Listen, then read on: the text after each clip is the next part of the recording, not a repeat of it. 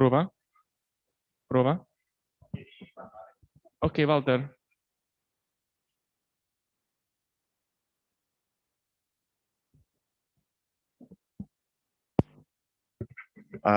Omar, could you try your microphone? Buongiorno, how are you guys?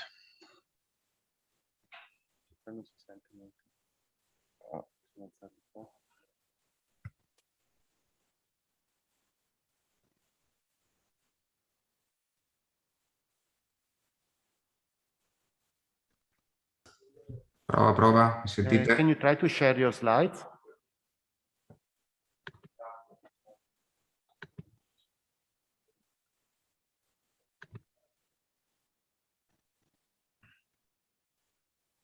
Ok, proviamo a iniziare.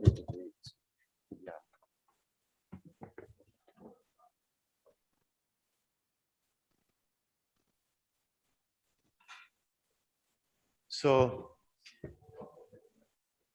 shall we start, guys?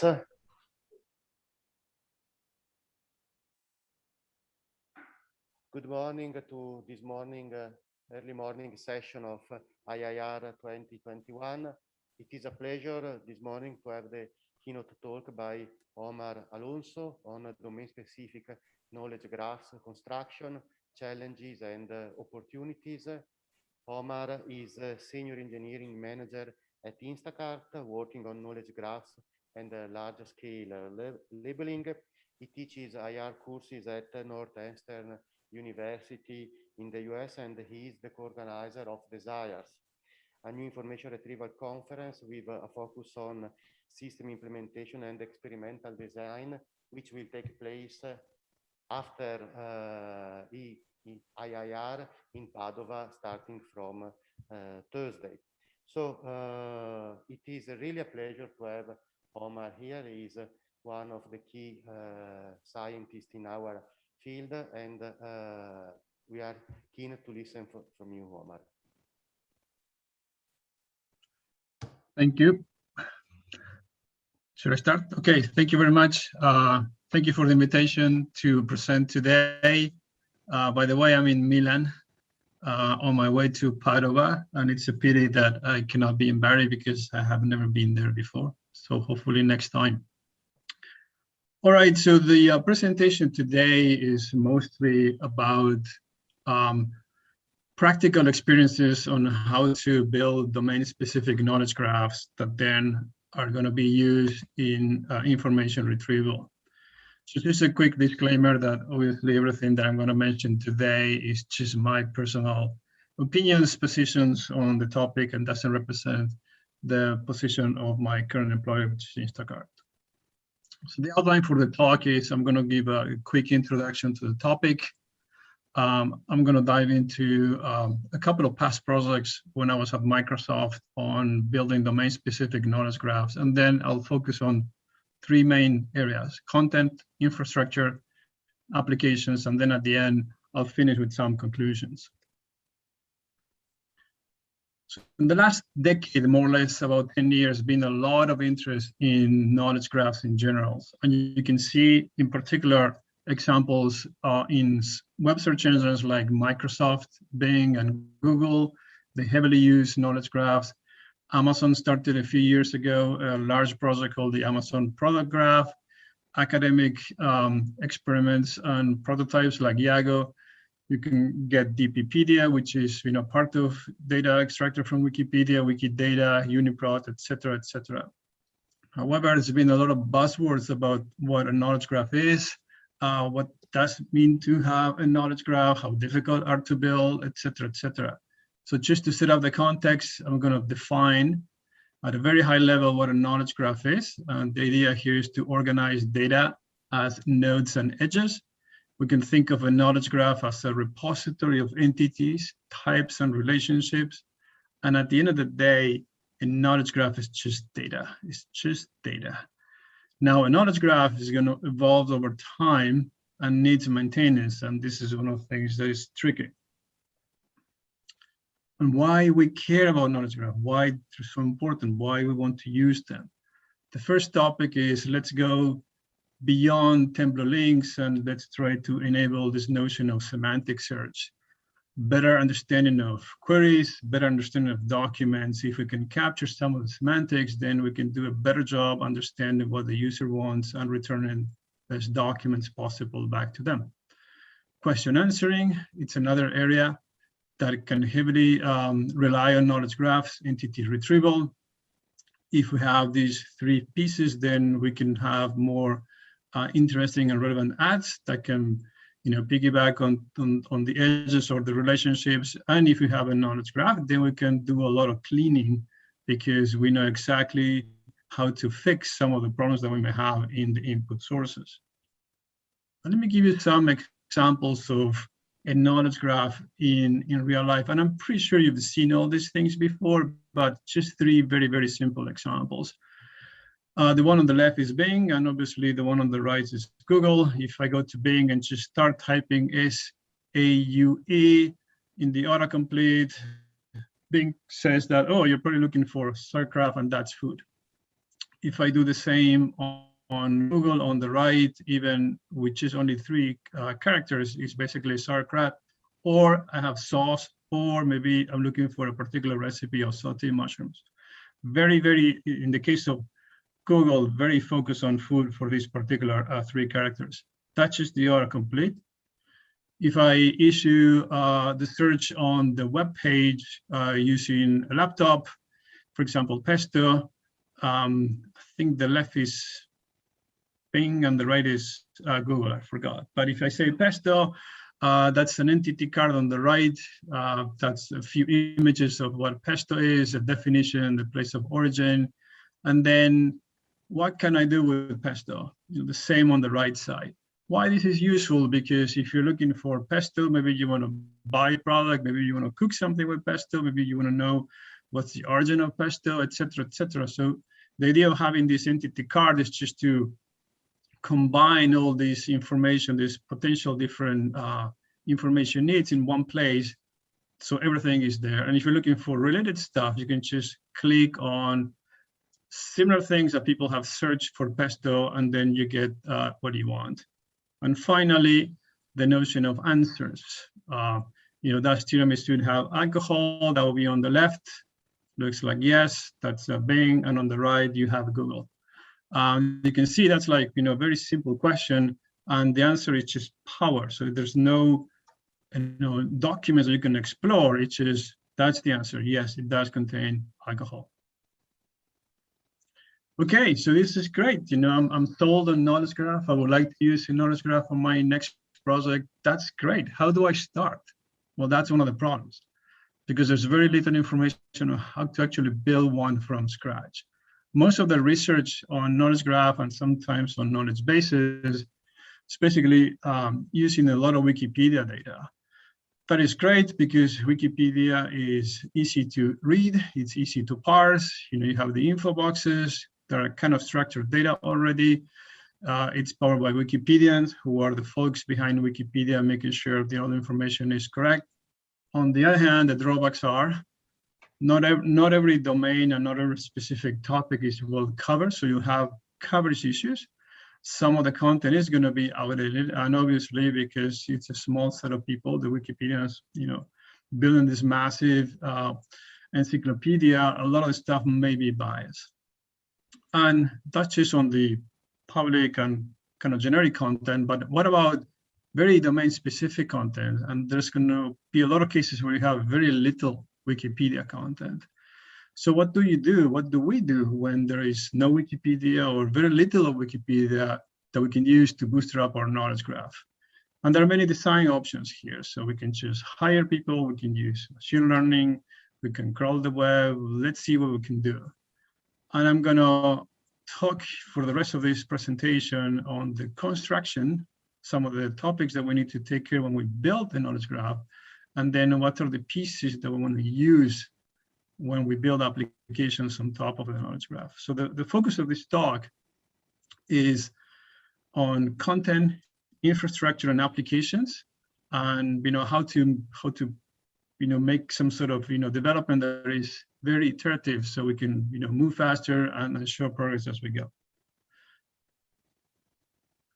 I'm going to give two examples, very short, quick examples of what I believe are domain-specific knowledge graphs. The first one is a knowledge graph that we built at Microsoft. These are two former Microsoft projects.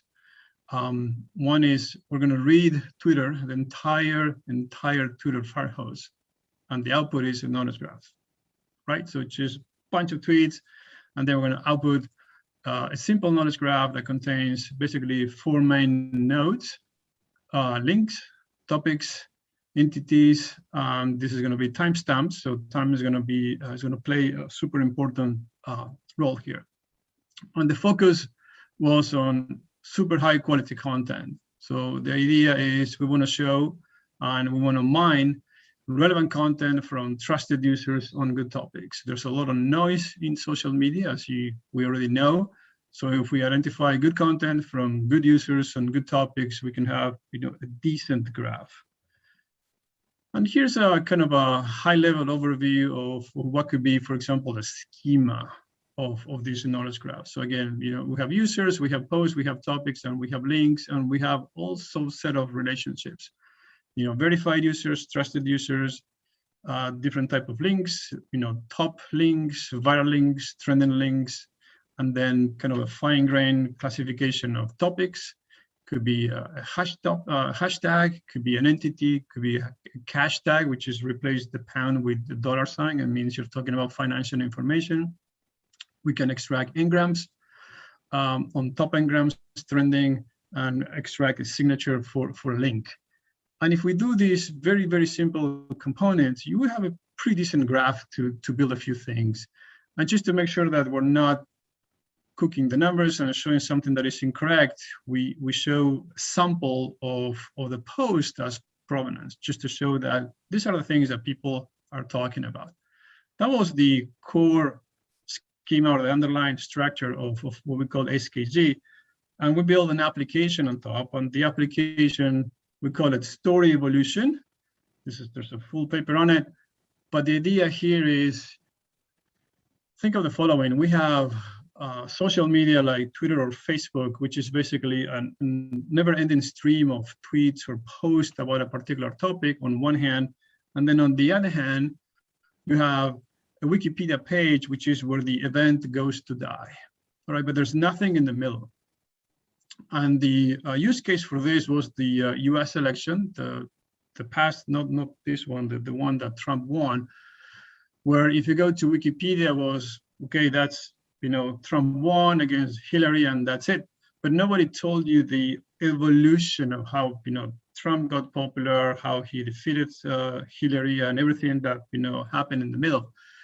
So the idea was, let's just use a graph to kind of capture what we believe is the evolution of a story. And the way we show the output of the story is a Wikification technique which is basically build a Wikipedia page, and the Wikipedia page just shows you the story of a particular topic or event. And we use the graph under the covers, and then we build a table of contents using hit list clustering, a timeline generation algorithm under the cover. And then because we have all these relationships that I show you on the figure before, we can have pivots of related stories and hashtags and so forth. And we're showing you the sources, which are the domains, for example, the New York Times, the Washington Post, that we extracted all these tidbits from the tweets. And because it's heavily social media, we can already tell you which are the queries that are going to show you this story. All right, so that's just one graph. Second graph, also at Microsoft, was, can we build a very simple graph with just 3 nodes, brands, products, and categories? And this is a scenario mostly for ads. And the idea here is you query for a brand Microsoft, and you want to return all the products, Office, Surface, Windows. You query for a product, like, for example, jeans, and I want to return brands, Calvin Klein, Levi's. I query for a category, smartphones, I want to return products. I want iPhone, Galaxy, Pixel from Google. And you can see how this could be very useful for ads, because you can bid by brand, by products, by categories, etc. Now, products can be already a little bit difficult to define. Products can be items for sale or services. For example, Adidas Sambas is a product that I'm going to buy at the same time. Insurance is also a product, and food delivery is also a product. And we would like to also derive, if we can, competitors, like understanding that Adidas and Nike, for example, they do compete on running shoes, related products and brands, and then this notion of product families, like iPhone, for example, is a product family of many different models. Number of challenges in this particular domain, it's very, very dynamic because, brands and products, they appear and disappear. Massive brands like probably, Prada or Adidas, they're not going to get out of fashion, but they're going to disappear. But there's a lot of small brands and products that they do disappear. And it's very difficult to find major sources with very clean product and brand data. And because it's very hard to define and detect products, it was, in a nutshell, very difficult to not only understand the brands of the products, besides head brands, again, Adidas, Nike, those are heads. But if you go to medium and smaller vendors, it's very difficult to find those brands. And sometimes the distinction between a brand and a product is a little bit blurred. Like Apple Inc., obviously it's a company, but iPhone, is iPhone a brand or is iPhone a product? In theory, it's just basically a product, but a lot of people will associate iPhone with a brand. And there's many, many examples of that. And if you think that a retailer is going to give you all this data, well, that's not always the case because they don't always give you very clean data set. And a lot of these data sets are noisy. So our solution for this was to use an unsupervised techniques and focus on data quality and simplicity, very similar to how we did the other graph. And then automatically generate brands and brand candidates using some sort of a data fusion voting scheme, then tag the brands with categories, from that generate particular products that we believe are associated with the brands. And that was, the second example. Okay, so we've seen two examples, but how do we bootstrap? Say I have example number 3. How do I bootstrap? So there's no single approach to build a knowledge graph. There are interesting papers, surveys, and books. Just for example, the book by Kristen Balog on entity retrieval, which is a fantastic book on how to use knowledge graph. Very little on how to build one. There's a new monograph by Gerard Weikum and others who is probably the first one that I see on how, which are the components that you need to build a knowledge graph. But each of these things are very domain specific. There's no like a simple methodology to follow. And here you're going to see a lot of research and engineering problems. Some of them are like, which are the techniques that we should use? And then there's open problems like, oh, we don't know how to solve this particular problem. So I'm going to focus on, as I said early on, very practical aspect. So we're going to try to find this very simple development cycle where the focus is we're going to start on content. We're going to look at what is the minimum infrastructure that we have to have, and then which are the applications. Now, this is not in sequence. So I don't set up the content first, I build infrastructure, and then I do the applications because there's going to be some problems. So we have to have these kind of 3 balls in the air at the same time. So we're going to do a little bit of content. We're going to try to do a little bit of infrastructure, so then we can bootstrap a simple application that is going to say, we need to improve the content, or we're missing some pieces of the infrastructure and so forth. So that is going to be kind of the focus of this dance. All right, content. The first one is input sources. There's going to be a wealth of data that our domain-specific knowledge graph is going to need. Maybe we can find something in Wikipedia, and that would be great, but maybe we don't have Wikipedia.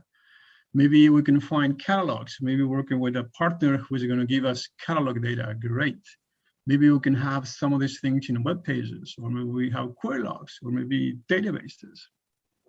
This is good. Second part will be, how can we define, or how can we identify which are the top tier sources?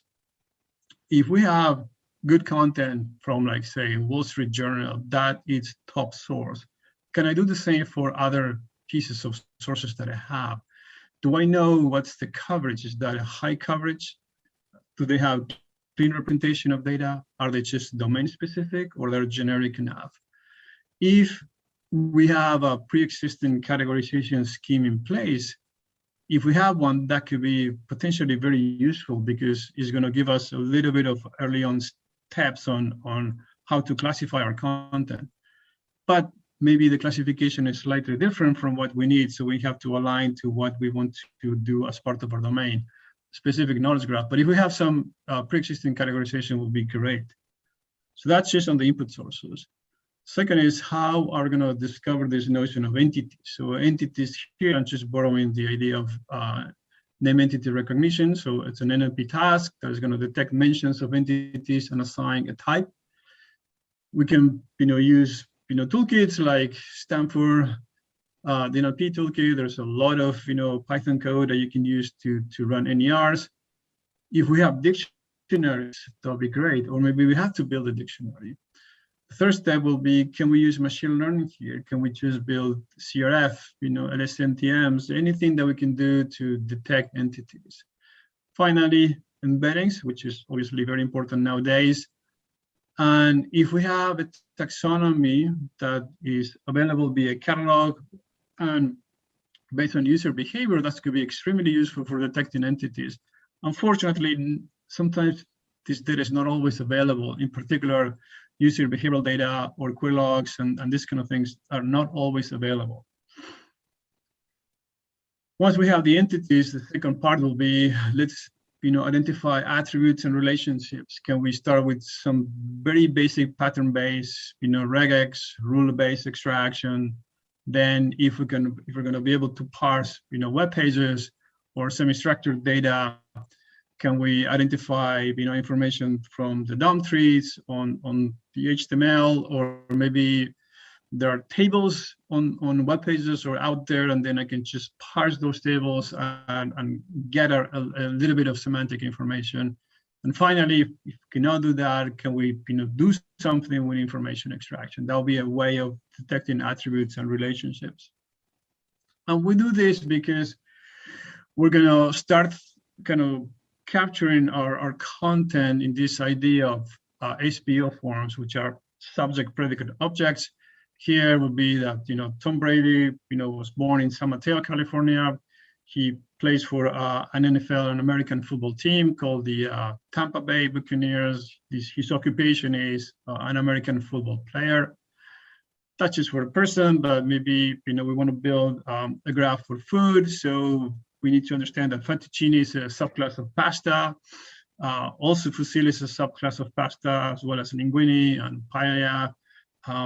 It's a dish where the country of origin it's from Spain, and in main ingredients is rice, and another main ingredients is chicken.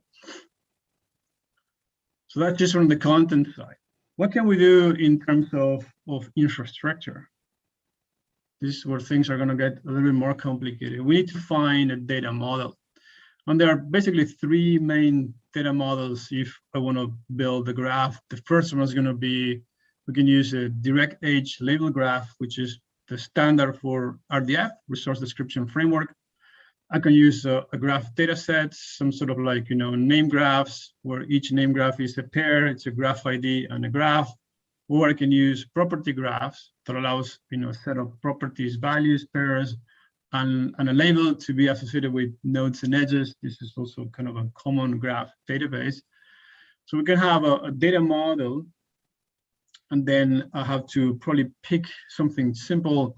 I'm going to use, Node4j. I'm going to use Tiger Graph. I'm going to use, GraphDB or AWS Neptune, something to store my triples. If I want to go with a graph database, or maybe I don't care and I'm going to just dump into a traditional database and use tables, where you can do this thing as well. So that's from the data model. Then on the data axis, how are we going to query our data? I can, if I use RDF or any of the kind of standard semantic web stack, I'm going to use Sparkle. If I decided to not to use RDF or Sparkle, so I'm going to go to a standard relational database, and I can use SQL. If I say I don't want to do that, another alternative is just to thinking, very raw data model, which is just plain text files, and build kind of key values where I can just serve the key values at runtime if I want, but at the same time I have to build a lot of kind of tooling around to access this data, and I will talk briefly about this. Regardless of how I query my data, I'm going to do two more things. I need a data workflow. Why? Because in contrast to a database where I just basically dump the data and then I have a lot of tooling around to edit, modify my columns, my attributes. In the world of knowledge graph, the idea is to regenerate the graph from scratch using a workflow. Why? Because you're going to pull data from different sources, from a database, from the web, from a table, et cetera, and then you run this kind of big fusion component, and then you build the triples. And the idea is to orchestrate all the sources and just run this data generation every time I need to build a new graph. And that is good for many reasons. One is if I have a problem with a particular component, then I know where the problems are. Then I can recover, and then I can measure quality. If I'm not good on, for example, detecting brands or detecting products, then I can go back and fix those things. So it's very componentized, which is very interesting. On the other hand, I have to build this workflow, which sometimes could be a lot of hassle. All right, so we build the workflow, and then we have this graph, which is going to be always under construction.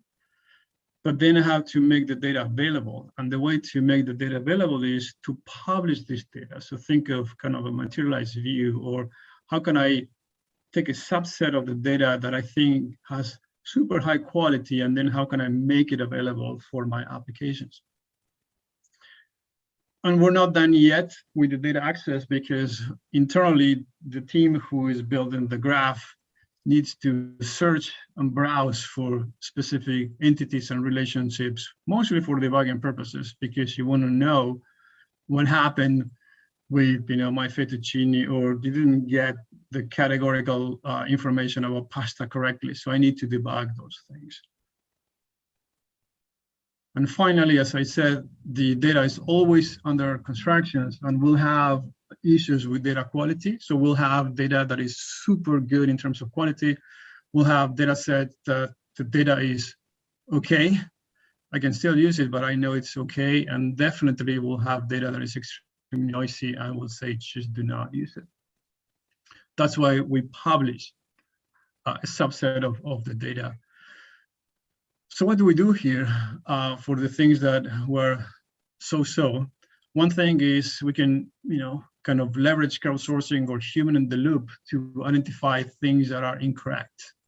And this is, if we take if we pause on this and think in terms of Wikipedia, for example, the day that, Trump lost the second term and then Biden was announced, there was probably one or two editors on the Wikipedia page of who is the president of the United States and just make the change. All right, now we cannot do that for pretty much every entity and relationship that we have in our graph. So this idea of a human in the loop only works for superhead entities, and we have to find other techniques, and I'll describe a few of those techniques on the cases that we cannot curate the entire graph. Now, even if we do this, a knowledge graph will have a life cycle, because we have to always build these things over time. And there are two things that we have to take into consideration. The first one is provenance. Where is the data coming from? We already talked that we want to input and read data from high quality sources, but we need to know that this item, this entity came from Wall Street Journal, or this other entity came from El Correo de la Sera. And I want to know that, because I want to know, and I want to trace back which are the sources that made it into my graph. Because if I had a problem, I had to trace back where the input was. And the second is versioning. Ideally, you don't want to have only one graph. You want to have different versions of the graph. Why? Because data is going to change, data is going to evolve, and you want to capture those things. So having kind of versions of the graph as you build, I think it's the way to go, and it's very, very interesting. And you have to maintain these data sets. So you have to maintain the graphs, and every time there's a problem, you have to have a feedback loop, and the feedback loop is going to be the feedback loop to the, for example, the human who made an incorrect editing on the graph, or maybe the feedback loop is to a source that is erroneous, or maybe the feedback loop is to a machine learning model that tells you that Biden, for example, is the governor instead of saying that Biden is the president of the United States. So all those feedback loops, they have to be part of the graph at runtime and also when you're maintaining the content. I want to spend a bit more time on reliability scores, and this is something that we had an intern working with us this summer. When I did the brand product graph, we took majority vote as an example of how reliable was Adidas.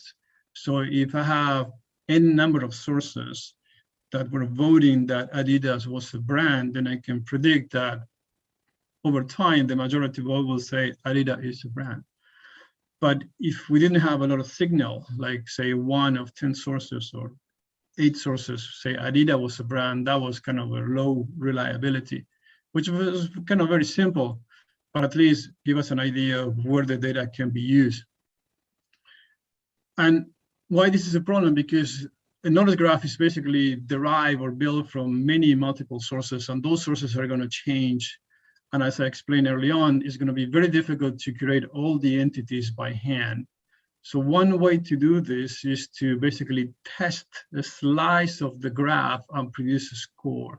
So think of this as a unit test. So when you build a piece of code and then you run a unit test to make sure that the codes work correctly, can we do something similar to that? And that's basically this kind of 5 categorical examples of unit tests. The first one is numerical.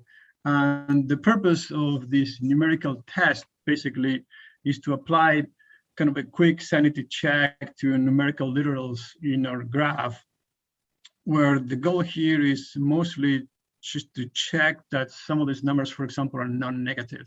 So if you're building a graph about food, you cannot have, for example, negative nutritional information. That'll be incorrect. So a very simple numerical test can just weed out all this information that could be incorrectly. Another thing would be to run constraint-based rules. And the idea here is there's going to be specific information that is domain specific, that is going to be your ground truths. For example, what is vegetarian? What is a vegan meal? What is sugar per serving? That's going to be kind of very domain specific. And the way to do this is to code it up as part of logical constraints. Clustering will be another alternative, where what you're trying to do is group things that are kind of similar. So things like, say, mango and strawberry will have certain properties that they kind of group towards fruit, for example. Anomaly detection will be things that you can identify things that are completely off and they're going to be red flags, like that, for example, Sprite is owned by the Coca-Cola company, but if you have the brand Sprite that says, Pepsi, that by definition that is incorrect.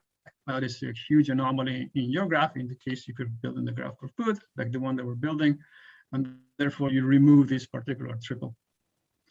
And the last one, it's provenance. Again, how to, use a lot of these sources to make sure that the data that gets into the graph is of high quality. Now you can argue that our unit tests are maybe a little bit simple. Can you do more machine learning models? And that is a good observation. And the reason why we did this is because the goal is to have a white box approach versus a black box with ML, where we want something that is very easy to interpret and very easy to explain, because all these relationships are going to make it into other applications. So if you have something that is numerically incorrect, like I have a negative number of servings for my fettuccine recipe, that is incorrect. And I can explain that to a user, or I can explain that to the developer of the application, and therefore I can correct. Finally, still on the infra, we need to represent some of this data. We talk about, triples, which are great, but on itself, I cannot do any information retrieval. I mean, I can just query my triples with sparkles, and I'm going to return triples, and okay, and what do I do? So a very common approach nowadays is to do this predicate folding technique, where I'm going to just basically take all my triples, and then there are many techniques for predicate folding. I'm going to build some sort of a virtual structure document, and then I'm going to run my information retrieval sticks there. So in the example of pasta that I was showing early on with triples, we have all these different things like spaghetti carbonara is an instance of recipe, has spaghetti, has pancetta, has eggs, is of, it's Italian cuisine, serving size is of 4 people, 510 is calories per average a serving, and it's going to take 25 minutes. Maybe it's correct or not, but that's more or less what you'll expect. If I just fold it, I'm going to take all these triples, and then I'm going to create this virtual document. In this case, the name is spaghetti carbonara. These are the ingredients. These are the attributes. These are my related entities. So I can go from spaghetti carbonara to spaghetti aglio e olio to fettuccine alfredo and so forth. So now this kind of modeling started to take some shape, but we're not done yet, because we need another important component, which is the famous entity linking. And the idea is that every time I issue a query on the search box, somebody needs to parse my query and say, I think I saw you on the knowledge graph. And because I saw you on the knowledge graph, I'm going to tag you with an ID. So if I say spaghetti carbonara, if I know that is an entity, even if you say spaghetti alla carbonara, I'm going to say you are spaghetti carbonara. So it's going to identify that from the queries. I'm going to detect that you're a mention. I'm going to tag you with the right ID. In case I have a number of entities that can be candidates, I'm going to rank those entities. I'm going to run some disambiguation, all this in milliseconds, and then hopefully tell you that for this query, this is the best entity that we found on a knowledge graph, and then you're good to go. Okay, that's just very simple content infrastructure. What do we do in terms of applications? 4 main applications. The first one is search. As I mentioned early on, the idea is to augment search, hopefully with with better query understanding and with better user intent. So the fact that I can understand that you're talking about things, not strings. So if you're looking for fettuccine or pesto, it's not that pesto is just a string and I'm looking for that string in a document or in a query, then is that this is a thing, and this thing called pesto is basically pesto sauce from Italy that's going to be used in this particular recipes and so forth. That's kind of the goal that we want. That is the thing that we want. If we can do that for search, I can show you more relevant content back to the user. At the same time, if you're using this query, then the ads engine can say, interesting, looks like, this is some Italian pesto, thinking that maybe I'm going to bid for a pasta brand. So because maybe you're looking to buy, you're looking for pesto because you're going to cook something, and then, hey, these are a couple of brands who sell the pasta that might go with pesto. I can also show you competitors for the pasta brands. I can show you recommendations. So given a particular ingredient or product, for example, I can recommend you products or recipes to the user. And then I can also piggyback and do our own question answering system. So if I have a triple, like, cheesecake has ingredient egg, then this triple can be used to answer queries like, does cheesecake, have eggs? So I can do that.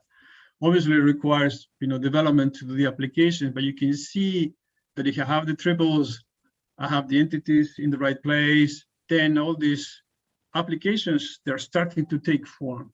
I'm not claiming they're super easy to build, but they're starting to take form.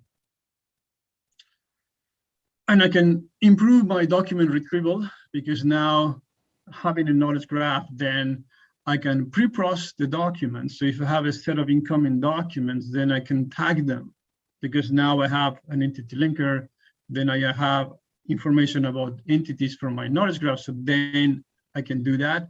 I can do the same for queries. So every time there's a query, then I can tag the queries with everything that I know from the knowledge graph on my query parser.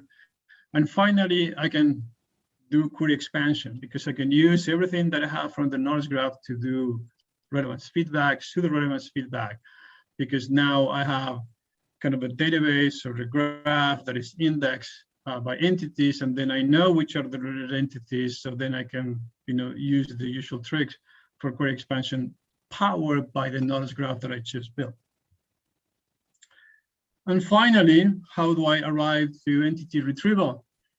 This is going to be one of the techniques, not the only one, but one of the techniques that we can use is something very, close to field search retrieval, which I'm going to take, if you remember the predicate folding that I show you as a structured document, and then I'm going to take my entities, and then I'm going to see if this entity, does a match in a particular field from, n number of fields, and then I can just put a weight to the importance of each of these fields. I can start with a manual weighting, and down the road, I can just use, learning to rank to learn the weights and so forth. And then at the end, I compute the score, and hopefully my search engine, now it's entity aware, is more semantically aware. So every time that I issue the query pesto, I'm trying to get only mostly stuff about pesto. 2 more slides, and I'm gonna be done. The summary of the talk, if you remember everything or anything that I said, is this one, okay? Now, there's been a lot of work on knowledge graph, how to use knowledge graphs. There's very little on how to build one for your specific domain. So my humble suggestion is focus on the utility of the KG data first. Decide the minimum infrastructure that is required for you to bootstrap a knowledge graph. Remember that you're building a knowledge graph because you have to power a lot of other applications like entity retrieval, search, semantic search, question answering, recommendations, etc. But you cannot go to the woods for a couple of years, build a knowledge graph, come back to your team and say, hey, I have a graph, and people say, well, it's not what we want. On the other hand, you cannot do everything just on the application and then slowly, build the knowledge graph. So you have to have this, trade-off and say, what is the minimum infrastructure that we need to build first that I can power a little bit of the application? I'm going to use that to learn more things that I need to do on the infrastructure and on the content. So here's my simple approach to do that. Identify a very clear use case. It's going to be recommendations, it's going to be question answering, it's going to be search. Pick one. Then select 1 or 2 high quality data sets to start with. Ingest the data into your database, generate, for example, RDF triples, or pick one of those data models, store the output of the graph in a graph database, for example, and then materialize the data for consumption. Here is just publish a slice of the data set that you believe has high quality. Never mind if you still have a lot of things that you need to improve, that's okay. You can always have the graph under construction, but just publish a bit of the data that you believe is of high quality. And then that data set is going to serve a very simple application, the application that you selected. Again, search, recommendations, ads, etc. Once you do that and that cycle works, then you iterate and then you pick the next one and then you repeat. And this is slowly how you're going to improve on the content, you're going to improve on the infra, you're going to improve on the application, and all these 3 components are going to feed back to each other. Conclusion, knowledge graphs is an active area of work in industry and academia. There's obviously a lot of work in academia on very specific components of knowledge graphs. In industry is how to build these things. Why I'm kind of saying this thing over and over, because you don't buy a knowledge graph out of the box. Okay, so it's not like you buy a database or a compiler, not even an inverted index. These are very specific things, and a knowledge graph that, for example, we did for Twitter is not going to work for brands and products. It's going to be very different from the ones that you want to build for the web, and it's going to be very different for another graph that you want to do for food. So you have to have a good understanding of which are the academic principles that you can use, but also be very, very practical, because you have to kind of bootstrap, you have to build this thing. There's a lot of techniques that you can use, and as I said early on, pick cleanest data sets with very clear applications to start with. Then work with high quality sources, and then you can prioritize the high quality sources. And if you go into noisy high quality sources, just add reliability scores that can help you without things that are unreliable and therefore should not be used. And you can do that by unit testing if you want to do kind of white box approaches, or maybe if you want to, you can use some of the more ML approaches, which are going to be a little bit more black boxes. Identify the minimum requirements that you need for infrastructure. Do I need a standard database? Do I need key value stores? Do I need something very complicated, sophisticated? But just identify the minimum. If you have a clear use case in mind, you can do this. And the most important last bit of advice, an imperfect knowledge graph is still very, very useful. So this is, you don't have to have a perfect knowledge graph to start your application or to build an application or to solve your IR problem. Even if you have an imperfect knowledge graph, if you have that and then you have some basic reliability scores, then you can use and publish what is mostly needed for the application, and then you know the things you need to improve. So in the next round of your workflow, whenever you publish a new version, then you can measure and improve on the quality. Thank you so much for the invitation to present today.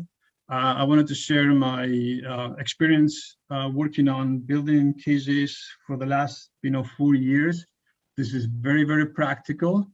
And I was trying to come back to this, kind of shed light into, if you want to build something for research or in real world applications, you have to kind of play this game where you have the 3 balls in the air: content, infrastructure, and application. Don't do that in sequence because it might not work, and be very flexible and very adaptive.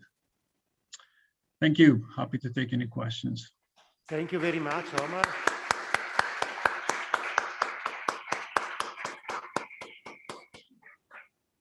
So questions for Omar? Tommaso, you should hear the question. Thank you very much for the talk. Well, during the talk, you basically talked about data and the way we can, let's say, build this knowledge graphs as a set of linked entities, basically where these entities are data, and the same is for the links. But I just would like to hear, some comments about the role of, let's say, the catalog, the ontology, the dictionary, call it, as you like, but what is the actual role of this schema, let's say, in a knowledge graph? And also in this respect, what's your opinion about a closed word versus, let's say, an open word semantics? Could you hear, Omar? A little bit. I just heard catalog and a few things, but not a lot. Okay, so basically the question, summarizing, was, okay, you talked about the data, the instances, and how to build knowledge graphs, but what about the schema? So if you have an ontology, a catalog, or whatever, how can this help in the whole process? Great observation, and yes, I didn't talk about ontologies because first of all, you have to have an ontologist at some point, and you can do two things. You can basically don't care about an ontology to bootstrap, and for example, just reuse whatever is the initial schema or ontology that a catalog will give you. Say that you're working on Amazon, and you're going to say, I'm just going to use whatever is in house. You can kick off your graph with that, but it's not going to be enough. So I think at some point, and I didn't mention this, but you're correct. You need an ontologist who is going to define a minimum ontology, a workable ontology where you can build your things. The example of RDF is because if you go with that route, is kind of schema-less in the sense that you just need to produce new triples, which is going to be somewhat easier to just make connections. So if you got a new data source incoming, you just generate new triples, obviously with the blessing of somebody who is going to own the ontology. So then the additions to the graph is organically. So you don't have, hopefully, no problems, but you're correct. You need an ontologist on this. Thank you very much. Other questions? Paolo?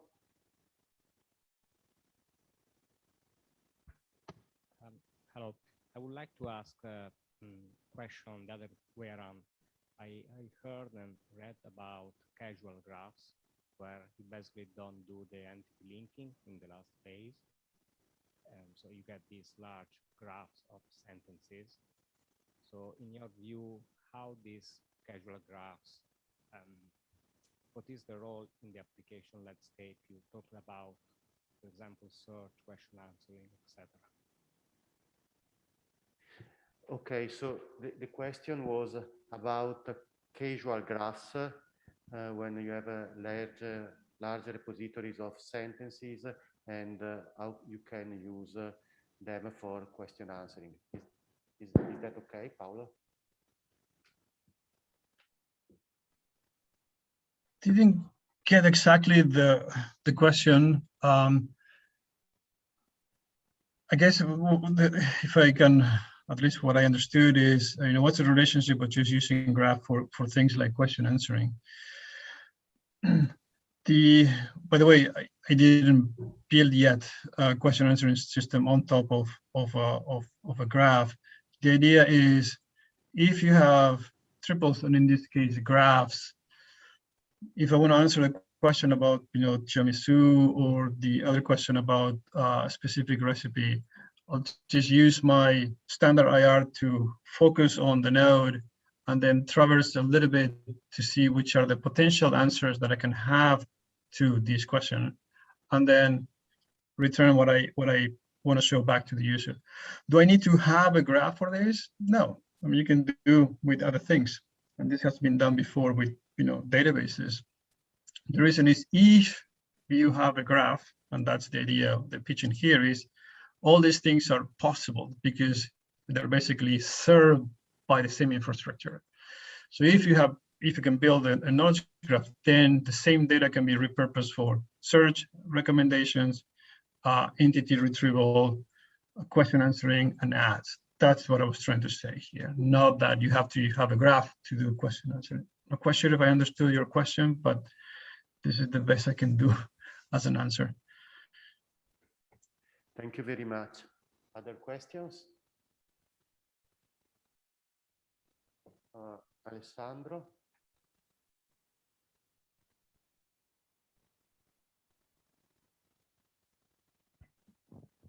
Hello, and thank you very much. I'm wondering if you've run any analysis of biases in graphs and downstream tasks that the graph can serve. I can think of perhaps gender biases and how they work. They may work differently for men and women in your knowledge graphs. Thank you. Did you get it? Yes. So the question is on biases. I will say not yet. That is a little bit advanced to our current state. I think the the focus is not yet, and we haven't done anything on biases, unfortunately. Even on the, at least on the one that I'm currently working on basically food. However, let me just comment a little bit on the SKG, which was the one that we did on social data. And that one does have some biases because the data is coming from basically trusted users or verified users, which are users that may have like a take on Twitter, and some of them, they will have a lot of followers. And the information that a lot of these users are going to share, because they're going to do a lot of link sharing, is probably going to come from super good sources, like say Wall Street Journal or Washington Post, say, or for example, some cases, right-wing or super left-wing sources. So that is going to be a little bit biased. That is correct. But except anecdotal evidence, I don't have any, raw data to share. Sorry, there's some noise at the hotel. So. Thank you. Other questions? Another one from Tommaso. Yeah, I'm back, sorry. So we have been working a lot on recommender systems and knowledge graphs. And what we understood basically is that we do not have a general and coherent notion of quality of the knowledge graph. So sometimes this quality is strongly task related. So what do you think about this? For example, we have tested that given a specific recommendation task, some knowledge graphs are better than others, and so on and so forth. So is this the case also for other application scenarios?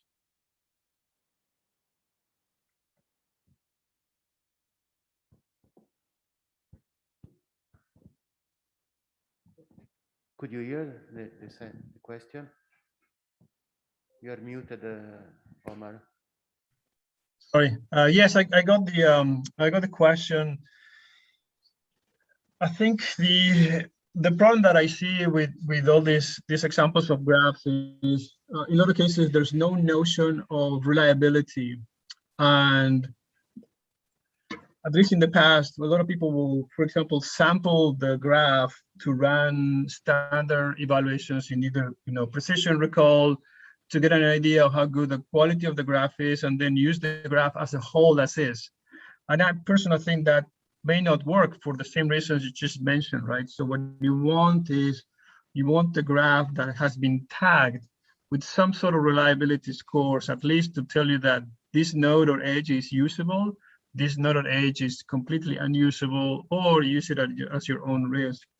And based on that, when you publish the data, again, my own experiences, in your case will be, I'm going to publish data set for recommendations that we believe can be explained, but not for all of them. So if I don't have a good reliability score on a particular set of nodes and edges on certain recommendations, then I wouldn't publish.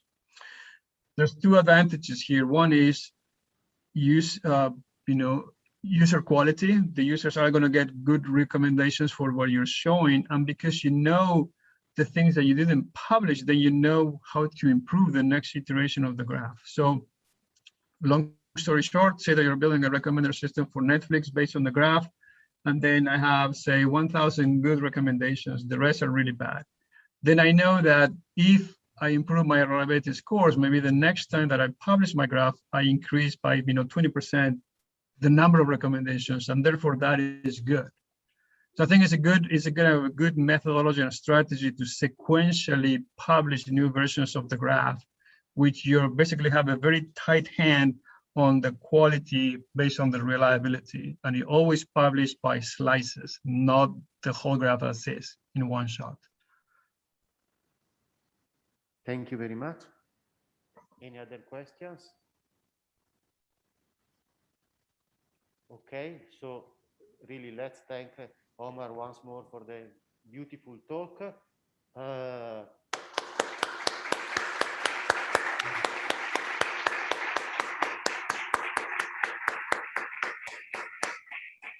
And we are even perfectly on time for the coffee break.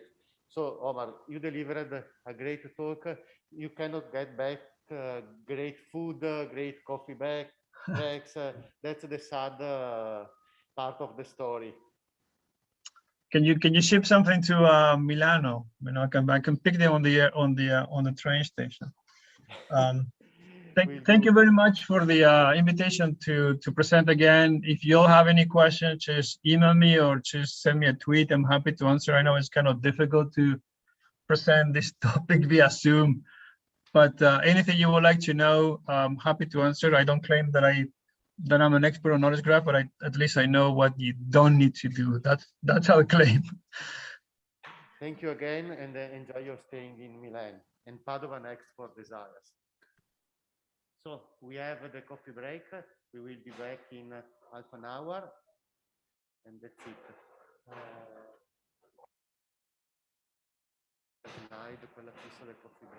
Just one additional information for the presenters. If you have not sent us or communicated or sent in any way your slides, please send them to csinflab@poliba.it. Okay, now I will put the reference here so you can send that.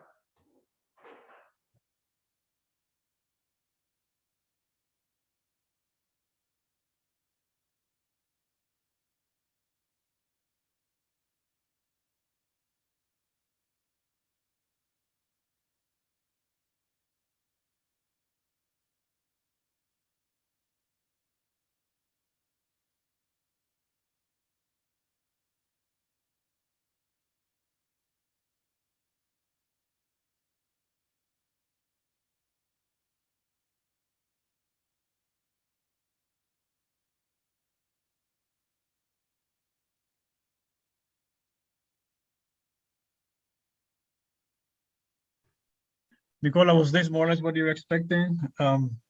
Maybe too practical? Yes, thank you very much, Omar. Not a problem.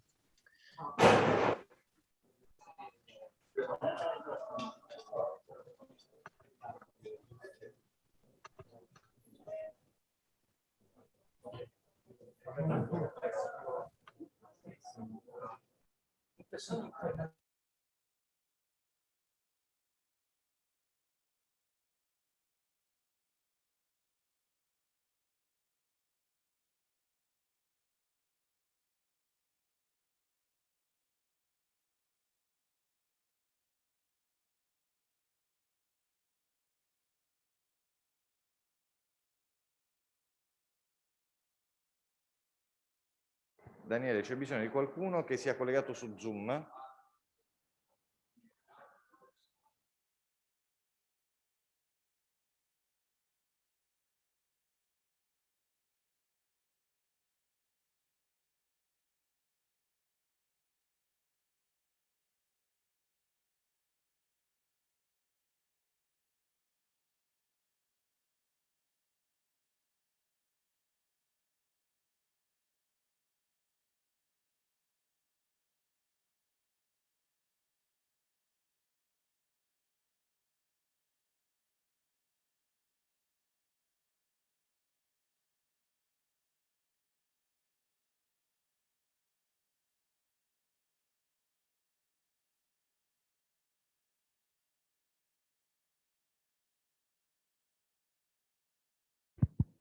Prova.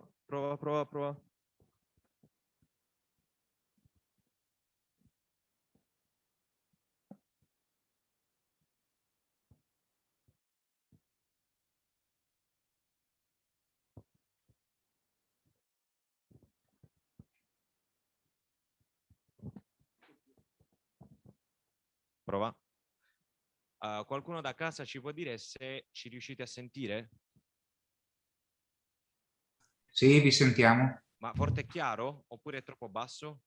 Adesso forte e chiaro, forse un po' bassetto, però. Forse un po' bassetto. Allora, cioè, se si può alzare un po' potrebbe andare meglio. Però. Prova, forse mi sentite meglio? Bene. Ok. Vai a vedere se si sente in sala e si sente perché lo vedo, lo sento. Prova, prova. Descrizione della nostra Sì, sì. presentazione. È parecchio, lo sento io, tutto l'eco.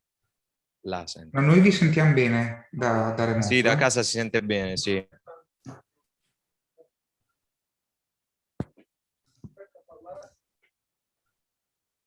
Poi bisogna vedere l'altro microfono.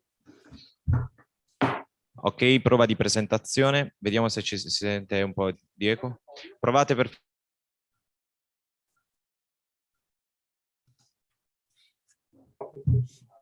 Ok, si sente bene anche questo? No, si sente nulla. Vabbè, connessione instabile. Ok. Prova. Prova. Prova. Non sentite col microfono. Sento prova, ma... Ah, ok. Prova. Sì? Si sente molto eco. Sì, si sente eco anche da casa. Oh, vieni, vieni, Nicola. Aspetta un secondo, lui deve fare session sharing. Daniele, non essere approssimativo nelle prove, perché lo sento io da qua, il riverbero.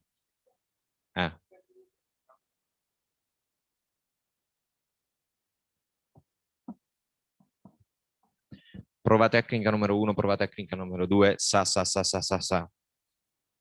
Ok?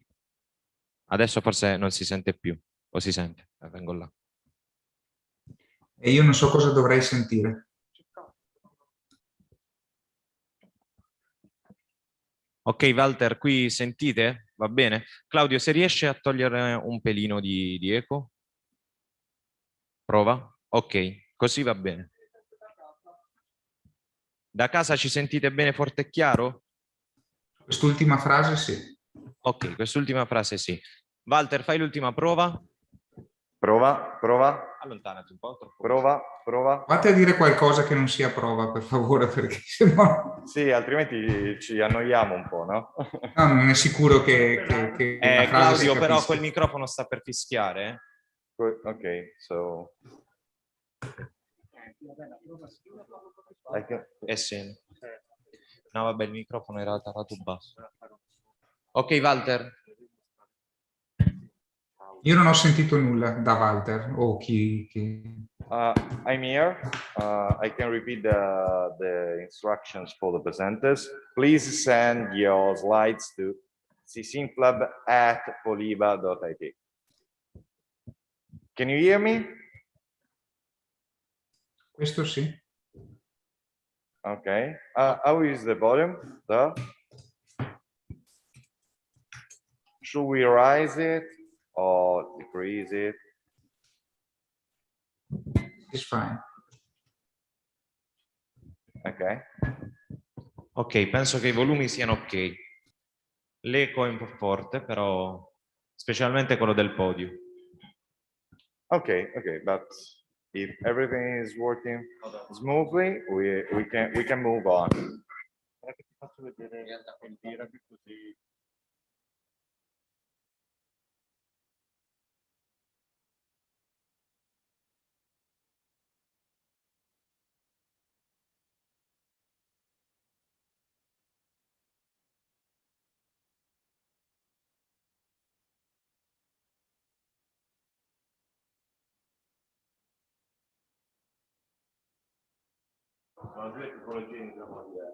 Hi Claudio, are you?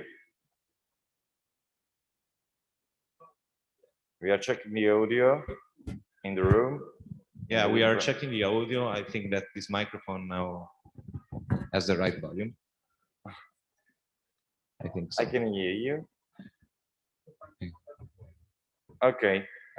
Can I close this microphone and move on with the organization of the next session? Enough.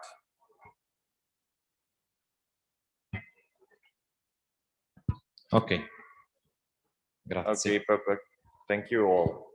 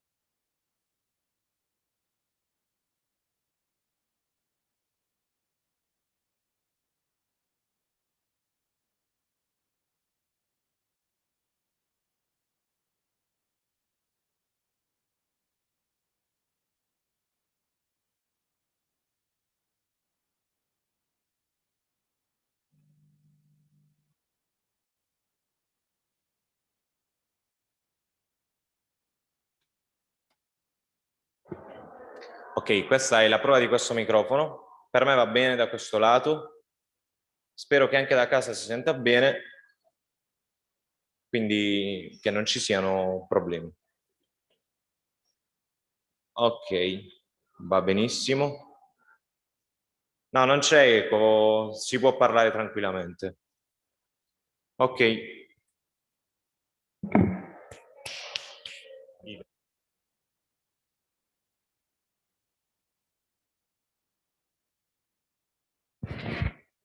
Check, check, check, check, check.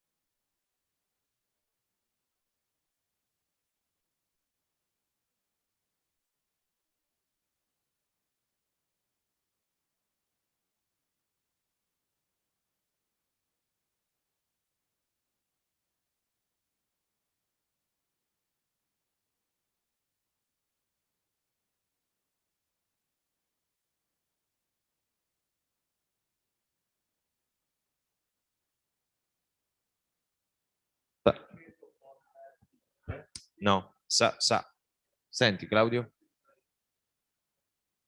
Gestibile, sì.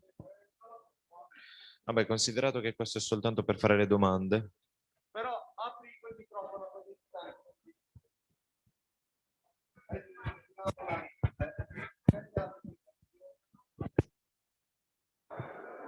Daniele, ti sto girando una mail con delle slide, scarica la presentazione e inseriscila all'interno del team.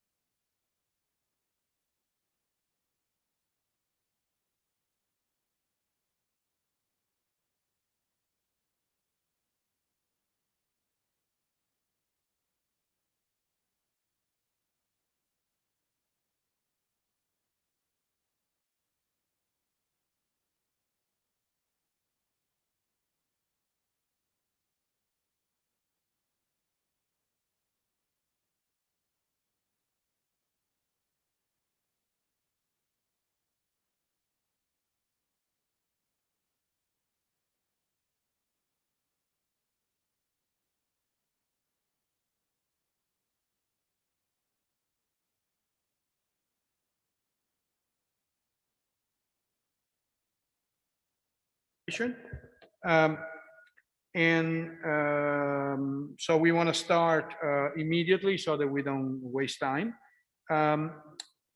So first of all, the paper by, well, I'm an author, okay? Keyword extraction for improved document retrieval in conversational search. MOHAMMAD, please. So this is a paper one of our master student did, OLEG, but MOHAMMAD is here to present it. You have 12 minutes, I'll tell you once it's finished.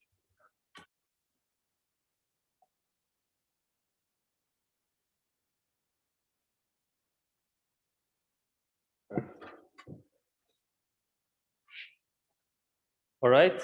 Hi, everyone.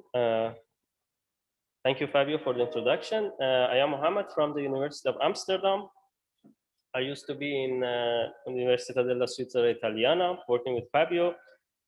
So no surprise, I collaborated in this project with this master student. And this was part of his master thesis. Let me make this smaller. All right, so let's start with an introduction. So what is the problem? We focus on the problem of keyword extraction for mixed initiative conversations. So in mixed initiative conversations, basically the aim is to ask clarifying questions whenever the information need is not clear to the system. So instead of providing weak results, the idea is to ask some questions that would help the system and narrow down the user's information need and to understand better what is the underlying information need of the query. And these are two examples. And we see that the initial query of the user, of these two users are the same, while the information, the actual information need or intent is different. So the system does not understand this query because it's very generic, very incomplete, and then starts with some clarifying questions. Are you looking for dinosaur books? And then based on the result, based on the answer that it gets from the user, the conversation goes on until the system is able to actually understand what's the actual information. So this is the idea of clarifying question, but here's the problem. And the problem is that while in classical search that we have on web search, people usually tend to express themselves via keywords. And even if it's not keywords, there are like small, like short sentences in natural language. While in conversational IR, especially when it goes different turns, there are a lot of noise, textual noise in the conversation, and all of us know that retrieval systems work very poorly when the queries become very long. And imagine that this is also like accompanied with a lot of textual noise, which are like, it could be asking about something and then the user says, no, this is not what I'm looking for. So the idea here is that we want to get a long conversation and then turn it into a few keywords that are representing this conversation, and that can be helpful to retrieve better and use all we have like neural or non-neural retrieval systems to rank documents. And again, going back to the example that we had, you see that all of this conversation goes on, but what is actually important is discovery channel and also picture. So the idea is to get all this conversation and then be able to extract these keywords and then pass it to the retrieval system. With this, I would like to show you the pipeline that we had for this project. So probably you can guess, we get the whole conversation, the keyword extractor extracts some keywords, and then at the same time, we have some ranked documents. We pass everything to the neural ranker, the keywords and also the top K documents, and then we have the final list of ranking. So let's talk about the keyword extractors that we used here, and it's our main contribution. So the main issue there is dataset. We don't have any dataset for this task. So we focused a lot on creating data and to see how we can have effective dataset. We built two datasets. One is the human tag and what is based on IR metrics. So the human tag, we hypothesized that the information about news articles where the title is usually quite long, and then there are a few keywords or tags that basically summarize that news article, can be a kind of mimicking this task. So based on this hypothesis, we crawled a few news. Okay. Based on this hypothesis, we crawled and scraped some news websites, and we created this data set. But also we created another data set based on an already existing data set on mixed initiative conversation, which is the OLEG data set. So basically what we did here, we tried to understand, we had all these conversations, and we tried to understand what are actually the most effective and most important keywords inside this, like in the middle of these conversations. And what we did, we created a power set of all the answer words. Okay. We created a power set of all the answer words. Okay, thank you. Oh, it was echoing, right? Okay, I couldn't understand. All right, so we created this power set of maximum 4 keywords. Basically, we got all the combinations of keywords that could appear in an answer, and then passed them to an IR system.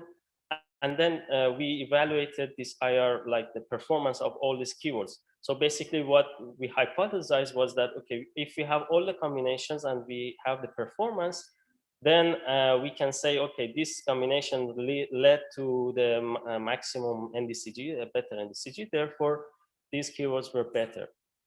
So we did this on the training training data, and then based on this, as you can see in this example, we came up with the best keywords, and we use this NDCG score as a label of this keyword. So if, for example, no keyword leads to this performance, this would be the label of it, whereas we can see Discovery Channel website leads to a higher performance.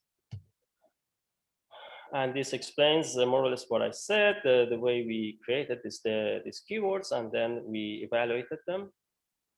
And this is the like the distribution of the length of the keywords and the number of like instances that we had in the data set.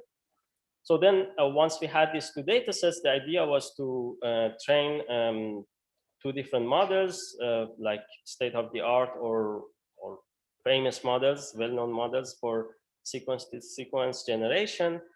So we use this, the well-known seq-to-seq and also BERT for this task. And so nothing really complex here. We passed the labels of the whole conversation, and then we passed the labels of the keywords that we used in the end as binary, as you can see here. And then we trained the model on the training set, and then tested on the test set, of course. And the same thing we did with BERT. We used the BERT that was like fine-tuned for a name entity recognition, and then we fine-tuned it for this task. And this is actually the performance that we got. So as you can see, not surprisingly, BERT outperforms the other models for keyword extraction. And this is also the distribution of the performance given where basically these keywords appear in the conversation. And then the last part of our pipeline is to plug these keywords into the retrieval model. We used a bunch of well-known neural retrieval models, DRMM, KNRMM, and DSSM. So the idea was to test and see how well these models can incorporate the knowledge from these keywords in order to improve the retrieval. Right, so these are the queries, and then how we enrich these queries. And we use the typical splits of the dataset that was in the original paper, which is the topic based. So we kind of split the test and train based on the topic. So in the test set, the model has not seen the same topic. It's a completely new topic, or it's based on the facet. So the model has seen the same topic, but not this facet. So it knows the topic a little bit, but not this specific aspect of the topic. So here we see the performance. We see how well they are able to perform or use the keywords. In some cases, we see that the models are not able to improve, but mostly for neural models, like based on how we do the sequence to sequence, how we do the keyword extraction. We see, for example, KNRM is able to improve over when we use the original conversation. And then to conclude, so we saw that the keyword usage is beneficial, especially for DRMM and DSSM. And DSSM got the best overall performance.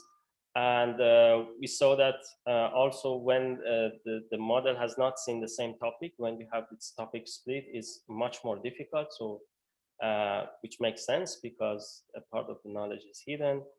In the facet case, it knows already some of the facets, so it's much easier. And in the future, we plan to have to consider more conversational terms. Here we were limited by 3 terms, so it could be interesting to go further.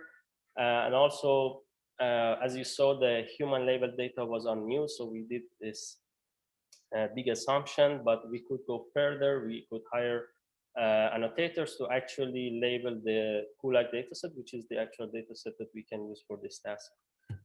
And thank you for your attention. We have released the data, both the news and also the OLEG-based data. In case you want to use it, feel free to scan the code. And I would like to thank you and take your questions.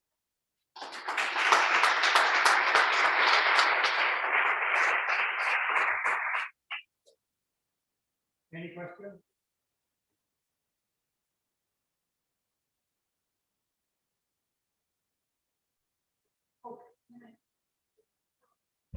Thank you for your presentation and for the work you did, which is interesting.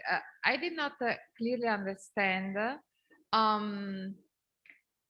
what is the baseline with keywords without word embeddings, because you show the figures of the experiments that for the experiments you made show that BERT, when you use BERT, you obtain better results. But you have been using only simple keywords in your baseline. Can you please describe a little bit better when you are talking about keywords and embeddings, so what you did? Thank you.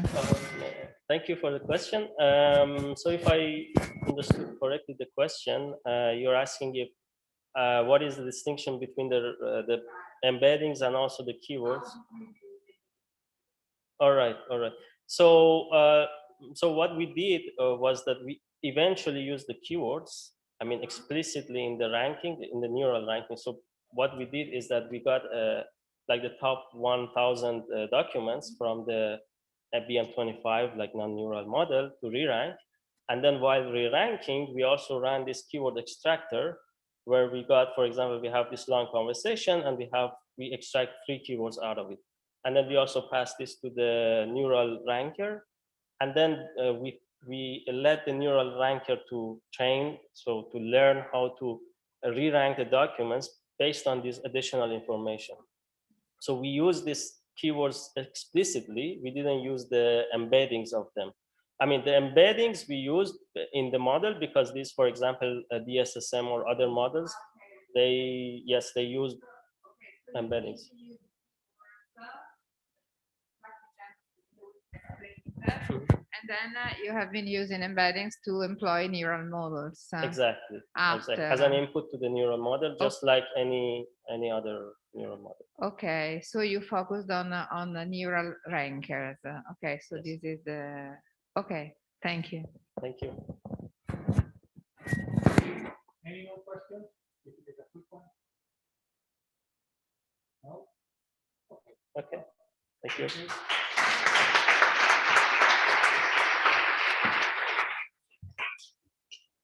And now we have a paper by Nicola on single and multiple representation in dense passage retrieval.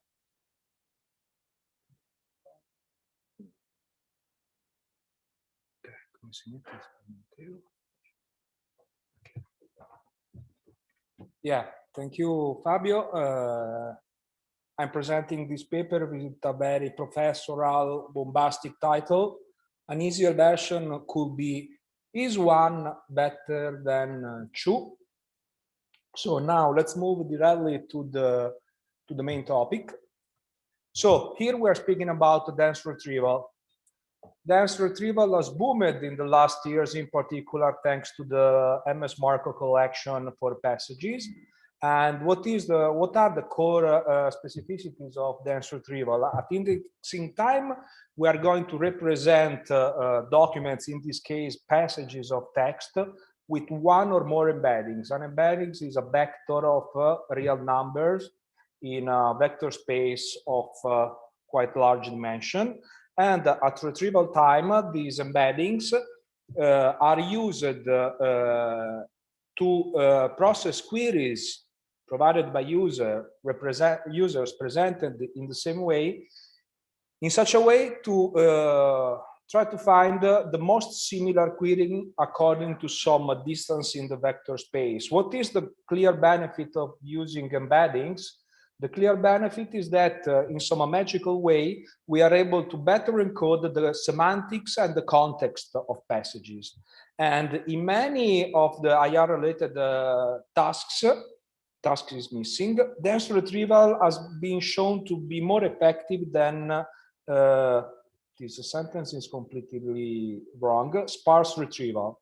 And this has been successful also because many improvements in nearest neighbor systems, in similarity search system, have been made public. The most famous one, that is the one that we classically that we use in our research, is the FAIS system developed by Facebook, supporting large-scale nearest neighbor search systems that can support both exact and approximate search.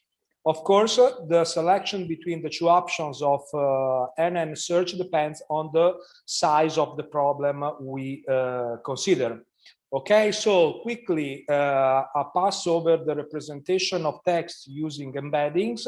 Using embeddings, we can encode similar but not syntactically identical words with close vectors. Here we see an example with two sentences on topic: coronavirus early symptoms and COVID early symptoms. As we can see, the symptoms representation are identical, early as well. Coronavirus and COVID, that in general could be considered in lexical matching completely different words, with representations, they are not actually identical vectors, but they are very close with respect to the cosine similarity and L2 distance. Okay, how many techniques do we have in order to compute and exploit such representation? Basically two. The first one is called also single representation approach.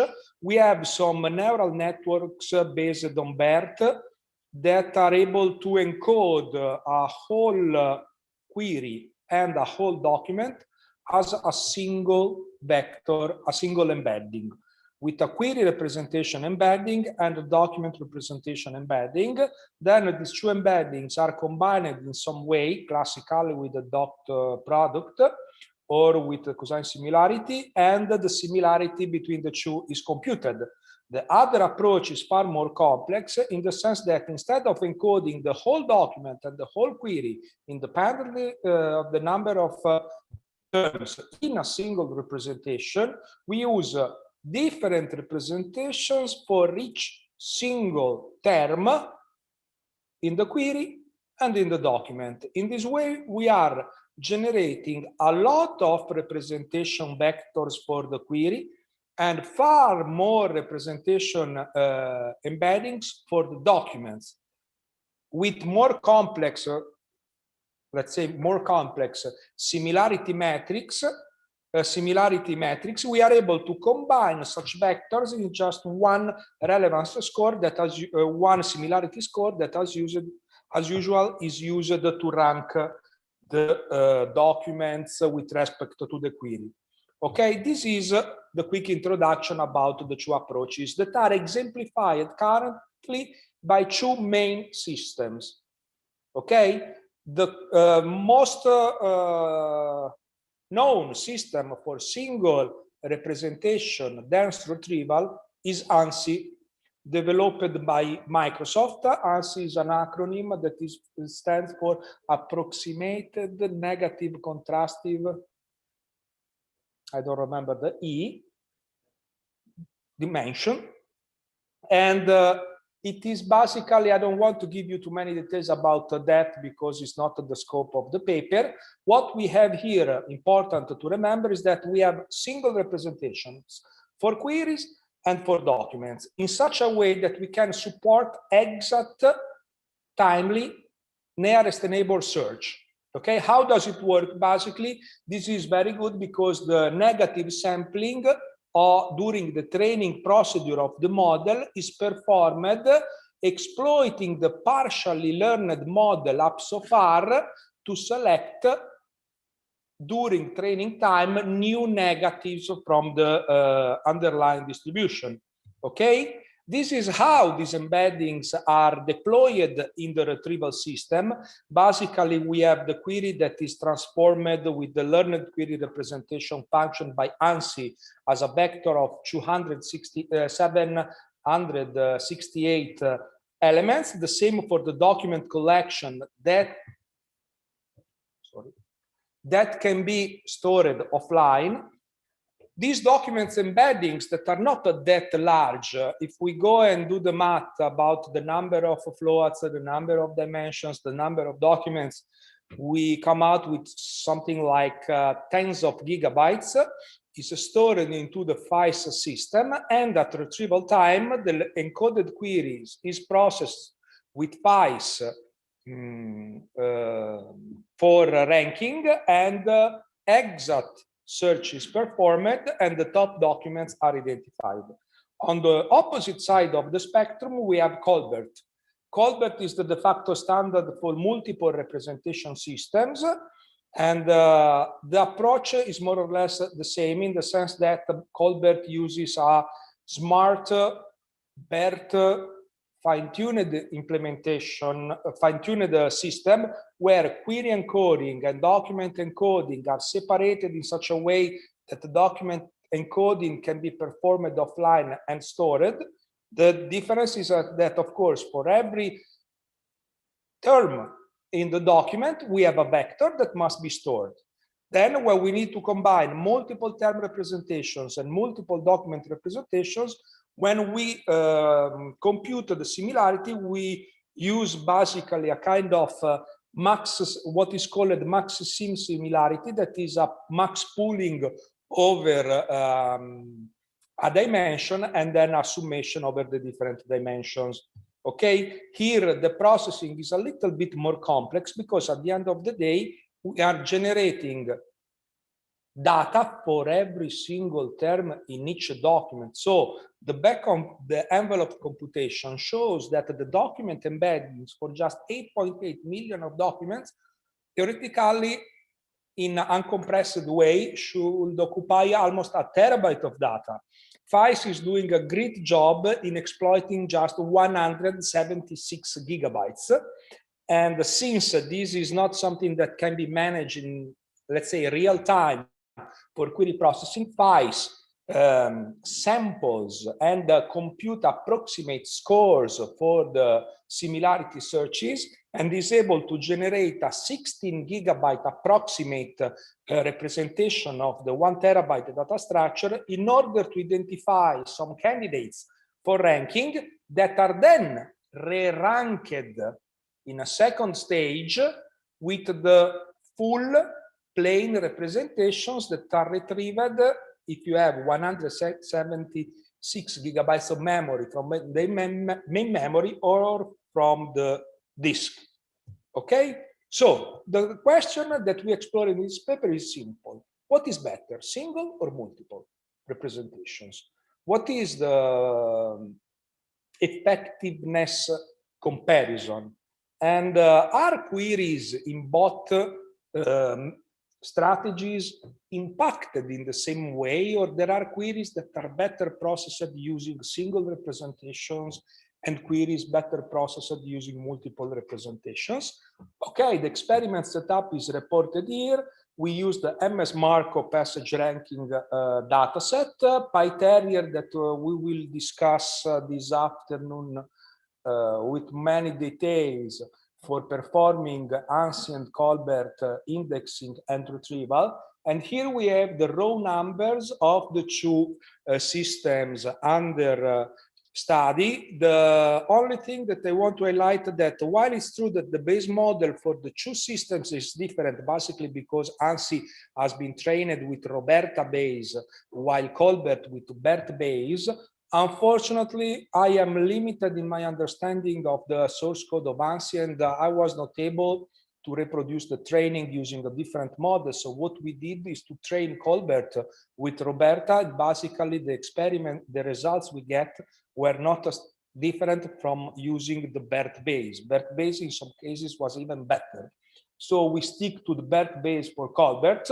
You can see the size impact and the number of embeddings that are used. In ANSI, we have one per query and one per document. In Colbert, we have 32 query embeddings for each query. Again, in case there are not enough terms, we use masked terms for implicit query expansion.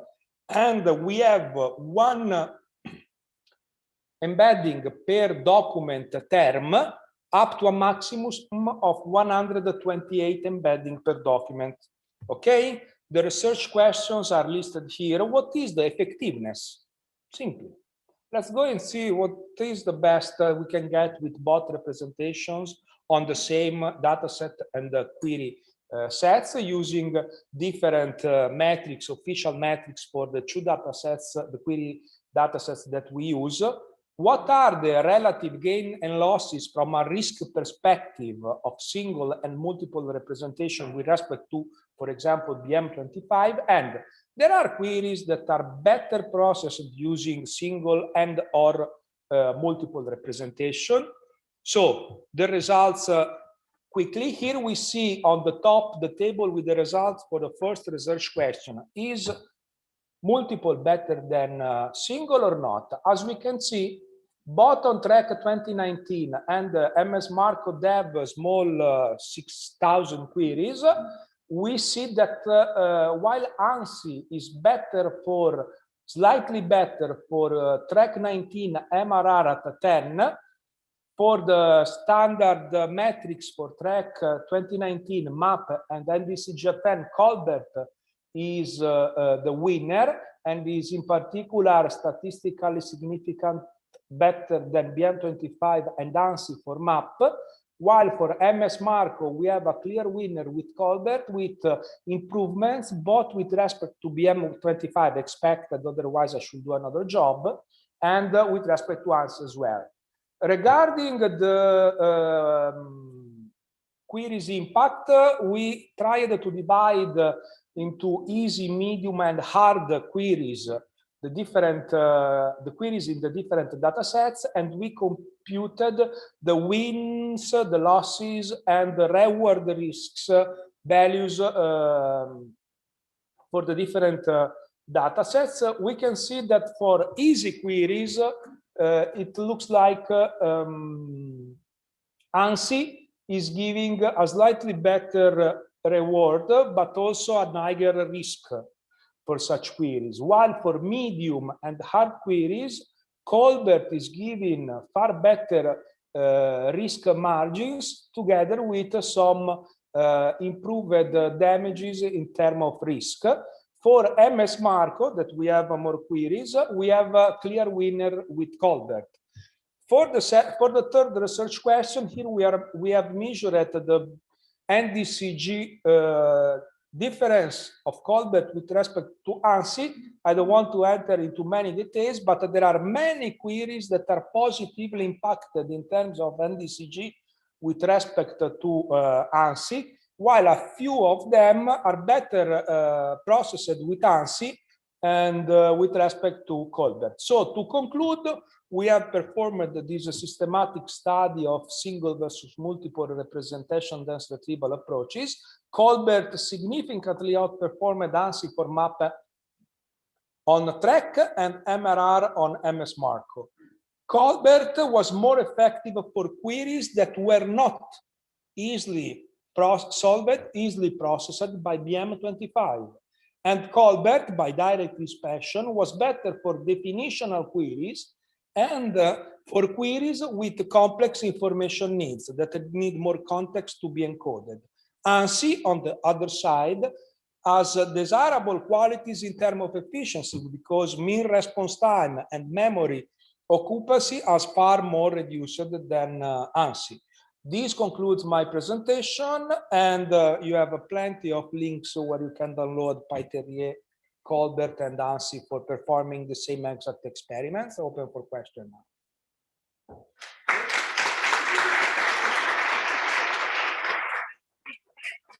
We have time for a short question. If there is a... Marco was the first. Marco was the first one. Thank you.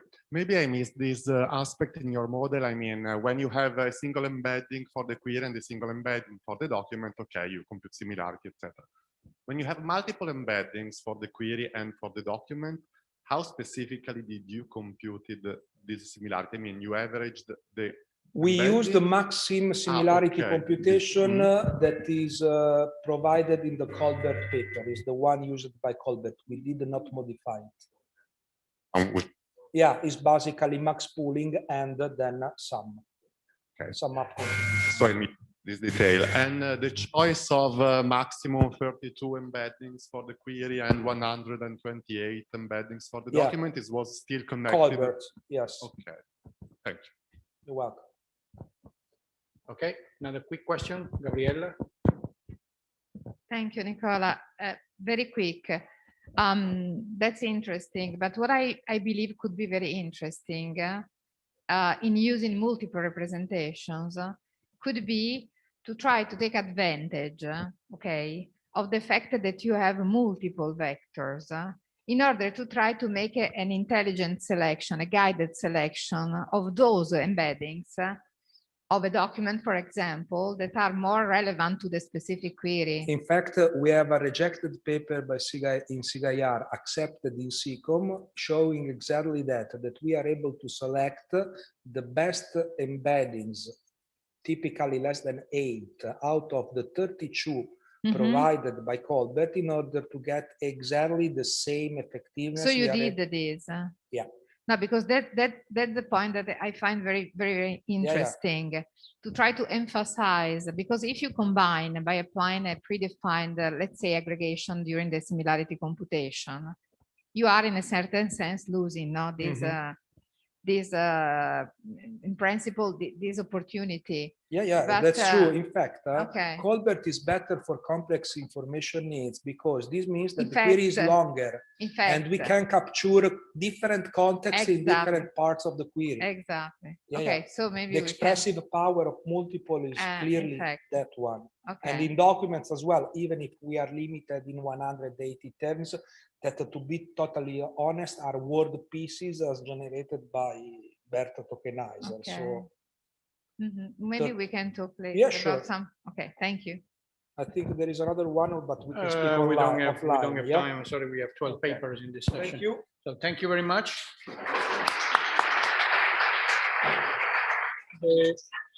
The third paper should be presented via video link.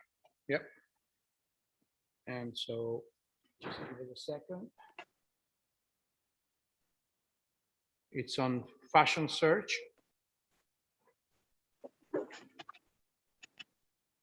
++. Yes. Can you hear me? We can hear you, but hold on. Yeah.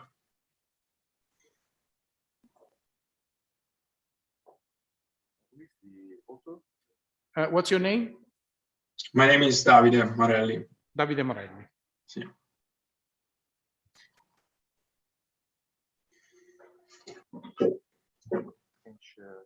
Okay, if you can share your screen, your slides. Yes. And then you can start. Okay. This one.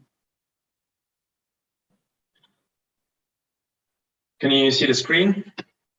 No. But now, yes. Okay. Okay, perfect. Okay. First of all, thank you for this possibility.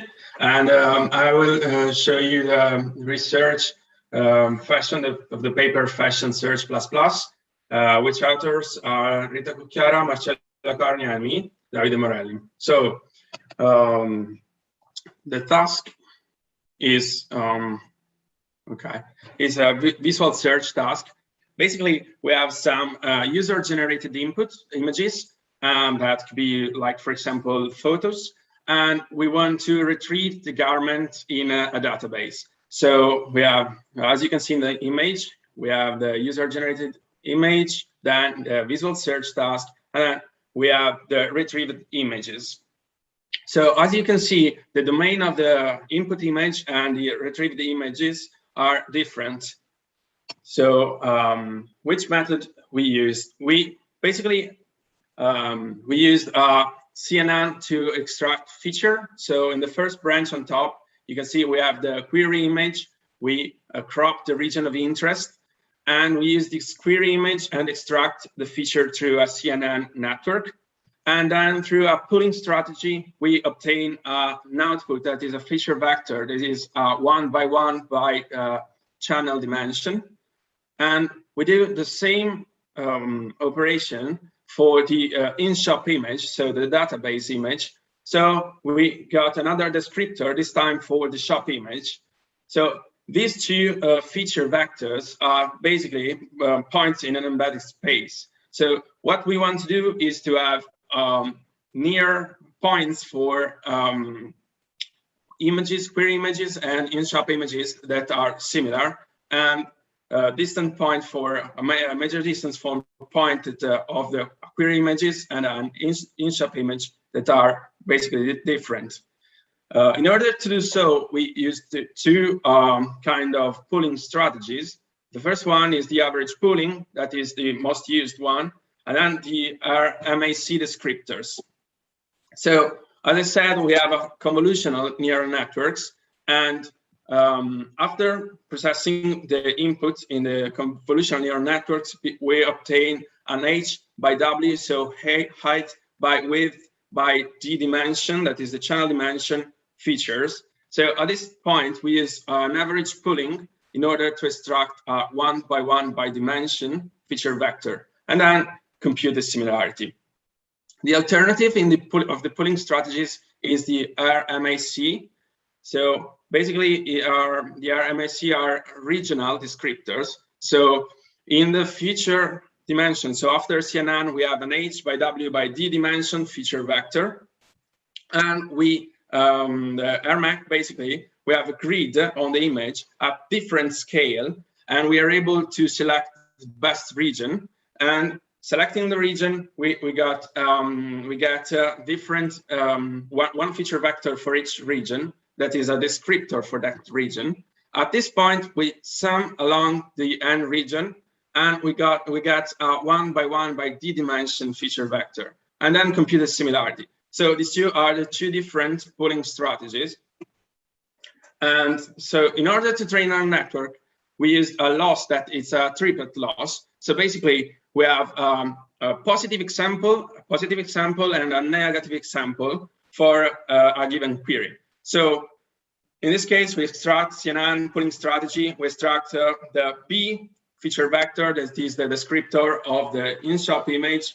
Then we do the same for the query image, and we get the A descriptor and compute the cosine similarity. So as you can see in the loss, we have, in this case, we have the positive the example, so the similarity with the positive example, and then there is the negative example. So another image from the in-shop that is different, and it's not the same as the query images, or it's not similar to the query image.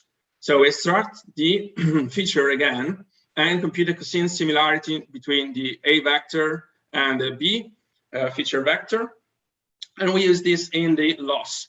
So in this case, with a triplet loss, we basically use all the negative examples in order to has negative examples. So the problem here is if I use a lot of negative example, there's the possibility that the small negative example can dominate the loss function instead of using the most valuable negative example. So the alternative to this is the triplet loss with our negatives. So the first term is the same, so similarity between A and B, but in the negative case, so for the negative example, we basically use the hardest negative, so the maximum violation basically. So we use just one of the example, the most negative example, in order to compute similarity and to train our network. In order to perform our experiments, we use a street-to-shop dataset. That is a dataset where we can find more than 16K user-generated images and more than 250K shop images. And for each garment, we have the corresponding category available for a total of 11 different categories that you can see in the slide. So the images you can see are the query images, and the green box is the region of interest. And these other images are the database images you can find in the data set. Some results, quantitative results. We performed our experiments of two kind of backbone, a convolutional backbone, that are the ResNet 50 and the ResNet 101, using both the average pooling strategy and the RMAC strategy. So we try to use the ResNet's backbones first, just pre-train on the ImageNet and assess the performance. Then we fine-tuned with the triplet loss on the street-to-shop dataset. And again, we perform the same. We train the network using the R negatives. So triplet loss with our negatives. And as you can see, in the recall at 1, 5, 10, and 12, and 20, you can see that the hard negatives really improve the performances in both cases. So for edge pooling and our MAC2. Some more results for different categories. As you can see in this case too, you can see the improvement of hard negatives in training. So I will show some qualitative results because in order to understand better the difference. So we have the query images, the region of interest, so the cropped image, query image, and then we have the results with the ResNet 101 plus RMAC with the triplet loss, so no hard negatives here. And then we have the results with hard negatives. As you can see, it's possible to see that the hard negatives improve the results. So some more examples. In this example 2, you can see the retrieved images without hard negatives are similar, but the rest is different. And for choose 2, and again, some other results. Okay, this work was part of our research and collaboration with the UX Net-a-Porter group. And the goal in that case is to find similar garments in YNAB catalogs starting from a user-generated picture. And we basically start from queries of the street-to-shop, so user-generated images in street-to-shop, and find the most similar garments in the YNAB products. And here are some qualitative results. So again, the query images and the dresses retrieved in the YNAB dataset. So thank you. And if you want, there is my email address. So you can write me if you want to start a conversation about this. Thank you very much.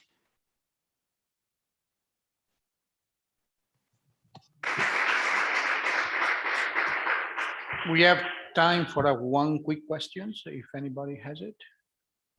Otherwise, no. Okay. As he said, if you have any question, please feel free to email him and he will answer you directly. Okay, thank you. Thank you again. Okay, now we have a series of papers which are abstract, 8 minutes each. So if you stay within the 8 minutes, then we have maybe a minute to get a question for you.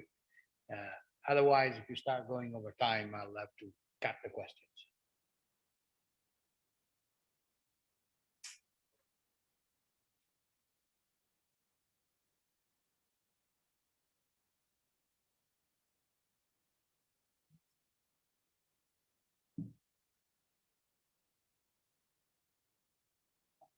Okay, the next is measuring gender stereotype reinforcement in information retrieval system. Right. Hello, folks. I trust that you can hear me. Otherwise, please let me know. I'm Alessandro, and this is joint work with colleagues from the University of Padua on how to measure gender stereotype reinforcement in information retrieval systems.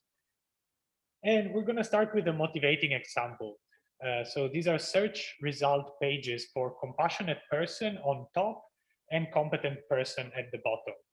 And we know from social psychology that compassion relates to communion and warmth, and it's deemed stereotypically female, whilst competence relates to agency and it's deemed stereotypically male.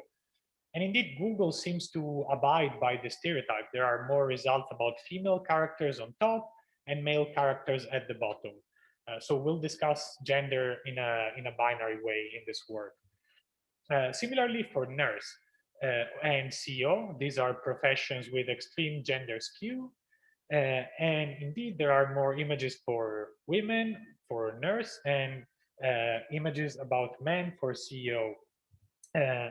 So again, search results abide by the stereotype. And this gives us a hint of how search engines may help reinforce gender stereotypes in their users. Now, does this only apply to images? Well, the answer is no, otherwise I wouldn't be here. And we're going to try to measure this in text search, and we're going to need word embeddings, which we all know they are vectorial representations of words, and they capture very interesting semantic relationships, among which relationships about gender.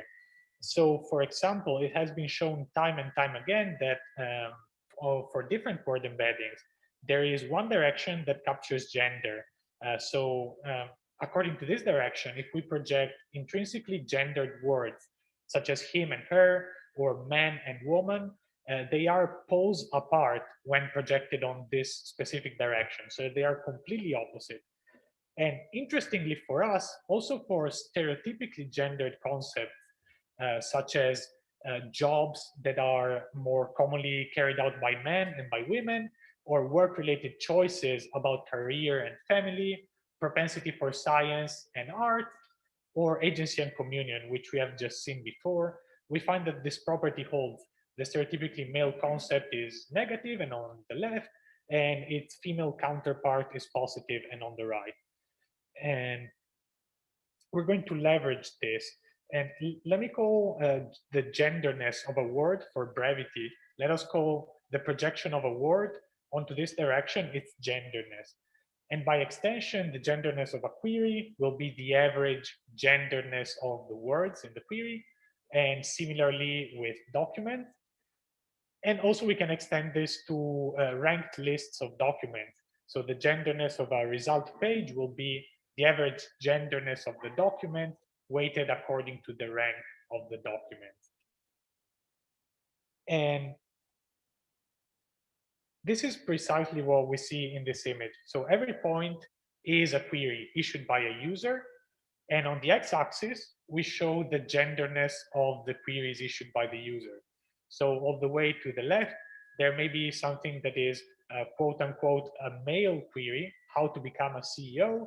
And on the right, a female counterpart, how to become a nurse. And this is the x-axis. Now on the y-axis, we have the genderness of ranked lists of documents. And we see that indeed, for this information retrieval system, they end up being correlated, which tells us that in response to stereotypically gendered queries, the system retrieves documents whose vocabulary matches the polarity of the queries, and hence may end up reinforcing gender stereotypes in its users.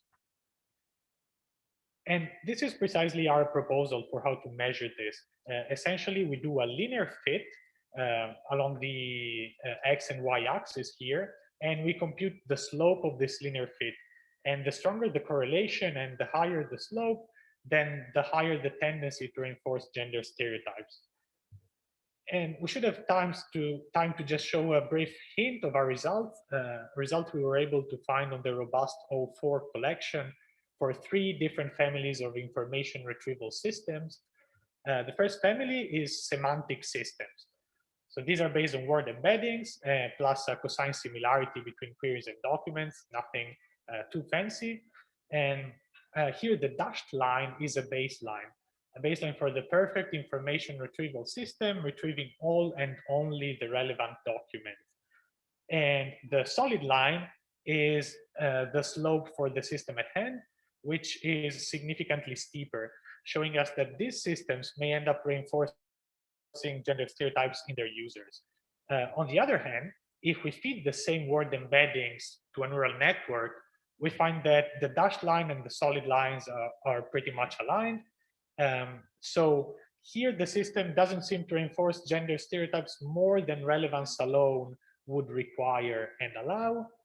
And in a similar fashion, lexical systems show a similar property, so systems that are based on matching n-grams. Here at the bottom, there's a reference for the full paper where we discuss this measure, its properties, its validity. And this is it from me. So if there are any questions, I'll be glad to take them online or offline. And thank you so much for listening. Okay. Thank you. Thank you very much. For sake of time, I'm afraid we have to skip questions. Thank you. But feel free to email the questions to the authors. Okay, next paper is Safir. Okay, presented by Markus.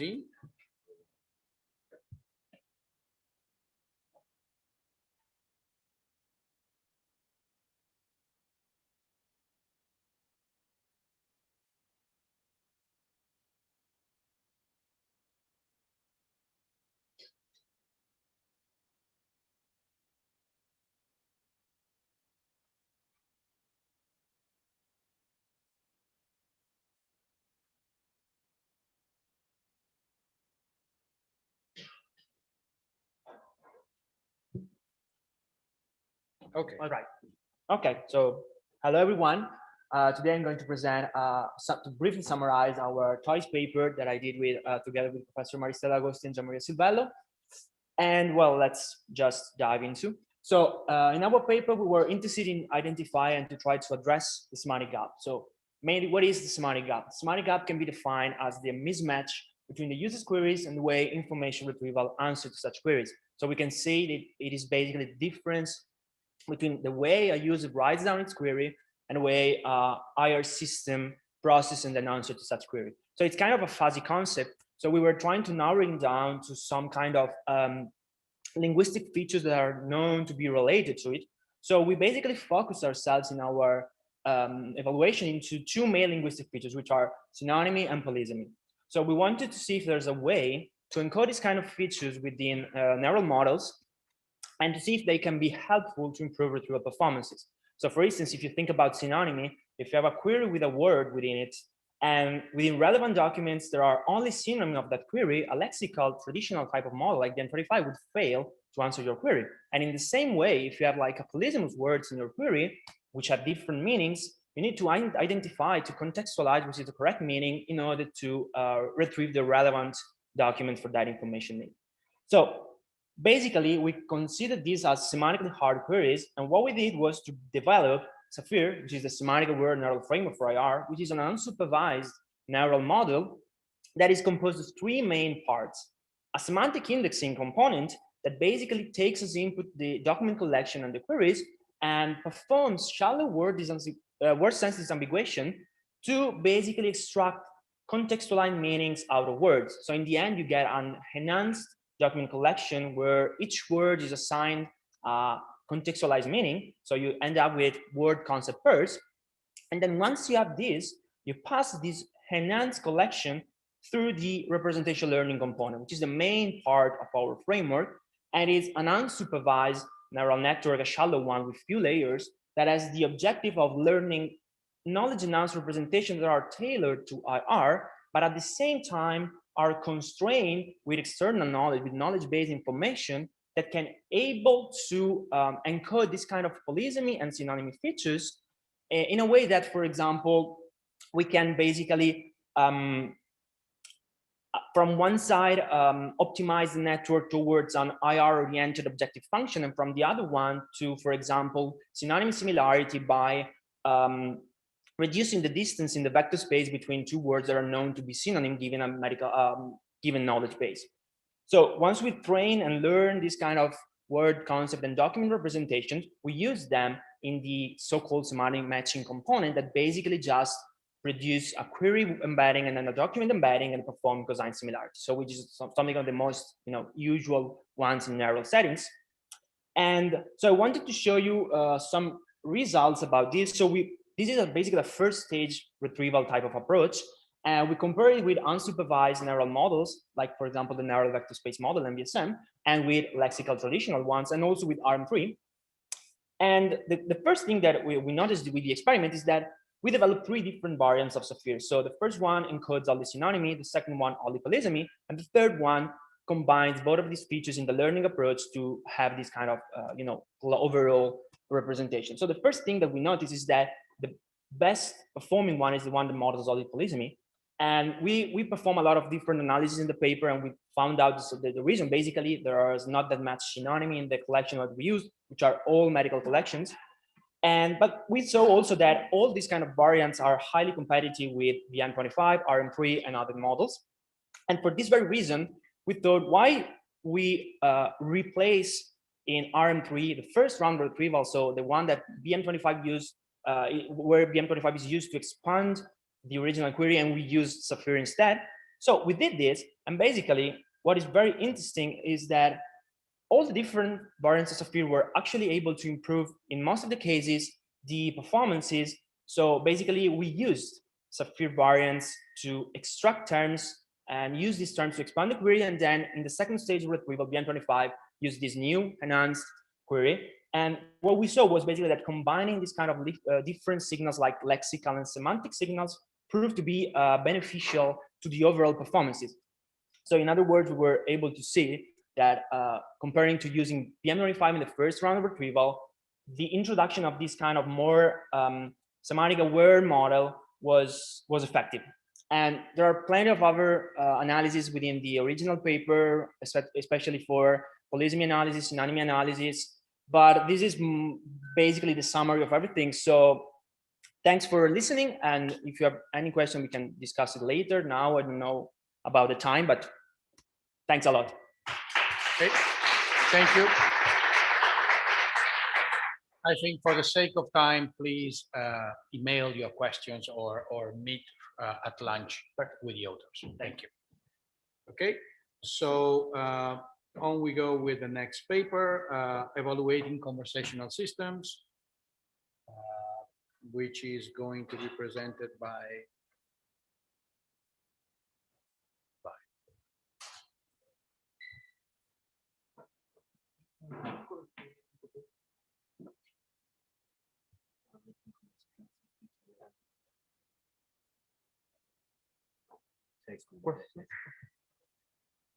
Dobbiamo rimettere lo sharing un attimo, tolto.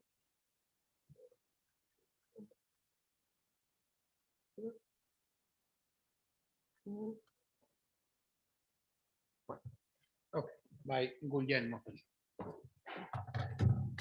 Hi, everybody.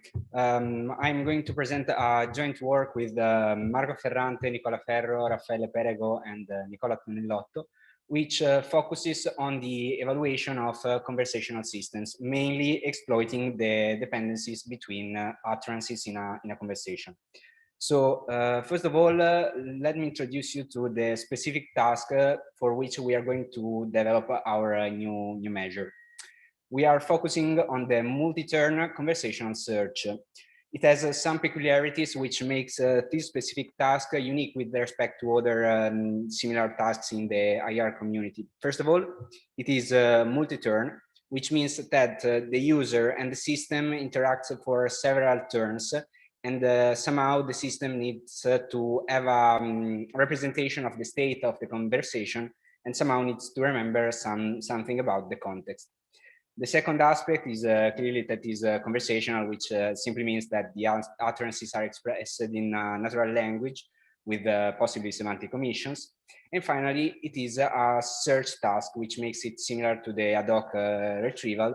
The answer is not built or constructed over the retrieved document, but simply retrieved from a set of documents.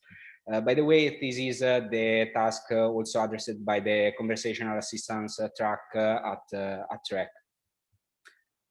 So first of all, let me introduce you to the concept of multi-turn conversation. We have a conversation which is composed by a sequence of utterances. The utterances, as you can see, for example, looking at the second utterance, do not contain all the information to answer them. So, for example, if I ask you, are they good for your health? If you don't know what they refers to, it is impossible to answer to such utterance.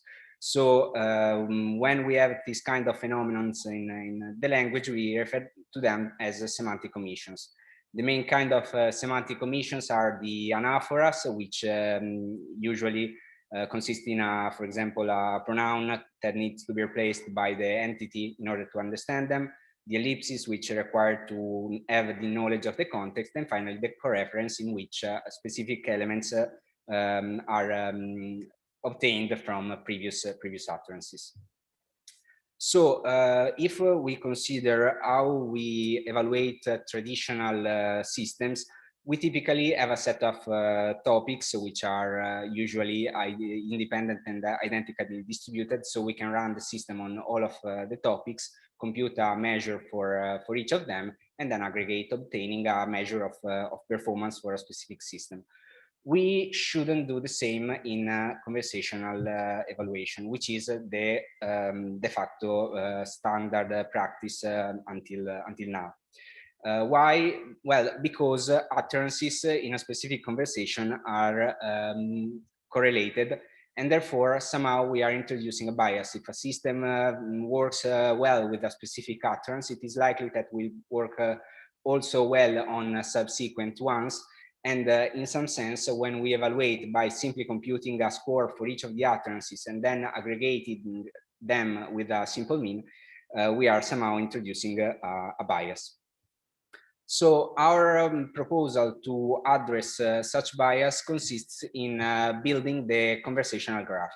The conversational graph has a node for each of the utterances, and utterances are linked when one of them contains the context required to answer to the following one. So taking back the example of the are they good for your health, as you can see, it is linked to the utterance are apple a winter fruit, since the word apple, which allow us to replace or to rewrite the utterance in order to make them answerable by a system, is contained in the previous one.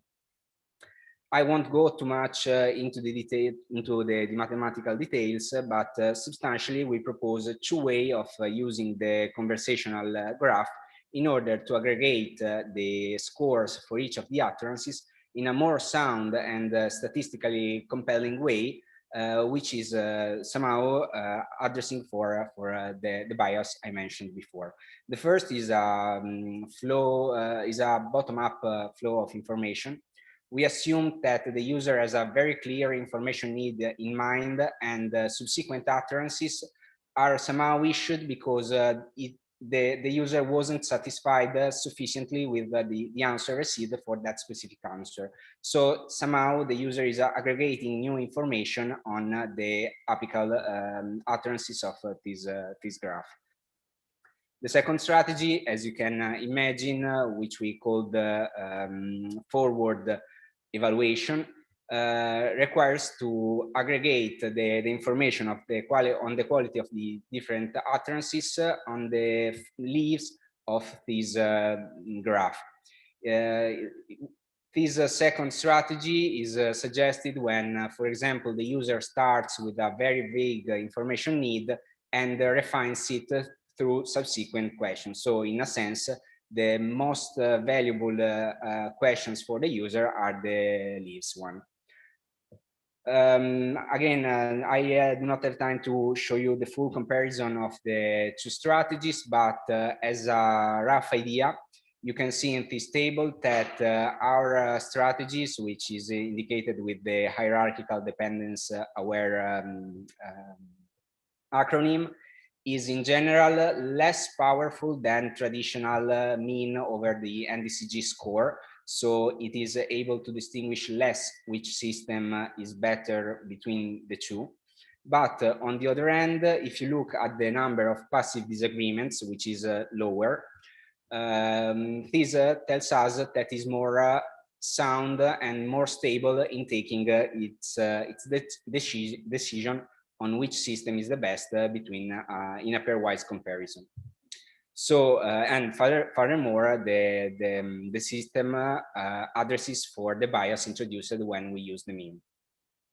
So in conclusion, the most important key message of the entire work is that using the mean when we evaluate conversational systems is de facto wrong and shouldn't be done because we are somehow giving false information on which system is the best. At the moment, there are no straightforward solution to that. So our proposal is to use the conversational graph, which is somehow able to account for such bias. Thank you very much. And this is my mail if you need it. Okay. Thank you very much. I'm sure there are questions. I have even questions myself about this. But for the sake of time, let's move to the next paper. Again, questions during the break. Just to observe, nobody so far respected the 8 minutes or the or the minutes allocated to give the presentation. So I think maybe 8 minutes too short.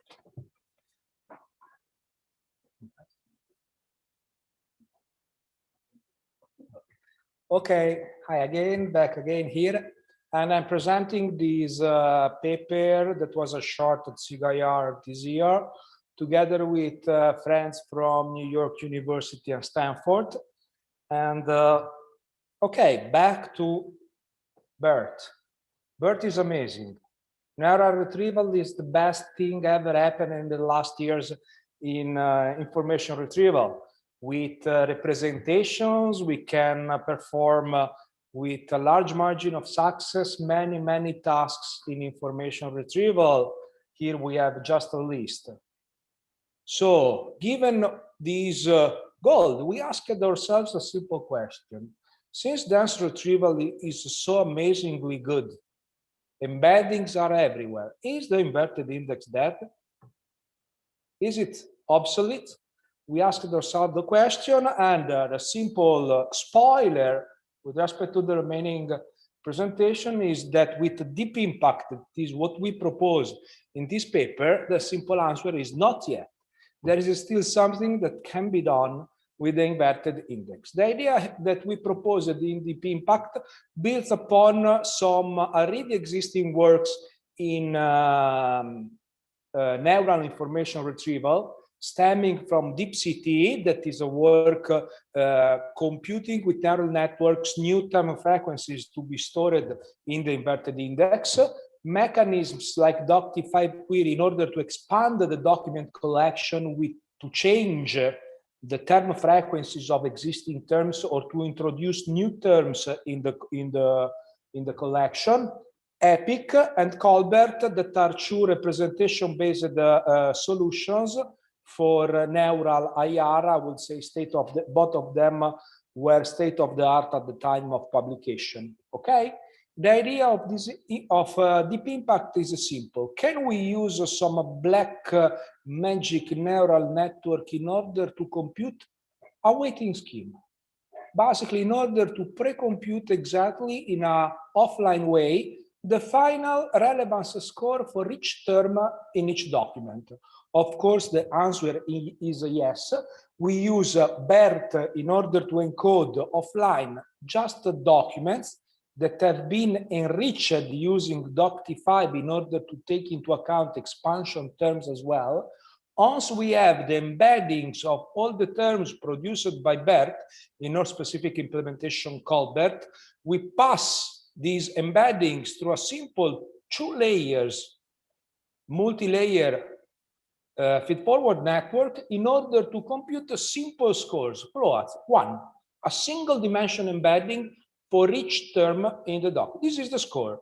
Then, of course, these scores are quantized in order to store them as integers in the inverted index, and at runtime we basically sum up the impact contributions for each query term, document term pair.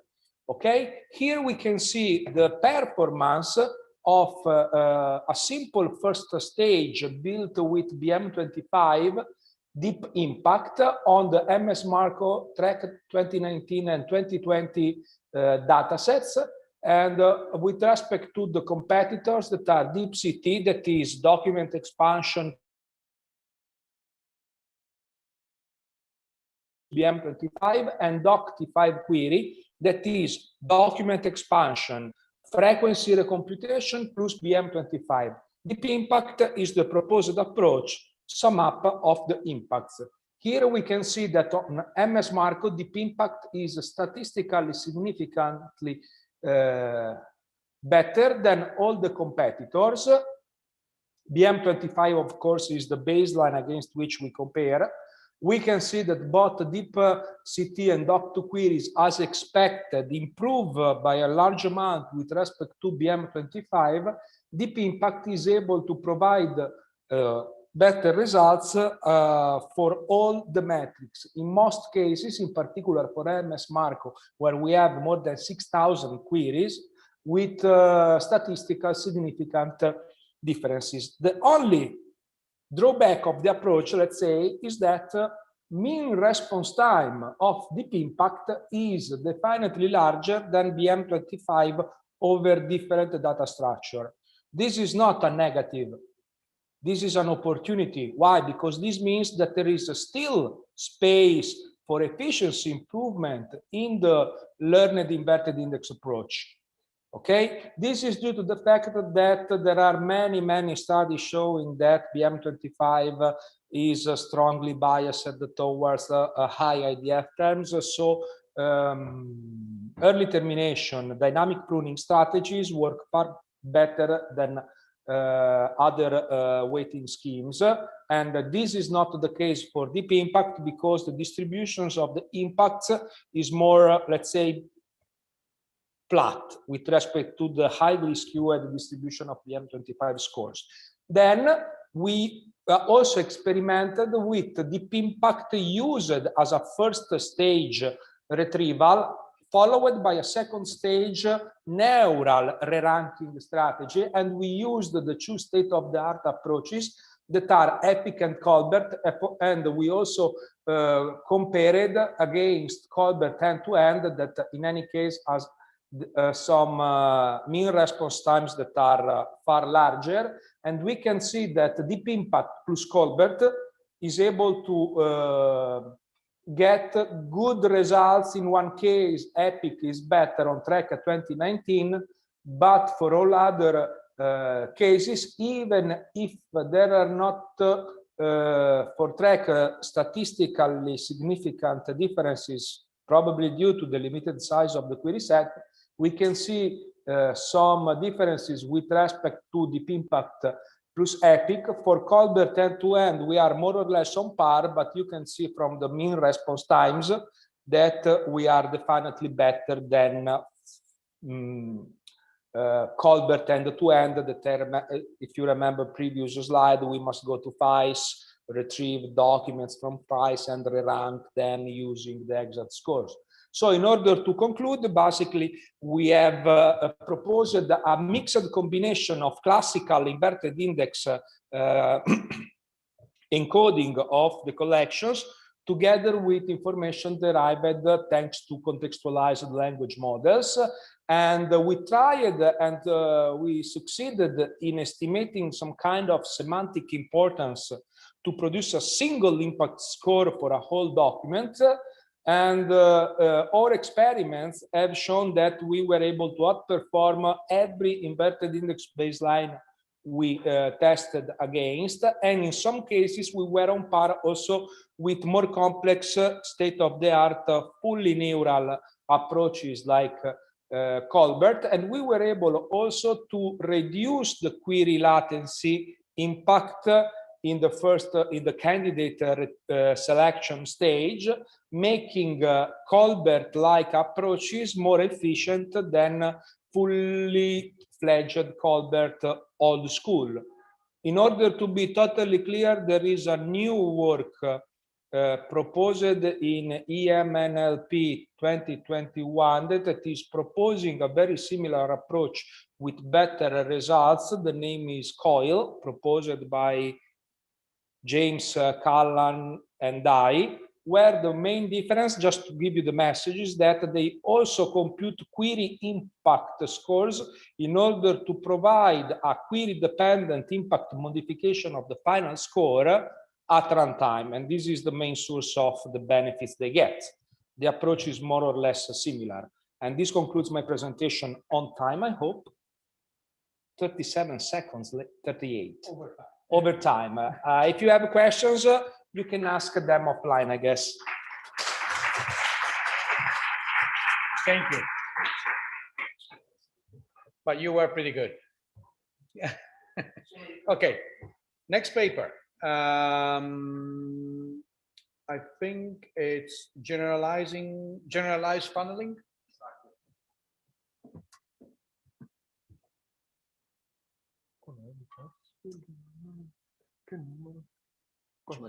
Esatto.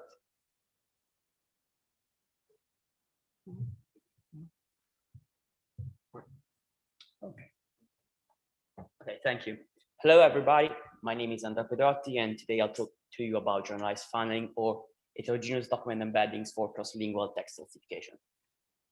This is a joint work with my supervisors, Alejandro Moreo and Fabrizio Sebastiani. So this talk is structured into 4 parts. First, we will see what is a task of cross-lingual text classification. Next, we will spend a few words on funneling, which is the point of departure of this work. Next, we will see the main idea behind generalized funneling. And last, I'll show you some results. So what is a task of cross-lingual text classification? It's just a simple, a specific setting of text classification in which we have a collection of documents, and each document is written in one of a finite set of languages. And furthermore, our collection is classified according to the same classification scheme.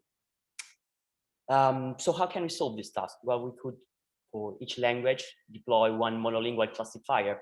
However, this solution, which is also known as the naive solution in the literature, is suboptimal.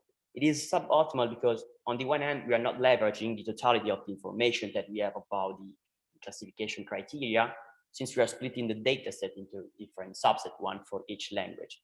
And furthermore, we are not taking into account the fact, which is pretty common in cross-lingual text classification, that we may not have enough training documents to train an adequate classifier for every language. So intuitively, we would like to have a solution like the image on the right is depicting, where each language contributes to the classification of all of the other languages. And that's exactly what funneling does. Funneling is an algorithm for, is an ensemble algorithm for text classification proposed in 2019, where its aim is to train a classifier which is able to leverage all the documents regardless of the language they are written in. And it is able to do so thanks to its 2-level architecture, where the first tier or the first level takes care of projecting documents to a shared common space.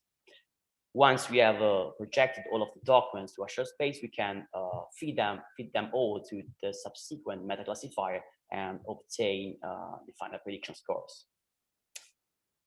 Okay, so what about generalized funneling? Well, we started from one observation, which is that funneling, original funneling, just leverages the document class correlation in its first year, since it is basing its prediction on the TF-IDF document matrices. And so we hypothesized that injecting different and heterogeneous sources of information into the architecture would boost the performance. So we had to redesign the first year with what we call the view generator functions, which are language-specific functions mapping documents from language-dependent to language-independent vectorial representation. And each view generator function is based on a different kind of embeddings, with each embedding encoding a different kind of information about the text. So on top of the document class correlation that was already present in the original funneling, now we have information about the word class correlation, about the word context correlation, and the word-word correlation. So the word correlation is encoded by multilingual embeddings. Specifically, we tested our solution with the Muse embeddings, which are multilingual word embeddings aligned in a single vector space, and they were developed by Facebook, so they are pre-trained model. We do have the word class correlation, which is encoded by the word class embeddings, which are a specific kind of supervised word embeddings. And we have also the word context correlation, our information that is encoded by the contextualized embedding that we have extracted from pre-trained BERT.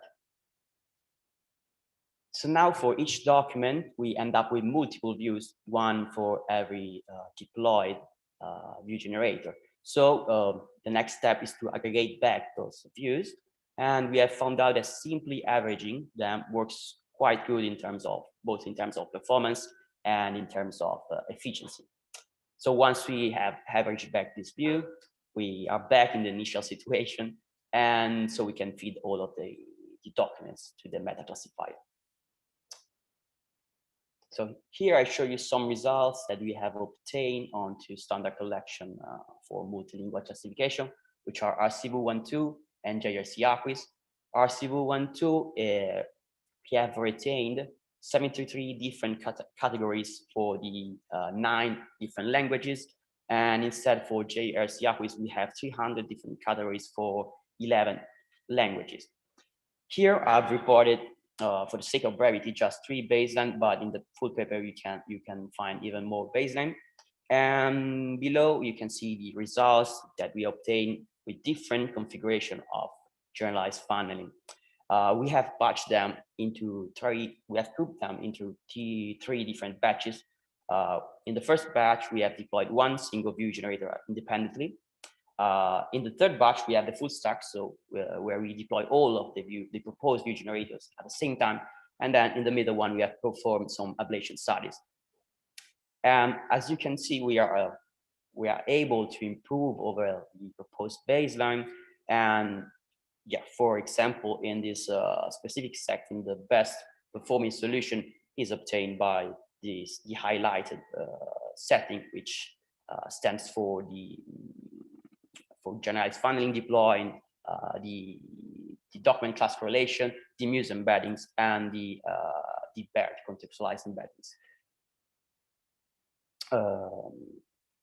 Yes, here instead I show you some results that we have performed in a zero-shot classification scenario, which essentially means that we are testing our model on documents that were on languages that were not present in the training set.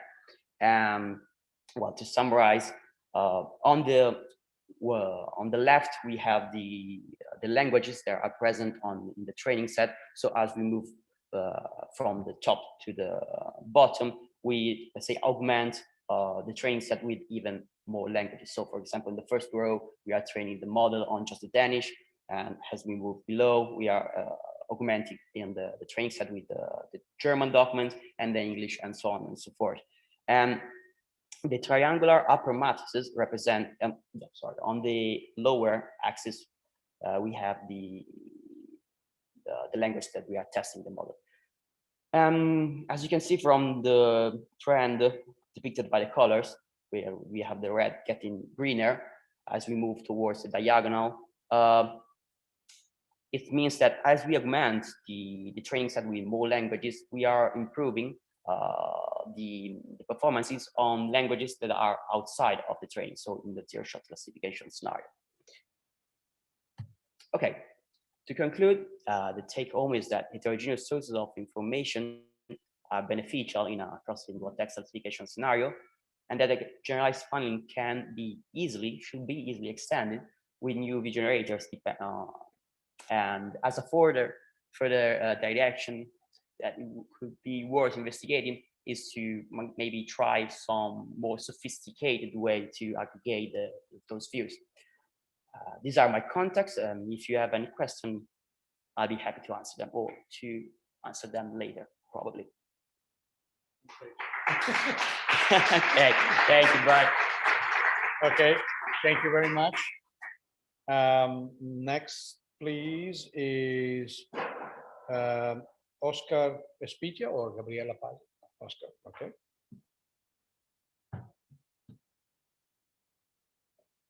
Which is the representation? This one. This one here.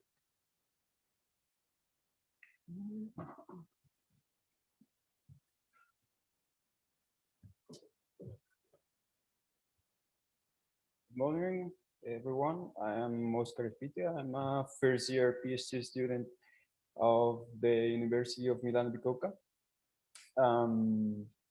I work in the field of domain-specific search under the supervision of Professor Gabriela Paz. This is perspective paper rather than a paper showing results. So the motivation for working in domain-specific search comes out of some of the constraints that specific searchers in some domains have different from the traditional ad hoc retrieval. So for example, in the legal domain, the requirement for a searcher is complete information in limited time frames. And in the case of in the healthcare domain, for example, medical doctors search for potentially rare information for decision making. So this idea is to state the gap that we have between the traditional ad hoc retrieval scenario and different domain-specific tasks. And that's given because of the several features that define the search process for people searching in complex domains. Just to highlight a few of those features, I could mention volume of data, document sizes, structure of the document, jargon, and the way the queries are defined.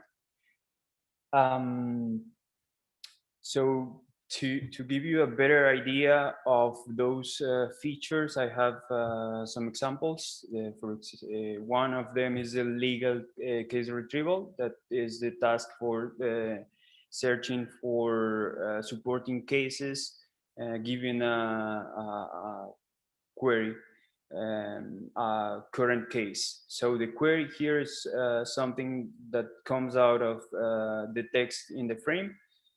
Something like the text in the frame, and it contains the description of a situation that motivates the current case and how the parts are involved, and documents in a collection for this task looks like this with this format, so we can find very structured documents or documents with without any particular structure. And other example is a patient clinical trials matching. That is a task for searching for eligible patients for trials conducted in development treatment of medical treatments. The query is also something given in a long piece of text, and the documents are highly structured. One of the hypotheses of this project is that some of those features and those contextual elements could be studied from the perspective of contextual search. And some opportunities right now are that, for example, the development in domain-specific text representation, like legal BERT or bio-BERT, and in general, neural networks that are a promising tool for including additional elements, external elements to the retrieval process. So I just mentioned some of the research questions we have, how contextual information can improve the performance of IIR in a specific domain, and what kind of neural models are suitable for first modeling contextual features, like, for example, professional knowledge, and second, for incorporating context models in the domain-specific IR. And this is the reason why we're talking about context in this scenario. So there are several context models that established several ways of studying retrieval models. So the factor that is directly related to the features we are dealing with these tasks is the one that is defined by the content in the task.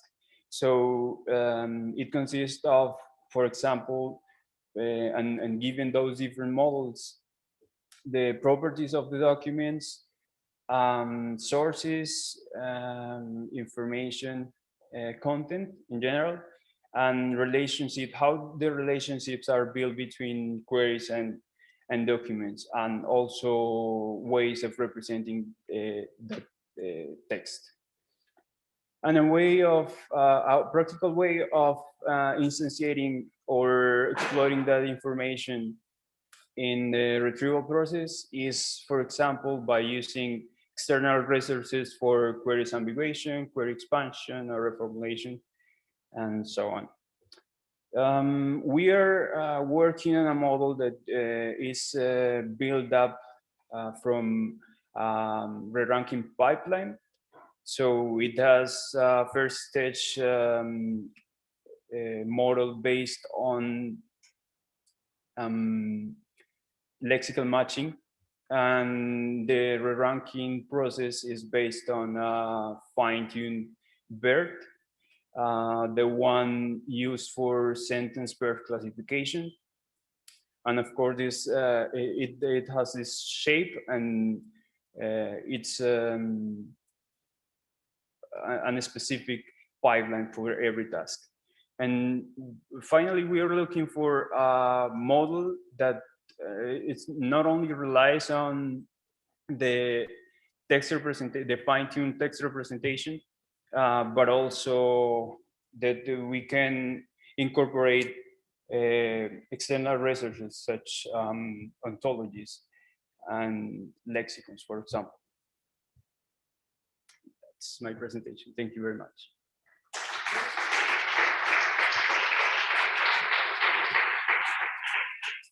Okay, yeah, we will have 30 seconds for the questions, but I think we are gonna skip it.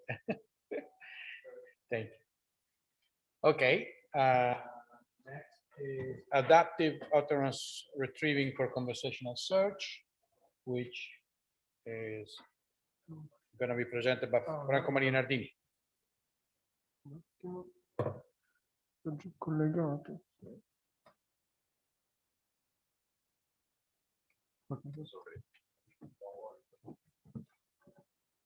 Okay, this one here.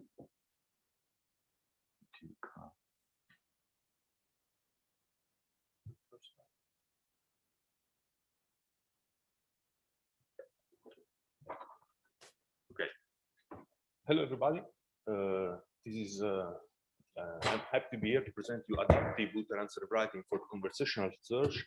This is a joint work with Ida Mele from IASI CNR, Cristina and Raffaele from ISTI CNR, Nicola from University of Pisa, and Ofri Friede from Georgetown University.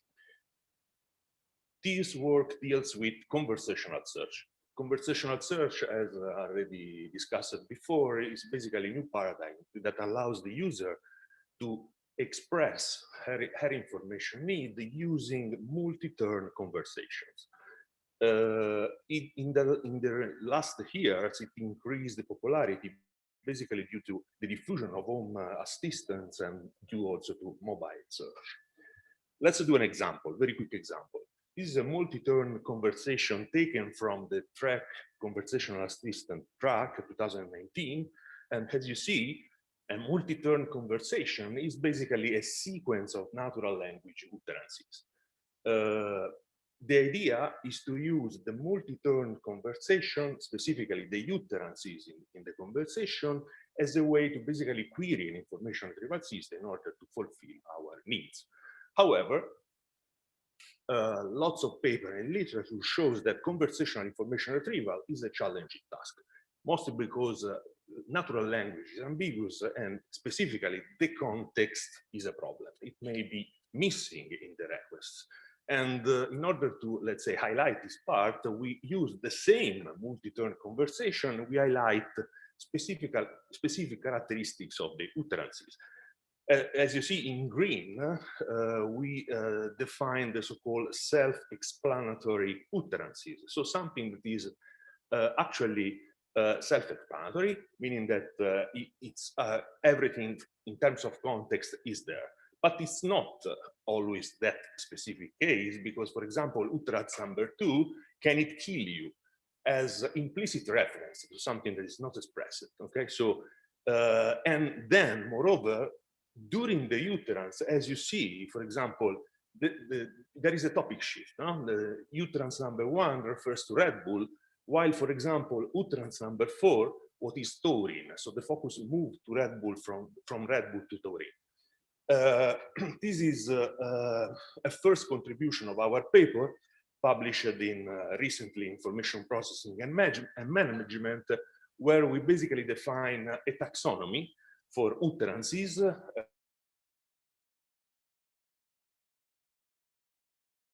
First topic and previous topics as utterances that basically refer to the first topic of the conversation or to the last one, meaning that during the conversation, the topic shifts somewhere.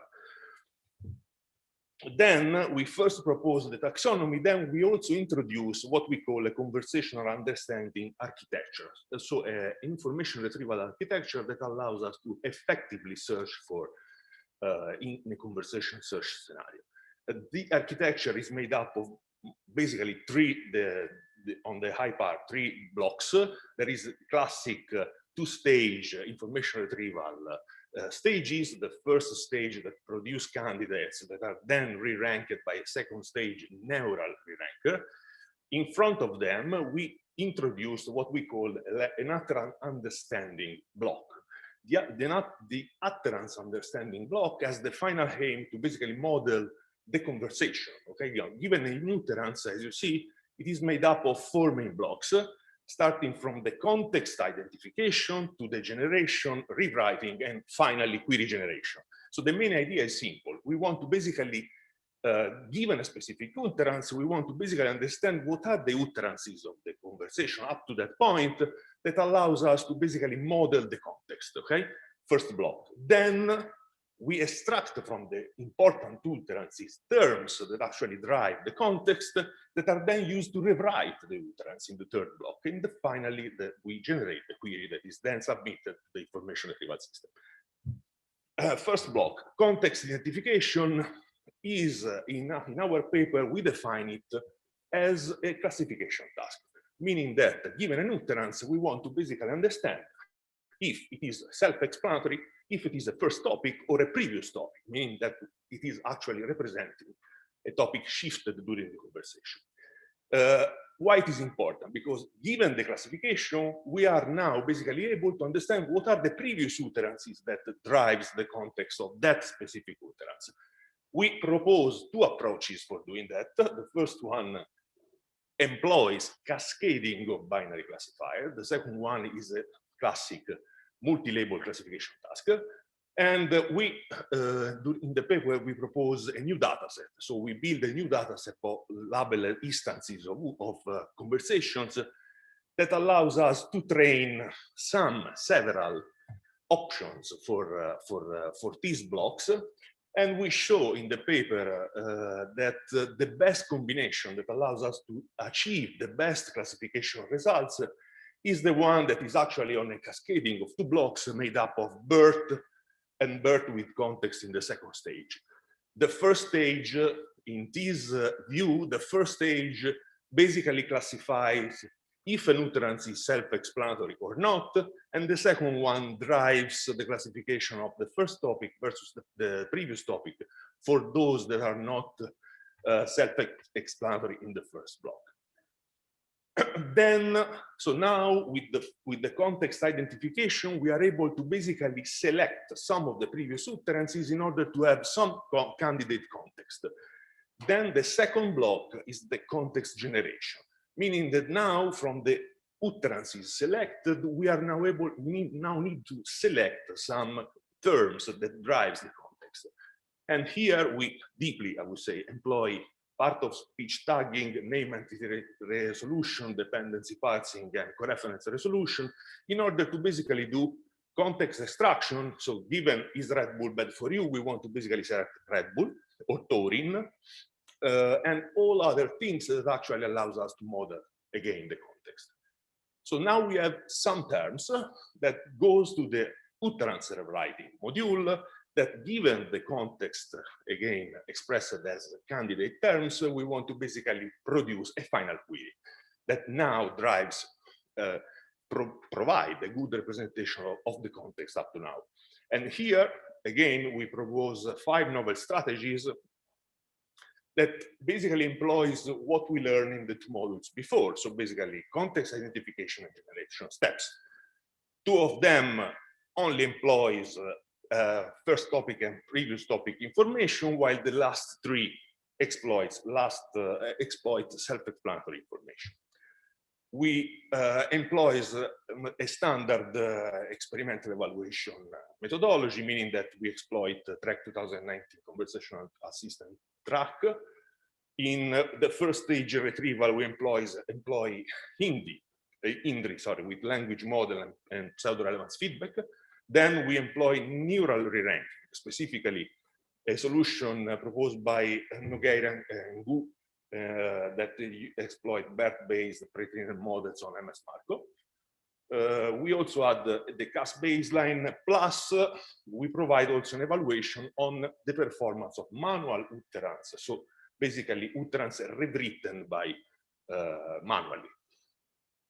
Some results, this is a short table in the sense that everything, the complete version is in the paper. I invite you to refer to that for the sake of completeness.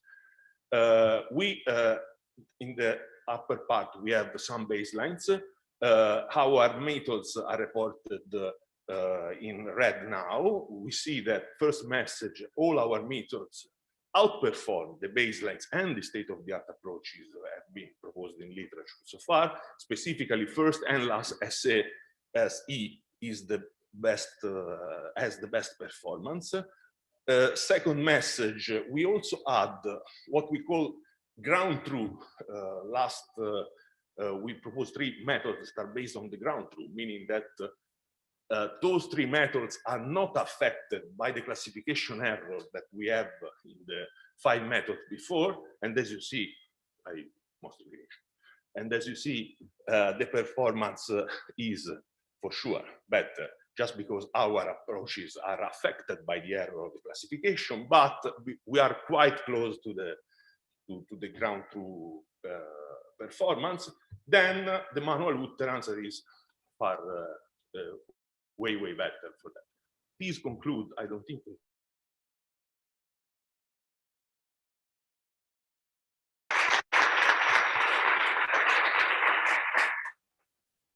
Any super quick question? Again, this is a short, very short presentation for a very, very dense paper. So please, as probably most check of that, check it. the one that were presented today. Okay, questions then by email to the authors, please. The mail is there. Okay, thanks. Okay, last two papers now. The next is by Elias Bassani and Gabriella Pasi.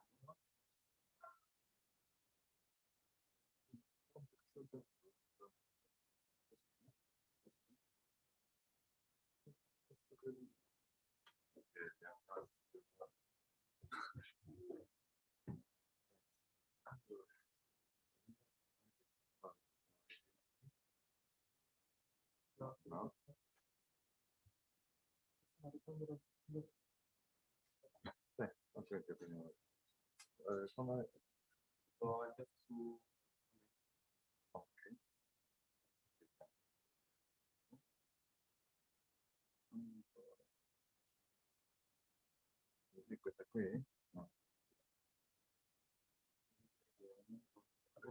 Qual è il tuo nome in Elias e.Bassanita. E c'è che... Eccolo qui.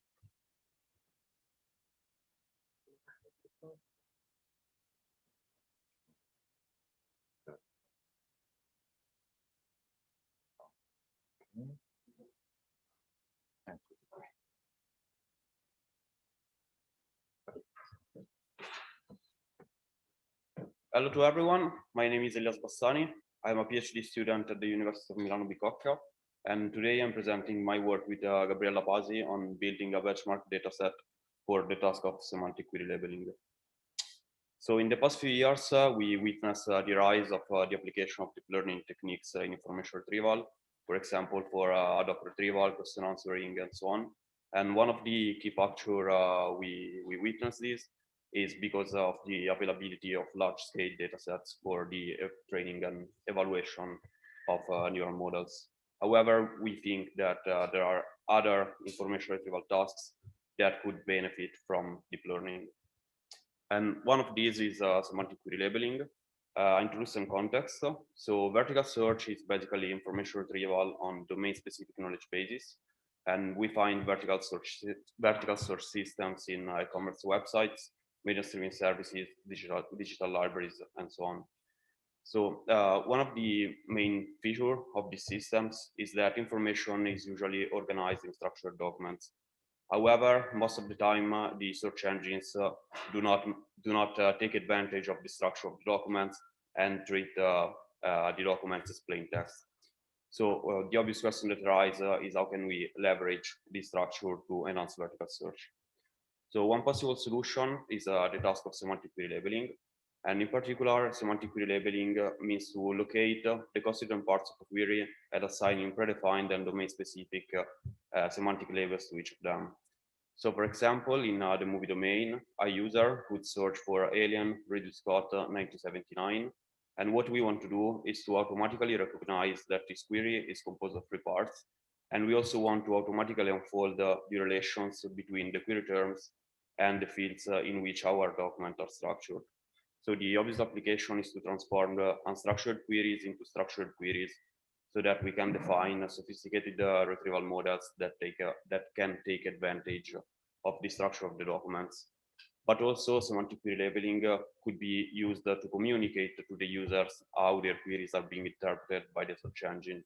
And so it could also be a mean for explainability. Unfortunately, all the related works that I found that directly tackle this task are aging, so they are not very recent, and also they are all from private companies that do not usually release their data sets because of privacy issues. So because of that, we decided to build a benchmark dataset for this task. And in particular, we choose the movie domain and we focus on the queries that resembles the queries used by the users of movie streaming platforms. So to build this data set, we started from the AOL query log. That is a huge query log with millions of queries. And we extracted almost 40,000 unique queries that were our candidates. And then we remove all the queries that were out of scope. We corrected the misspellings, and we did some very light processing. And we ended up with almost 7,000 unique queries that we then manually labeled. After that, we also decided to create 3 different scenarios from our dataset so that we can conduct fine-grained evaluation. And the differences between these scenarios is essentially the difficulty in making the labeling. Finally, to give you an idea of what is the state of the search engines in vertical search, here I've reported a qualitative evaluation that I did with 3 very simple queries on pretty notorious movie streaming platforms. So first of all, I looked for horror 2015, and in the top 10 results, I only found 1 horror movie, and many other results were neither horror movies nor 2015 movies. Moreover, I tried swapping the query terms, and I didn't retrieve any results at all. And finally, I looked for the name of a director and the name of an actor, and again, I didn't retrieve any result, despite the fact that all the movies directed from that director and starring that actor were available on the platform at the time of the experiment, and also the platform own all the metadata related to the movies. And that's it, and thank you.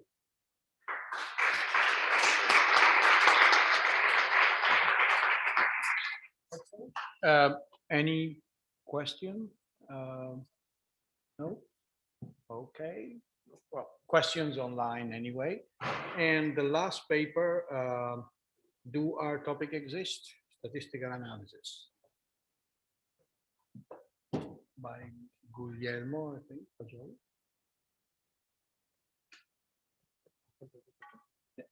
No, I know.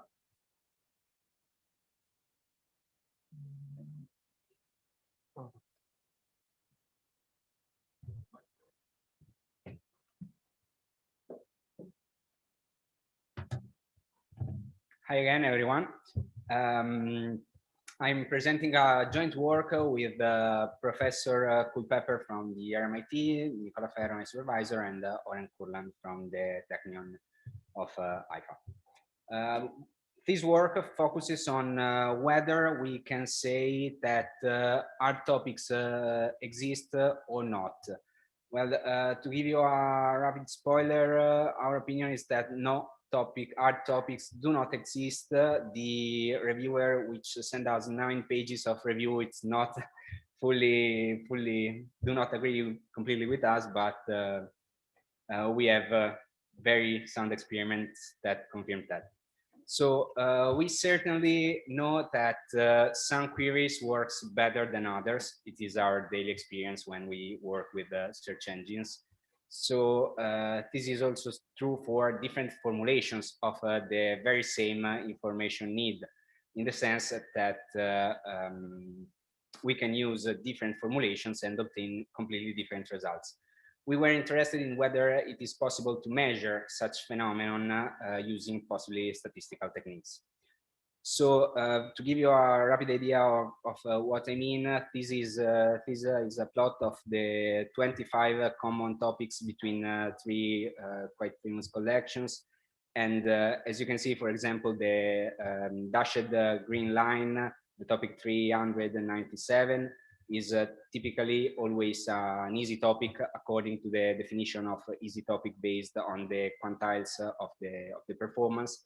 But if we consider the different formulations of such topics, which are presented on the upper right side of the plot, you can see that the different formulations might change a lot, both in terms of performance, both considering the performance itself, but also according to the degree of complexity of the topic represented by each formulation. So can we somehow measure how much the formulations change the performance of a specific system? And if so, can we use the information to make our collection better and provide better insights on which model is the best? We know from previous literature that the topic is typically the most prominent factor. So our question is whether formulations are how much the formulation influence the performance of a specific system, and whether by observing when we look at it, we observed a huge variance, and this suggested us that probably our topics do not exist. To determine whether our topics exist, we considered an ANOVA, the analysis of the variance, in which we modeled the performance of a set of 224 different systems as a linear model, in which we included the main factors of traditional IR experiments, such as the topic, the formulation used to describe it, the system, and the collection. Sorry. Moreover, we included the interaction terms, which allow us to study whether there is an interaction between the different factors between each other. So I do not go too much into the details with this huge table. Consider please only the bluish column, which indicates how much each of the different factors influences the performance of the system. As we widely know, the topic is the most prominent factor, but the formulation themselves have an impact on the performance, which is almost as big as the topic itself. So in this sense, when we consider a topic and we consider different formulation for the very same topic, we might observe completely different results. So in this sense, the variance which the formulations introduce is very, very big. Furthermore, we observed that there is a huge interaction also between the formulation and the system themselves. So in this sense, specific systems work better with the specific formulations. And probably when we develop new systems, we should keep this in mind in order to have the best possible system. Finally, the last interesting aspect that we can observe in this table is that the formulations strongly interact also with the corpus considered. So if we consider a specific formulation, it might work very well on the robust, but poorly on the core 17, let's say. So if the formulation have such a huge variance and introduce such a huge noise, let's say, in the performance of a system, can we say that a difficult topic exists, or rather it only poorly formulated topics exist, and what we can do is simply reformulate them? In order to prove that, we made the following experiment. We say that if there are no things such as our topics, then we can induce any possible ordering of the topics, and we can cherry pick a formulation for each of them, which induces the sorting, the random sorting of the topics.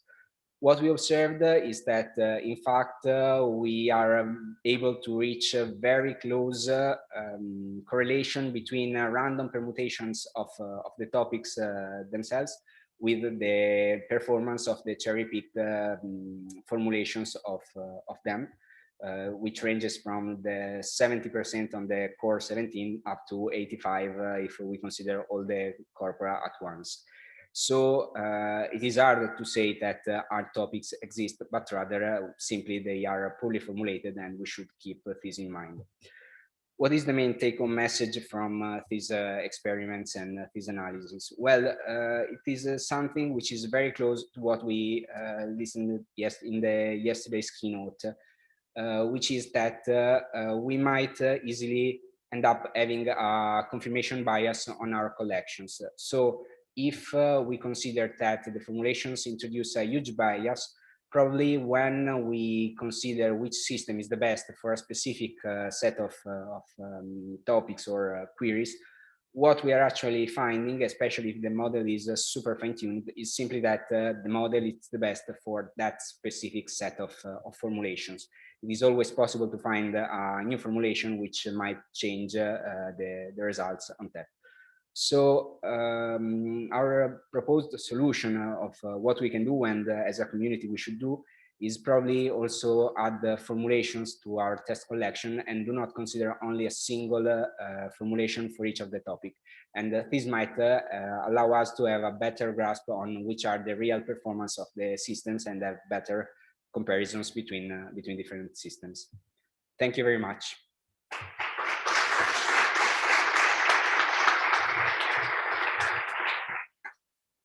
10 seconds for a quick questions.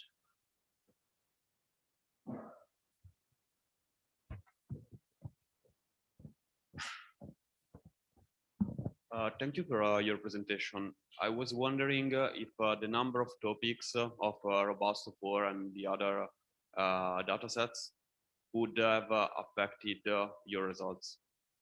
Well, actually, we considered only a subset of topics which are shared among all the collections. So they are 25. Yeah, probably they are not a huge number. And if you include more topics, you potentially might observe something different. But the real point is that the more topics you include, the larger the variance, and possibly the phenomenon might be even more evident if you consider that you have also new variants for all of the new topics that you include on the analysis. The full paper reports also single corpus analysis in which we used more topics. So probably this might give you a better idea of what would happen if we had more topics. You're welcome. Okay. Thank you very much. I think this ends the session, and I think there is lunch, isn't it? Provided, probably where we were yesterday.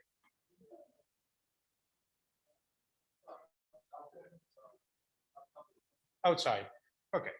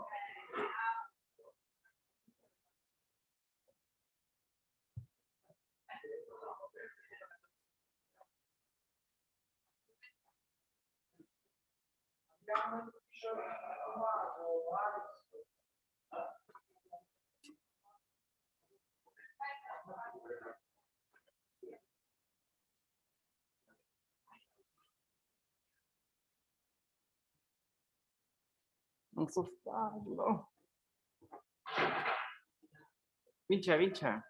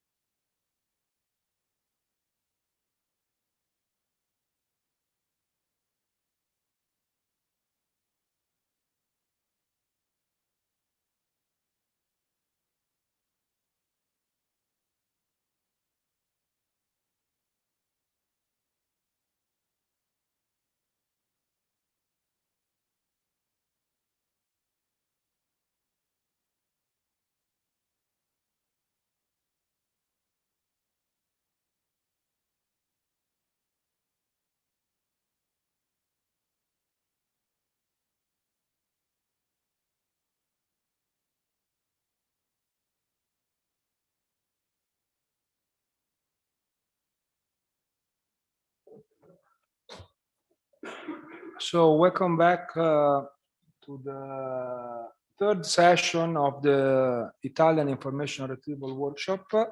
I am Nicola Tonellotto again, and I will chair this session that is composed by 2 long papers, 1 short paper presented remotely, and 6 abstract papers. 1 of them is presented remotely.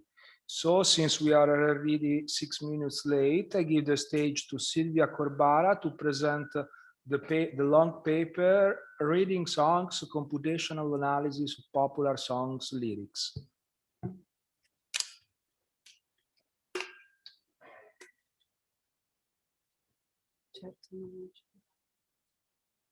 Hello everyone, my name is Silvia Corbara. I'm a PhD student from Scuola Normale, and I'm presenting a project I've done with a colleague of mine, Alessio Molinari, a PhD student from the University of Pisa, and we are both associated with EastCNR, again in Pisa.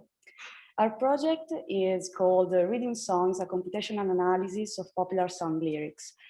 So, as you can guess, it's about songs lyrics, which are an extremely important part in our understanding and listening and perceiving music, of course, with melody, of course.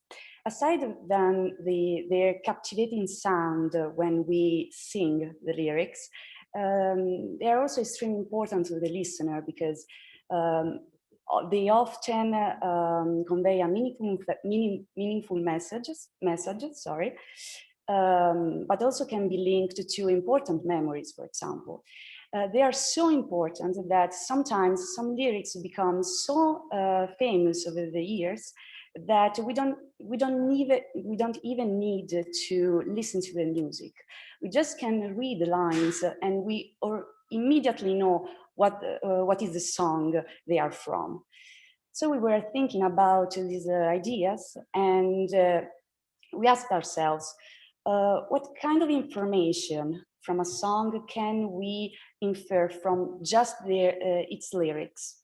In particular, and more specifically, are we able to predict the genre, sorry, there was a misspelling, the genre or the author of the song just by its lyric? So we started experimenting a little bit. And of course, the first step in experimenting is to define a data set. In this case, we have employed the Billboard's Hot 100, which is a series of charts that were posted on the Billboard magazine since the 1958 and are freely available on the Kaggle website. More specifically, the Billboard magazine hosted a weekly chart of the 100 most popular songs of the week, again. And on Kaggle, these charts are available with the song title, the song author, and some other data from 1958 to May 2021. Starting from this, we have downloaded the lyrics for the songs from the genius.com API and the genre and the duration of the song from the last.fm API. Of course, we couldn't find all this information for all the songs that are contained in the dataset, so we had to trim a little bit, but we ended up with around 7,000 songs, around 7,000 songs, and almost 600 different artists. The songs span into 17 genres, as you can see. We have rock, rap, indie, jazz, and so on. Just to give you an idea about this data set, we have put in this presentation 2 infographics. This one is about the top 3 genres in the different decades. And it is interesting to notice, for example, that rock and pop are quite stable over the different decades, which is understandable also because these genres, or even tags, you can say, are actually a big umbrella for a lot of subgenres. So it's quite understandable that they stay quite stable over the years. This is the second one, and it's about the song's duration, because we wanted to see if there is some kind of trend in the, again, song's duration over the decades. And there are some interesting facts here. For example, we can see that longer songs, I mean 8 or 10 minutes long songs, are usually more present in the 70s. This may be due to the rise and fall of the progressive rock genres, which is characterized by longer songs. But also we can see that longer songs become decreasingly popular, present in the charts at least, in the more recent times. So for example, in the decades 2000 or 2010, they're basically non-existent. And this trend was also noticed in other articles. Some link to this to our decreasing attention span, for example.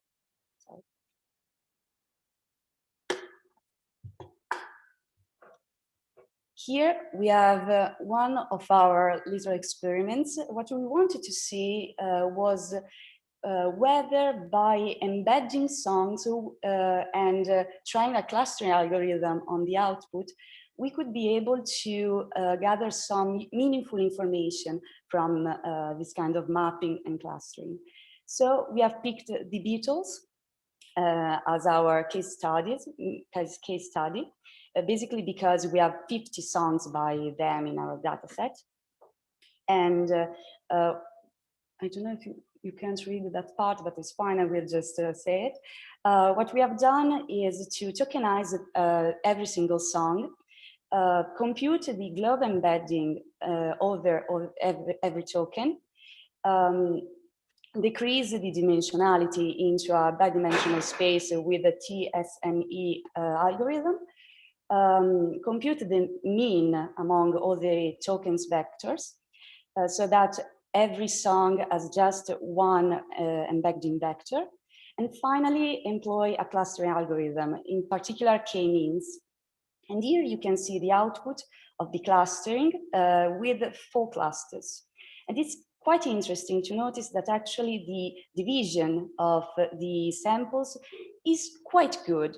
And by that I mean, I hope you can see the colors, but in the northern regions we have the blue cluster, which is characterized by uplifting, hopeful, happy songs, basically.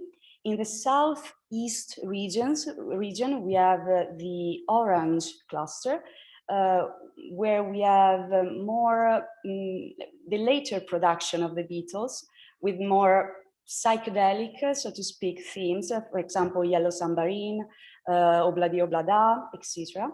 And in the center, we have the green and the red clusters, where we have more sad and love-related songs, for example, Hey Jude or Help. This one is quite interesting because if you think about it, if you know the song Help, it has a very upbeat rhythm, but actually, if you think about the lyrics, it's actually quite dramatic, so it makes sense. And now we go to our more specific question, which was, are we able to infer the genre and the author of a song just looking at the lyrics?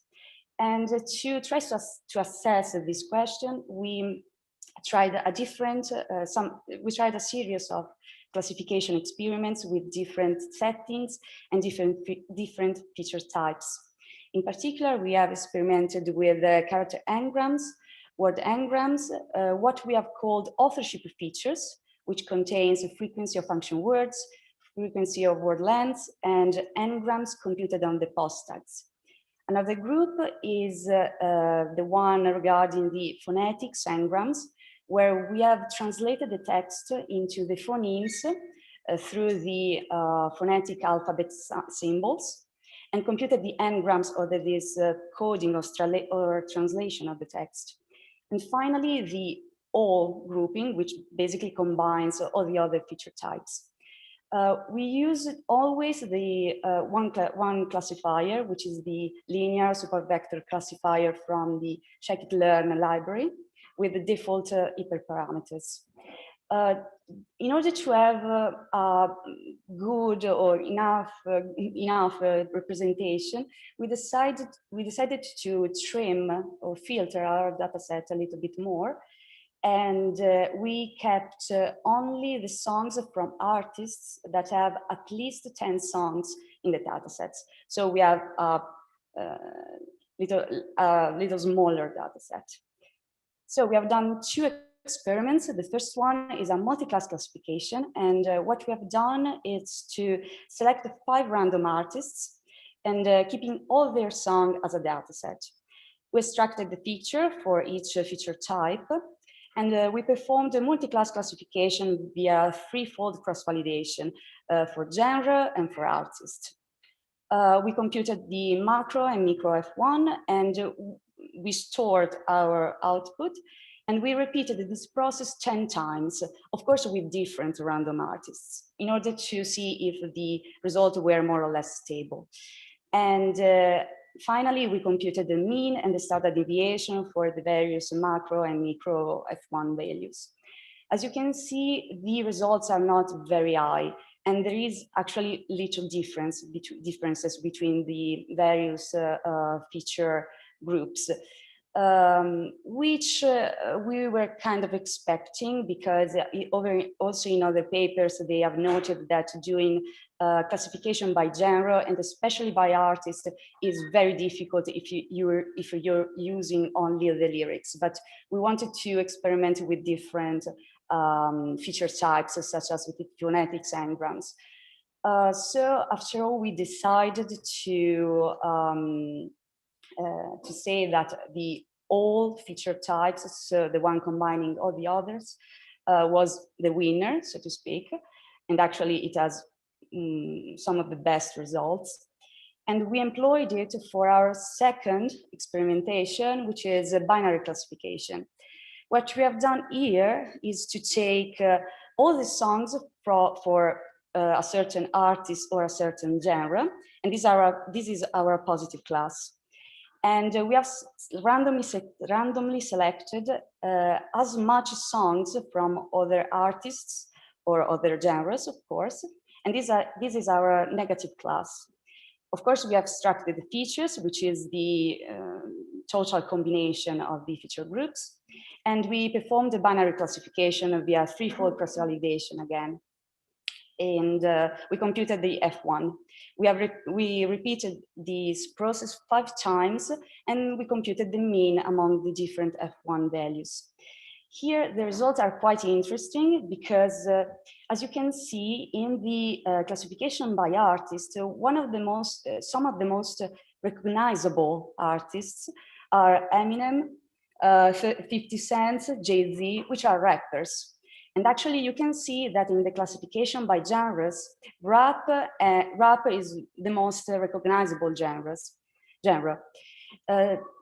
We can say basically the same thing about Brad Paisley, which is a country singer, and country is quite the recognizable genre. So there is stability in the results. Also, we were expecting the so-called Christmas genre to be very recognizable, and it actually is, because of course the themes are quite similar in pretty much all the Christmas songs.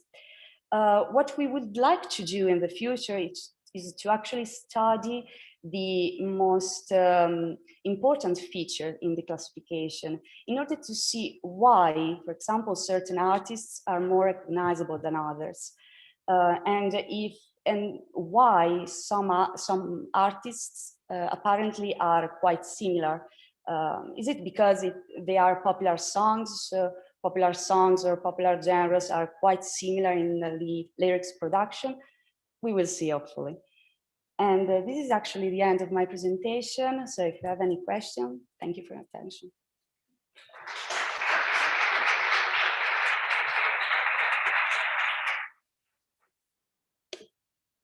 So do you have any question about this paper? We have a few minutes for questions. Okay, I have one. would like about the not so exciting multi-class experiments that you performed. I was checking the numbers, and I agree that it looks like there are single feature by doing so, you could directly results that learn the look better than implicit all results features. together.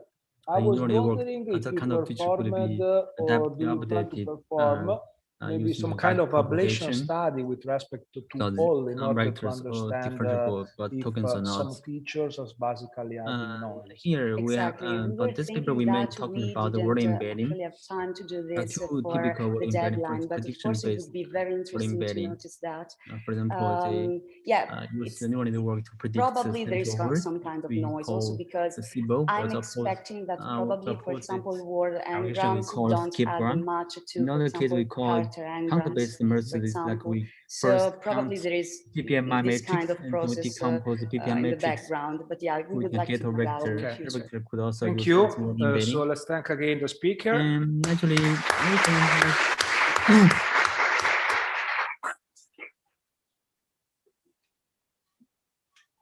So now, while they switch the presentation, I introduce the second speaker, that is Pierluigi Cassotti, and that will present another long paper, the second one, entitled Extracting Relations from Italian Wikipedia Using Unsupervised Information Extraction, with colleagues Siciliani, Basile, De Gemmis, and Lopes. Thank you. Hello everyone, I am Pierluigi Cassotti, and today I will introduce extracting relations from Italian Wikipedia using unsupervised information extraction. Open information extraction is a task. The aim of this task is the extraction of triples from relations stated in a collection of documents, and unlike traditional information extraction, it doesn't require the inferring of implicit facts. In this work, we introduce WikiOI, which is a framework for open information extraction from Wikipedia dumps. And in particular, in this work, we focus on the Italian Wikipedia dump. It exploits the UDPipe tool for text annotation, and it can be extended for the usage in other languages. The input of our pipeline is the textual format of the Wikipedia dump, which is processed and annotated with the UDPipe tool. The output of this process is a set of sentences, and each sentence is tokenized, lemmatized, and annotated with post tags and dependency relations. So the sentence is transformed into a dependency graph, which is the input of the wiki extractor module. This module extract facts from the sentence, and the triples, so subject, predicate, and object, are stored in a JSON format. Here we put an example of the output of the UDPipe tool. So the figure in the sentence in the figure, the candidate object is Nakamura, while the candidate object is il quartier generale del Kyokushin Karate. The subject and the object are connected with the verb fondo, which is the candidate predicate, and this information is exploited in our pipeline.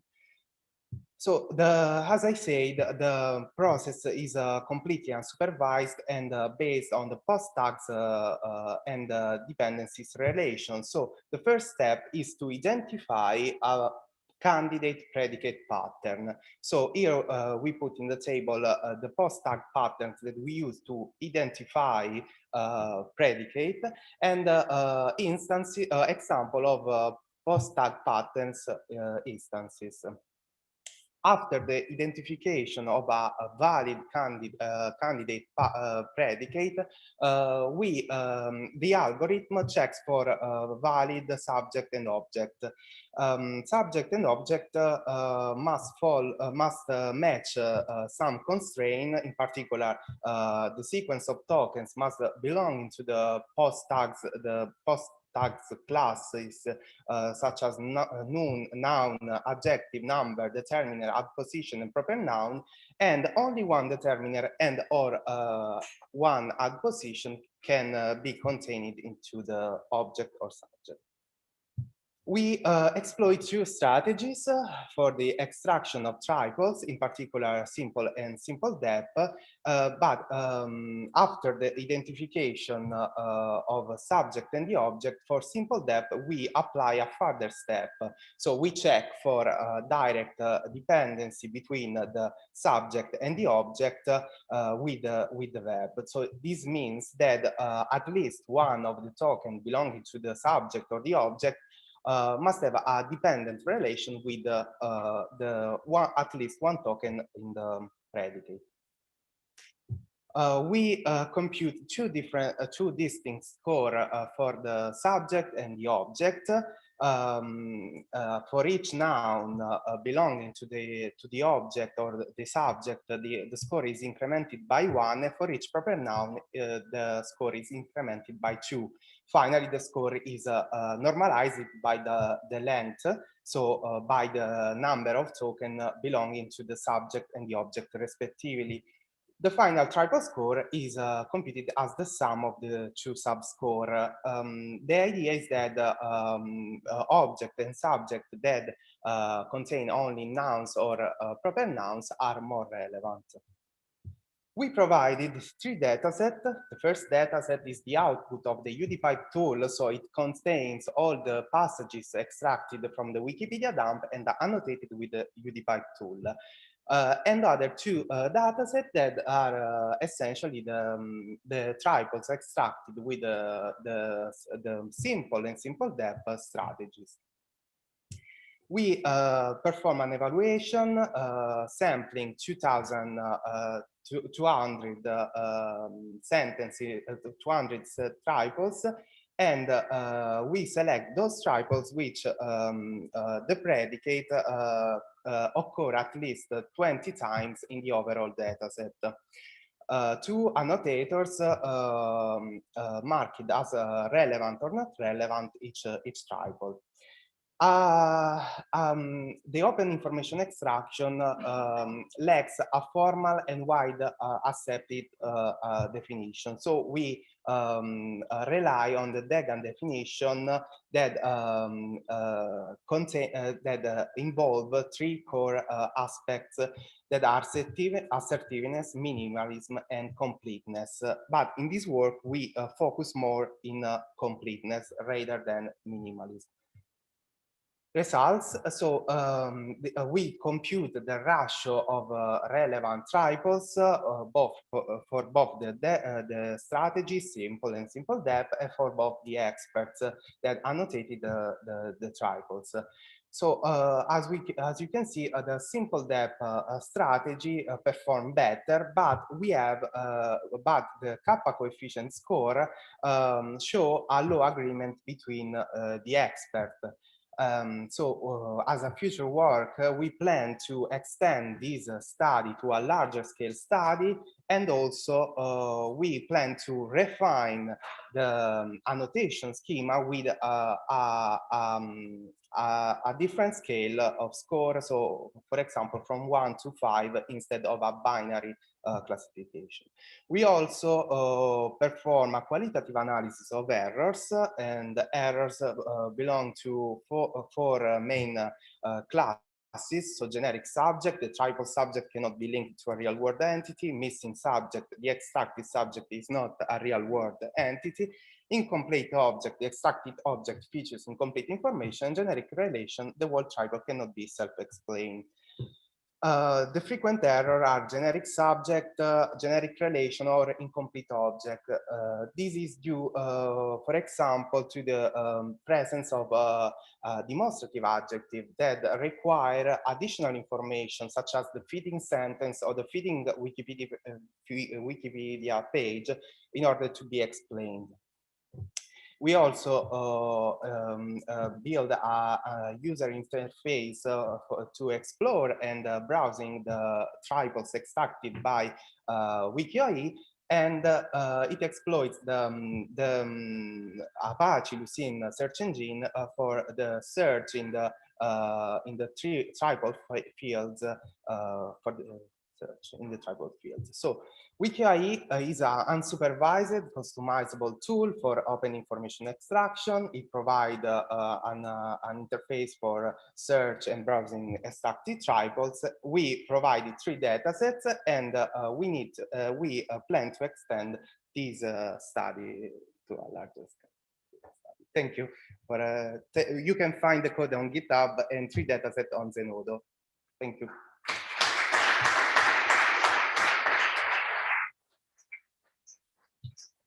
Hey, thank you, Pierluigi, to be on time.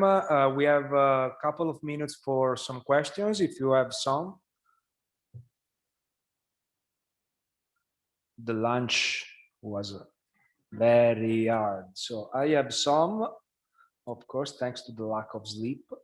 So a quick one. What are the Italian specificities that you identified in your practicing with that tool?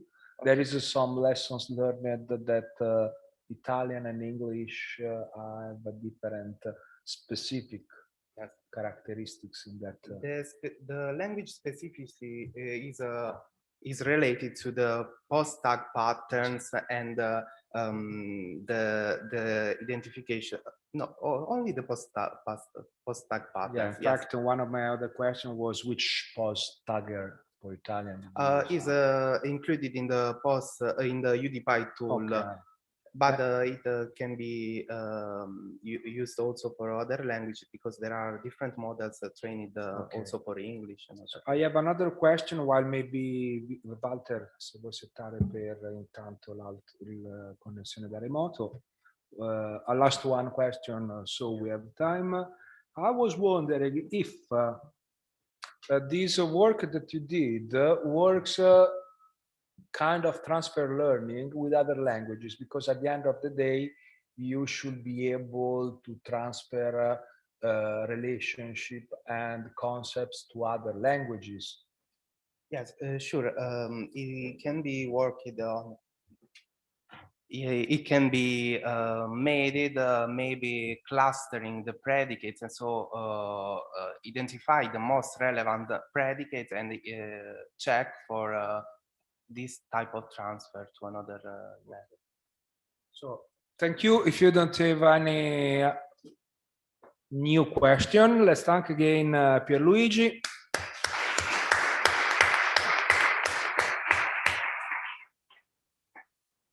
And now I assume we are giving the virtual stage to Ben-Yu Wang that will present a paper developed together with Emanuele Di Buccio and Massimo Melucci entitled Sequential Modeling in Vector Space. So can you hear me? Yeah, I can hear you. Can you hear me? Yes, very softly, but I can hear you. Welcome, Ben-Yu. Okay. So this is a short paper for a total of 10 minutes. Since you have your timing on Zoom, I would really appreciate if you can stay in 8 minutes, so we will have a couple of minutes for questions from the audience, okay? Okay, sure, yeah. Okay. Okay, Ben-Yu, could you enable your camera if you want, so that we can put you in the spotlight? Camera, okay. Can you see me now? We can see you. Perfect. Okay, okay. So, okay, should I start now? Okay. Please start, thank you. Okay, I'm Ben-Yu Wang from University of Padua. I'm here presenting our paper in sequential modeling in vector space, collaborate with Emanuela and Massimo. The background is that we usually embed some discrete objects as vectors. For example, in natural language processing, we learned word embedding, and in the recommender system, we learned the user item embedding.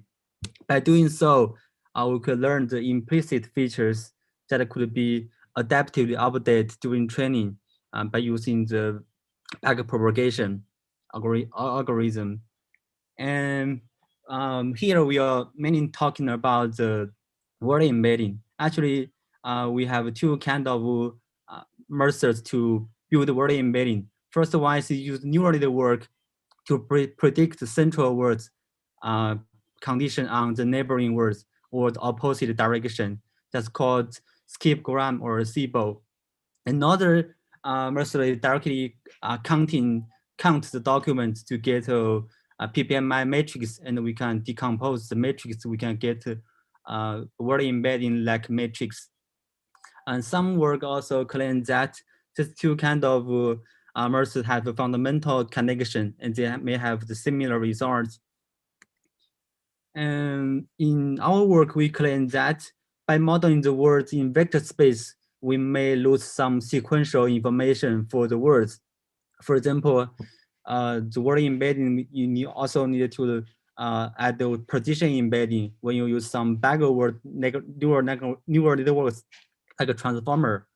But in this paper, we are mainly consider the temporal dimension. It means different words may change the meaning in different time. Here, I will give you some example. The first one is the word president may refer to different person when in different time. For example, if we discussed the president 2 years ago, it mainly referred to Donald Trump. But now, if we talk about the president, probably refer to Joe Biden. Here's another example for the long-term evolution. It's like the word meaning get shift from tasteful, cheerful to homosexual at the present. So this this evolution may range for 100 years. Sorry Okay. to interrupt you, Ben. Ben, you are still at the first slide of your presentation, correct? First one. Okay. No, because if you moved over the presentation slides, we didn't see them. Now Okay. they are moving. Okay, maybe I will not use the full mode. Maybe Okay, let's move just to the slide where you were discussing now and move on from there, okay? Oh, okay. Sorry, Thank you. Okay, thank you. Yeah. The typical way to do that is to directly split the cover. The dynamic cover means the cover may have the timestamp. We know which year the document was made. For example, here we split the whole cover into 3 subsets, and we learn the word embedding for the gay in each bin. And we have 3 word vectors for the word gay. But we cannot directly compare these word vectors. We need to align them together. Currently, some words try to align them by a 1-to-1 mapping. For example, here they learn 2 transformations. One is from 100 ago to 1950s, and another is from 1950s to the present. So we have the 2 independent transformation, and they are not related. So we learn them totally independent. But in the ideal situation, we may expect the transformation should be smooth, and the word meaning change may gradually change, not suddenly change. So we propose to model single unified transformation, directly transfer the meaning from 100 years ago to the present. So by doing so, we will get a more efficiently in the space complexity. Here we no matter how many timestamps or bins we split, the parameters will become stable. And another way, we also want to align them together. So typically, we train the time as a continuous variable, and the parallel diagram will transfer from word vector to word functions. Previously, we model word as vectors. Now we model them as functions. The functions treat the time as a variable, and we want to get a vector in a specific time. You directly get let the variable equals to the time t, and you can get 3 values. That values could be the vectors in that time. For example, here's the figure I want to show. We are learning 3-dimension word vectors, actually, are 3 functions for each dimension. And if we want to get a specific time, you take the variable and get the values. And the point that we want to decide which kind of functions should fit this situation. General term, we call the time-specific word embedding called temporary word embedding. And actually, what we're doing in this paper is learn the word functions. Here we denote it as f sub it. It's a function. Actually, learn the time-specific word embedding.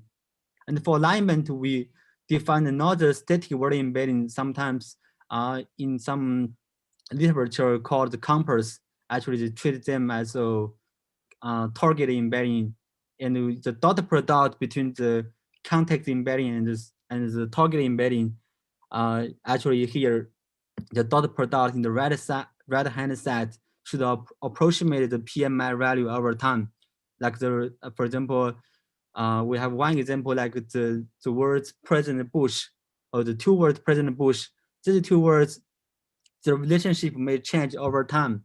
Here is the one example. We count their frequency over time, and the frequency over time is one of the most important ingredient for the PPMI values over time. So if we see the function like here, we probably know the PMI value change over time. And you can see there are 2 peaks on the figure because there are 2 presidents called Bush. One is the father, another is his son. And this kind of function for the frequency or for the PPMI value are very complicated, sometimes highly nonlinear. So we may also expect the left side, the dot product between the temporary word embedding and the static word embedding also be highly nonlinear, some more effective with better capacity. Here we formalize the function as a sinusoidal function with some cosine or sine functions, and we prove that with this formalization, we could approximate any continuous functions. It means we can model any word meaning change over time, thanks to the Weierstrass approximation theorem. And finally, this figure will show intuitive way to show how our model work. For example, here we have 3 words. Each word has 3 dimensions, actually 3 functions. And if you can take a different time and get the different time specific word embedding for each word, and the different words at different time can directly compare together because we have a compass for alignment. But finally, we evaluate our methods in many benchmarks like the clustering and the temporal knowledge and also semantic change detection. And our proposed method nearly achieved SOTA in all the benchmark, except for a few metrics in the second benchmark. And lastly, I only show a simple case study. Like here is the word similarity to gay. In the first column we have 5 words, and in the second column and to the last column we have some different time. And we know in the very beginning the word gay is very related to frosty calm and playful, and later it becomes more related to homosexual. So we could know a little bit that our model could capture the word meaning change over time to some extent. And this work is supported by the Quartz project at Marie Curie ITN program. That's all. Thank you. Thank you, Ben.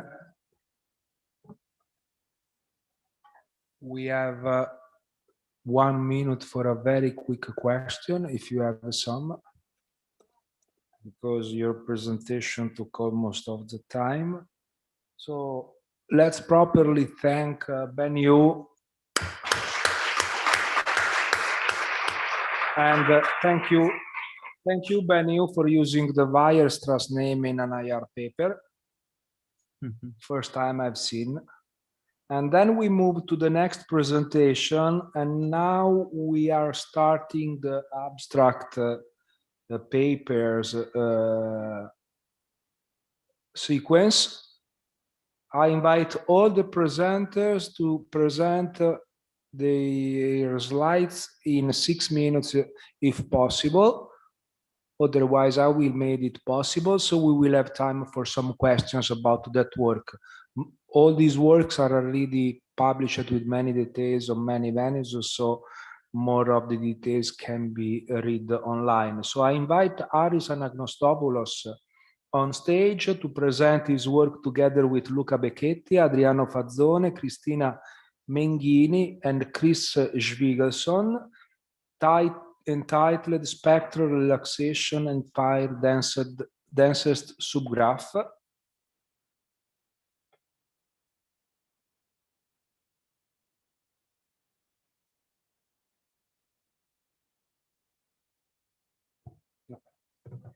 Good afternoon to everyone. So this is work I have done with along with some colleagues that at the time were at Sapienza, and was presented last year in CIKM. CIKM. I will start with the motivation and showing you the results, and then we will move on. So assume that you're somebody who wants to organize a workshop. Okay. So for the workshop to be successful, basically the participants must share interests. Okay, so how can we do that? Maybe we can look at the collaboration graph. Okay, and then maybe I would like to invite to the workshop people who have worked together. Okay, and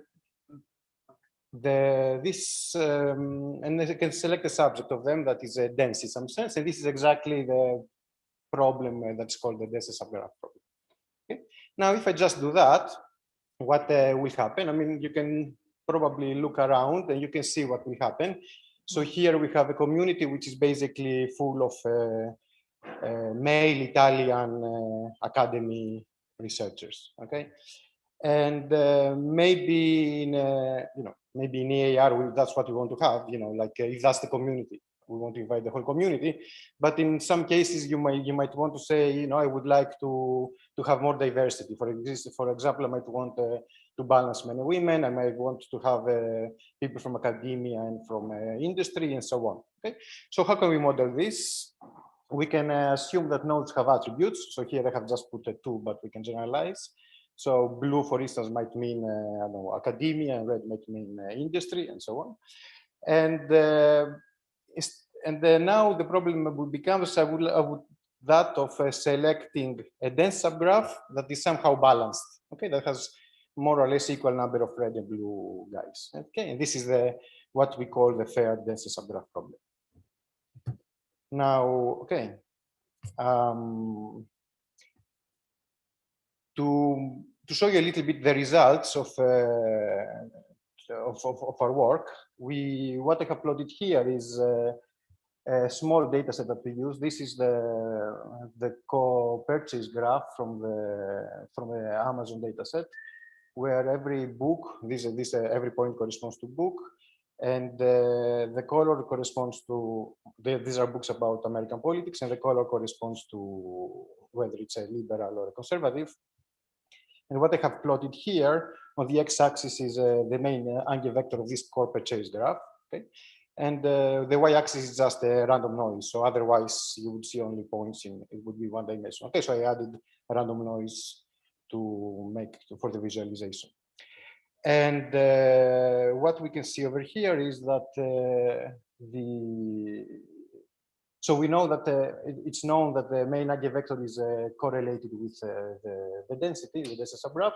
So if I would just use the data to find the dense subgraph, I would get only liberal books. Okay, so given that we can also do recommendations using this type of algorithms. You know, if I want to recommend books, I would recommend only one type of books to someone.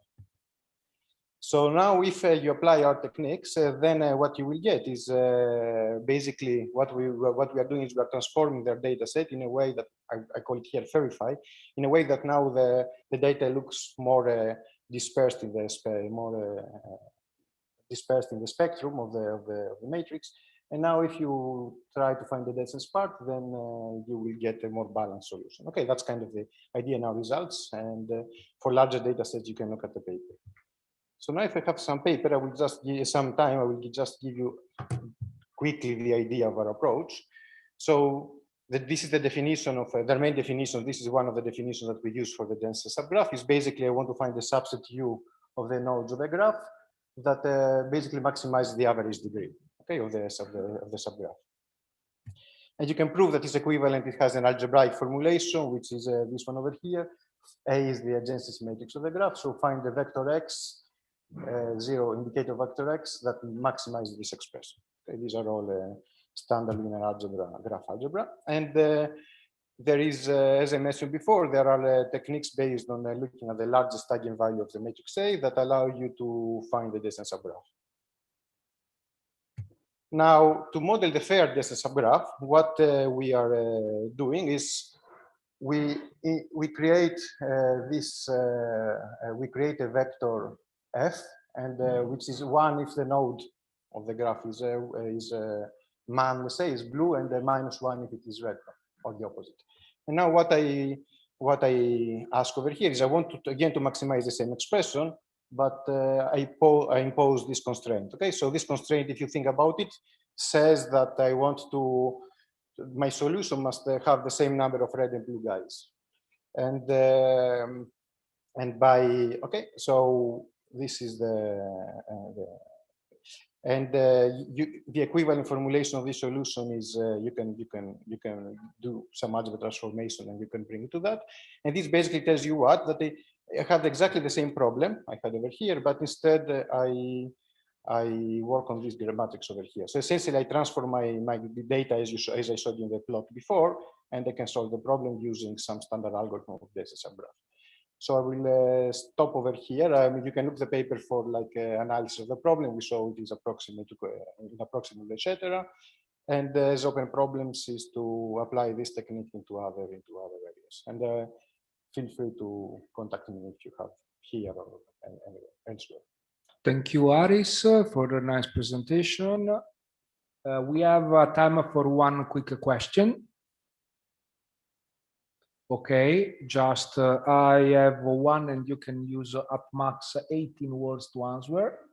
So can you, how difficult is to change the formulation of this problem by inserting a constraint? Because in some cases I would like to have the densest subgraphs, so researchers with main common interest, but a minimum amount of diverse interest in order to like serendipity, in order to have a minimum number of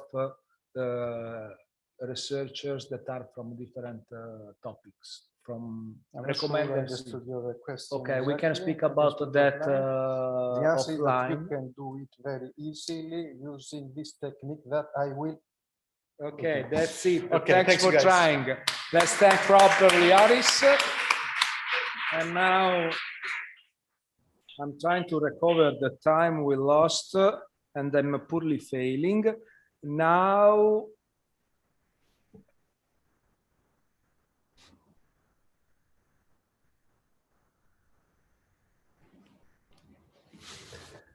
we move to the second remote presentation by Giulio Ermanno Pibiri. Yeah. Presenting a work done in conjunction with Roberto Trani, and with the title PT hash, revisiting FCH minimal perfect hashing. Welcome, Giulio. This is again an abstract paper, so I will give you maximum 6 minutes for presenting your slides. So we will have plenty of time for questions that I know now will come from the audience. So no further delay, go on. Okay, thank you very Remember much. that I know where you live. Okay, so all right. So can you confirm you see my slides? Perfect. Okay, cool. Okay, as you already said, I want to thank once again Roberto Trani for my colleague and friend for having worked with me on such an amazing problem, which is about minimal perfect hashing. This is a paper published at the last edition of IIR, where I was given like 13 minutes, something like that, which was insufficient. So this time I don't know what to say. I mean, I will barely scratch the surface. So again, so a little bit of context and motivations. So there are many practical areas in computing, and here on this slide you see some remarkable examples where one needs space-efficient and fast retrieval storage of key-value pairs. Okay, you can imagine this is a very standard and basic building block of a lot of data structures and problems. And one way of solving this basic problem very efficiently in a very elegant way is using a technique known as minimal perfect hashing, where we are given, so in this problem, we are given a set S, this is, you see, of n distinct keys, and our task is to build a compressed data structure, F, which is our minimal perfect hash function, that assign to each distinct key in the input set S a unique identifier in between the range 0 and -1. And here on the right, you see a pictorial example. You see that I have a toy data set of 7 strings. So my keys are strings in this example. And you see that this block that we want to compute, F, assigns each distinct key to a position, a unique position in the table between 0 and -1. So that's minimal perfect hashing. And you see on the left, we have a lot of different techniques. So this problem has been studied quite extensively, okay, in the literature. And our starting point with this work was actually an old construction named FCH by the authors that proposed this technique, published at IIR almost 30 years ago. The idea is very simple and elegant. So you first divide the keys into a bunch of buckets, say M buckets, using a standard hash function. So you pick a universal hash function, you compute a hash code, h of x, and you distribute keys into buckets. And now you allocate an array of m integers, and for each position in the array, for each bucket, you want to compute this quantity di, which is an integer, which is able to displace the keys using this formula that you see without collision, okay? So if you're able for the key x to retrieve the corresponding bucket I, you retrieve the displacement di, and you use directly, okay, to compute the hash function, f of x, using this very, very simple formula, okay? So I was really attracted by this technique because it guarantees remarkably fast evaluation of the function, okay? So you just have to compute the hash code, h of x, which is, let's say, done in constant time. And then with just, potentially, with just one memory access, okay, you retrieve di, the quantity, and then you just compute the function, okay? In fact, this is several times faster than all the subsequent techniques that was proposed about this problem, okay? I'm gonna skip, okay, the search, so how you can fill, okay, this table of displacements. What I want to tell you is just these remarks. The search algorithm has to guarantee that each position in the table is tested with uniform probability to guarantee expected linear time construction, okay? And in order to do that, it's important that the displacements are tried at random, which actually means that the table will be filled, okay, with integers between 0 and n-1, but completely shuffled at random, okay? And you know, applying a very simple, you know, information entropy argument, you know that if you have a bunch of random numbers, okay, and if you know the universe of this, which is n, you can't do better than compressing each value using log n base 2 of n bits per bucket, okay? So that's a standard fact. So if you use that amount of buckets, as you can see, Cn, where C is a scalar of your choice.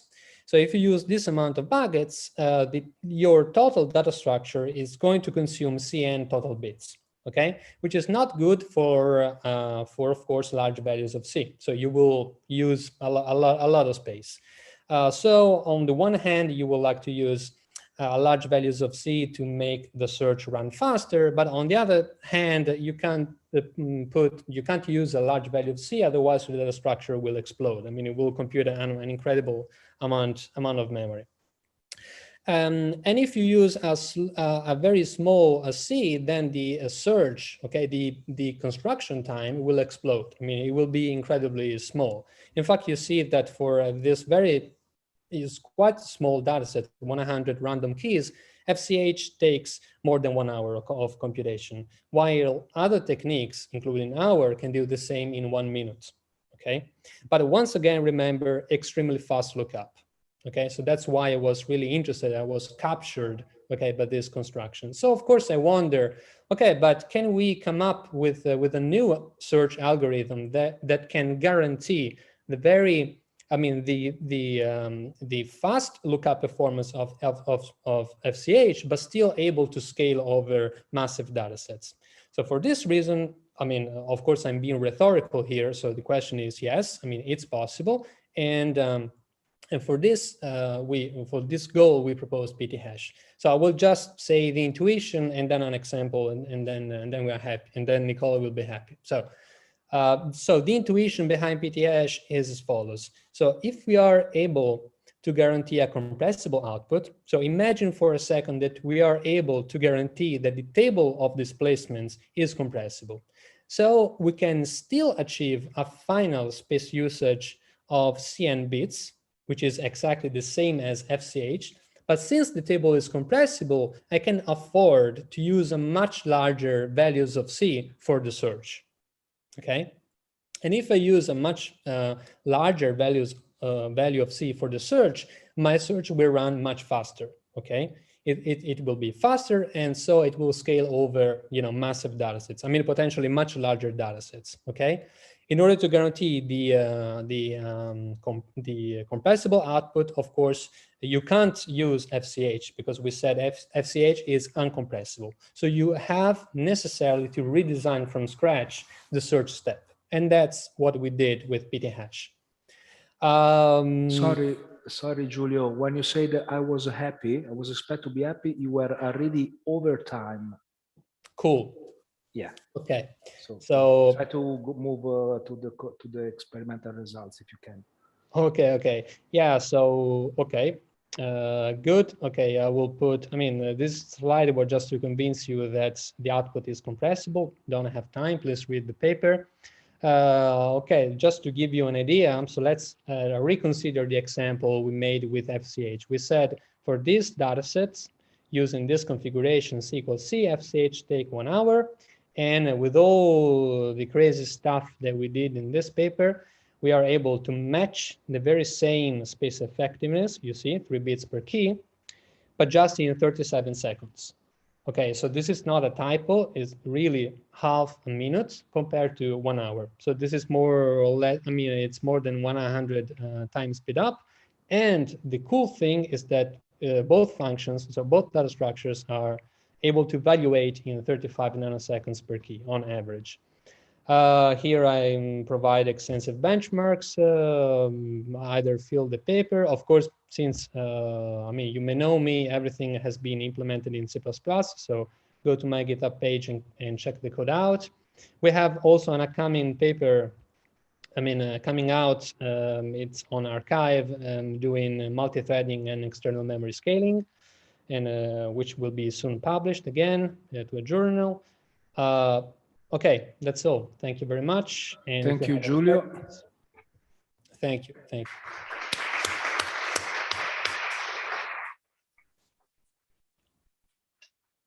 Unfortunately, you eat up all the time you had for questions.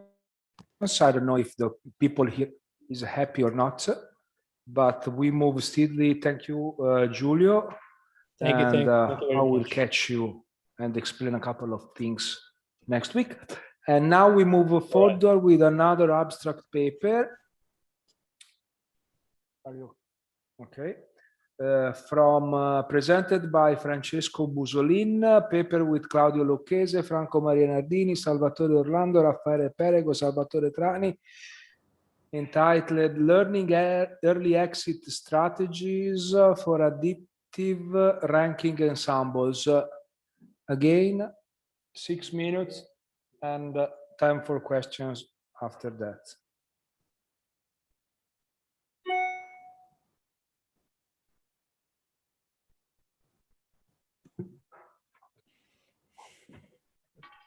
So, hello everybody, I am Francesco, I'm from Venice, and today I'll talk about early exit in additive ranking ensembles. Basically, our setup is to guess and discard the largest amount of documents possible in order to improve the performances of a ranking ensemble, which is composed by normally hundreds or even thousands of trees. So every document that we need to traverse and score costs us a lot. The idea in general is to make a decision at a discrete point in the ensemble, which is normally called a sentinel tree, and then here collect the scores of the query, perform a partial ranking at that point, and then perform a decision. In the literature, there are some proposed heuristics to perform this kind of operation, and we researched if a machine learned approach could be used. In our case, we decided to effectively classify and try to detect which document will end up in the top K results. Because remember that typically in a ranking scenario, we are only interested in a small subsample of documents that we call here top K, and only those K documents will evaluate to compute some ranking quality metric. All the others are not even a computation. So if at the beginning we were able to detect which document will end up at the end below that K, we could actually discard them all. So basically in the training part of our approach, we assign the continue label to those K documents and exit to all the others. Naturally, now we have a highly imbalanced dataset, and so we tackled this problem by using distance weighting and to rebalance everything. And we also exploited this step to promote the relevant document. So the more a document is relevant as a label, a true label in the dataset, the more we should focus on it. And also we take in account a factor of rareness, if you will. So if a particular class of documents is particularly rare, we would like to focus on it and so to understand why. All in all, so putting everything together, we came up with a framework where the classifier is a small ensemble, pretty similar to the one that composed the ranking model. And so we were able to actually implement it and use it very efficiently. And we could actually even tune a confidence threshold, so decide how much our model should be aggressive, if you will. These are some results. Here, APT, or exit by proximity threshold, is one of the heuristic-based approach that I mentioned earlier. Essentially, this strategy works by at the sentinel, keeping the top K results at that with the partial ranking obtained at the sentinel, and those close enough, because those that are close are more likely to climb up on the top K in the remaining part of the ensemble. Each point here is a possible choice of threshold for APT and also a confidence threshold for the idea. The first row is are the results on the MSLR dataset, which is a pretty relevant, rich dataset for both LIAR and the heuristic. And then the lower row, we have a comparison on two different datasets of the best versus the best. So for each the classifier and the heuristic-based methods. In both cases, we are able to achieve higher speedups and also lower losses in the MCG at 10. So we are able to maintain more metric quality overall.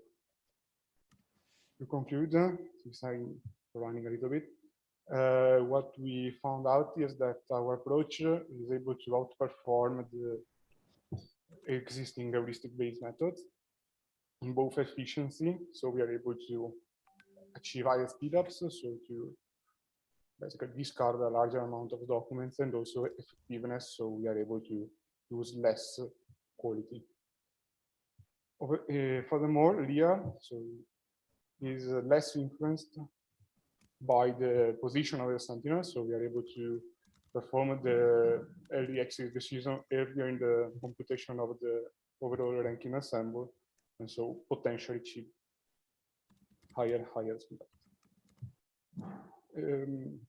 This is also related to the fact that we can use also features that are already extracted and available in the datasets, while on heuristic that takes into account only the rank or the score available at the sentinel cannot. And finally, we are able to have a customizable framework, mainly because we can tune the threshold. So in a scenario, in a real world scenario where we have maybe a high load, we can have a more aggressive strategy, because a worse result is better than no result at all. And and also we can easily swap the classifier. Maybe if we in the future found out that highly tuned neural network works better than our little ensemble, we can swap it up and continue from there. I'm done. So if there are perfectly on time. Thank you, Francesco. So let's thank the presenter. Before asking for question, I invite the next speaker, Dima, to come here with Walter for the copying the slides. Now, since we have this short time for questions, please fire all your questions to Francesco. Was a really tough lunch. We have one question. Hi, can you hear me? Okay, thank you. I know pretty much nothing about this topic, so this may be a silly question. Do documents that are exited early have something in common that you could find? Perhaps they are short, or they are lacking the keywords in the queries. Is there any common property? Not particularly, but I'm not sure because we are our data set were already pre-processed, so the features were already not we did not have the raw text, so but no. Right, thank you. Okay, thank you, Francesco, again. And now we have Dima El-Zain, correct? That and she's going to present a paper authored together with Celia da Costa Pereira, with the title "Representing, Tracking, and Revisor the User's Knowledge: a Research Result Filter Framework."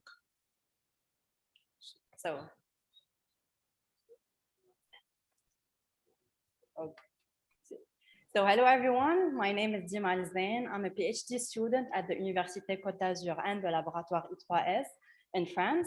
And today I will present my work supervised by Celia Pereira about a framework that will personalize search results based on user knowledge. I will answer the question. I will answer your question before you ask it. What do I mean by user knowledge? I consider user knowledge is the text, document, or website the user is reading, and I am considering as a user knowledge, acquired knowledge, and then using it to personalize or filter the results. The reason why we are specifically interested in this subject, because user knowledge is considered a cognitive aspect, and this field in the information retrieval has been recognized as a major challenge, and it is still not very, there are not much researches about it. So in general, this is the framework. I propose to implement or to place a filtering agent as an intermediary between the user and the search engine. This agent will be aware about the user knowledge. So next time the user will submit a query, the agent will handle the results returned by the search engine, will compare the content of the text or of the document with the user knowledge, and accordingly, it will return results to the user. Now the question is, how are we extracting this information, or how is this knowledge represented? Well, we are considering that this agent has some beliefs about the user knowledge. They are represented as keywords. For example, here, my agent believes that the user knows about IIR. Same, it believes that the user knows about OLEG. And as we are humans, don't believe equally in all the things around us, we decided to assume some grade to the knowledge. For example, my user here believes with 0.8 about IIR, while it knows less about OLEG with 0.3. And also, we allow the representation of negated beliefs. For example, here, I am representing that the agent believes that the user knows that IIR is not a journal with a certainty or a grade of 0.9. On another side, this agent also has some rules. Those rules help the agent to derive new beliefs. For example, the agent believes that if the user knows about IIR and OLEG, then it probably knows about BARI. As discussed, the user knowledge is extracted from the documents the user is reading. So how it will work? Once the user will read the document, I will analyze the content. I will extract the information inside it. So far, we are using the rapid automatic keyword extraction RAK method, but it could be any other method. So the result will be a set of keywords with some scores. Our work will be to convert those scores and those keywords to user beliefs with their related degrees, and finally add them as the agent beliefs. So we can see here that they were converted to beliefs with some degrees between 0 and 1. And now that the agent has added the knowledge to its belief base, it's time to check the rules. In our case, the rule here is applicable. I already have IIR, I already have OLEG in my belief base. I want to derive the new belief BARI. So I used some tracking belief work that already exists in the literature. So in this case, I will link those two nodes to a justification, and therefore I will derive the new belief BARI with a degree of 0.3.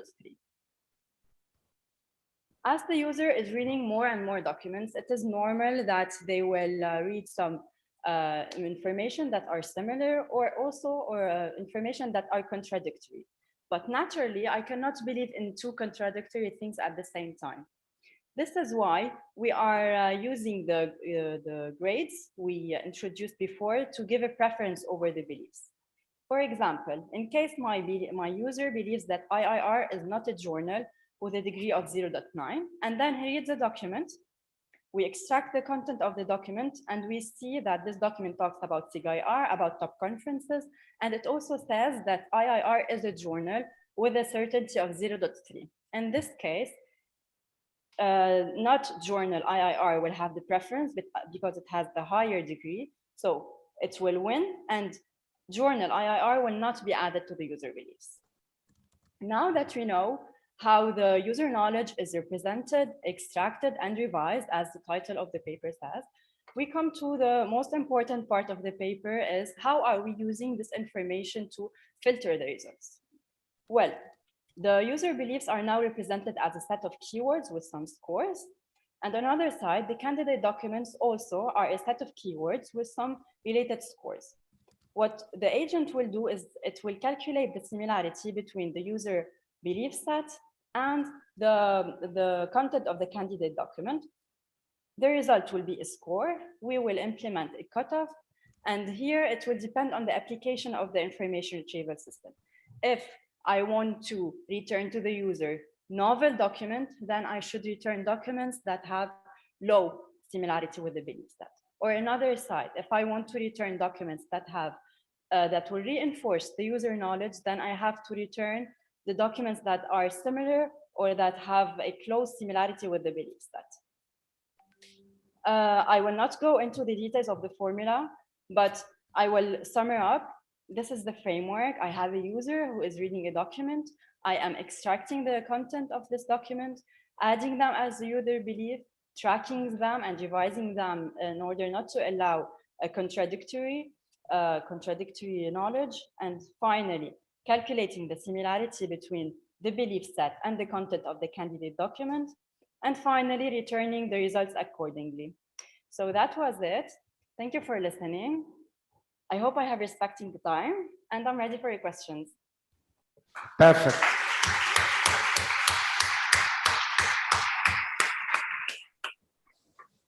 So if you have a very quick question for Dima, that's the right time.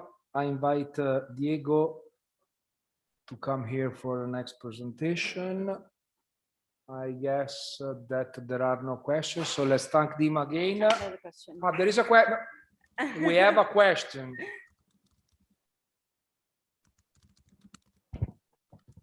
I want to ask you if the rules are manually engineered or they are automatically derived, and if there is a way to disambiguate the keyword that you extract from the documents representing the user knowledge, because maybe one word can have different meanings, yes, but the user have the... It's true. It's true. For now, we are using the rapid automatic keyword extraction that is just representing keywords, but there are many other ways to use the framework. You can use some word embedding or some BERT embedding that will take into consideration some other meanings of the word.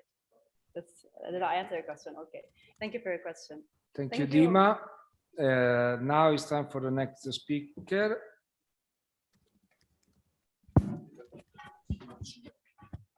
Diego Marcia.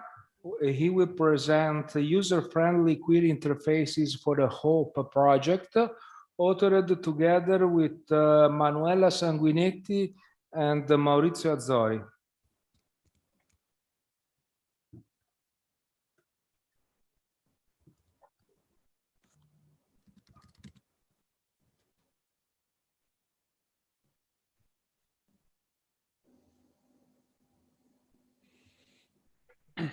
Good afternoon, everyone. I'm Diego Marcia from University of Cagliari. So, user-friendly query interfaces for the HOPE project. What even is the HOPE project? It is an ongoing Italian research project aiming at defining methodologies and tools for the maintaining and production of open data. And at the University of Cagliari, we are working on bridging the gap between users and data which is exposed by Sparkle endpoints. So why? Well, for the general users, it is obvious. General users don't know Sparkle. For expert users, there are some problems too, because what is the schema you use? Should I look for birth date or date of birth? And what is the format for data? Should I look for people born in the USA or in the United States of America? So I need a user-friendly interface. We are working on two approaches: by example, structured queries and question answering. In this presentation, we focus on BaseQ, which aims at providing a unique UI for performing, by example, queries over any given Sparkle endpoint. it is based on a previous, more limited project. So how does the research work? The search work.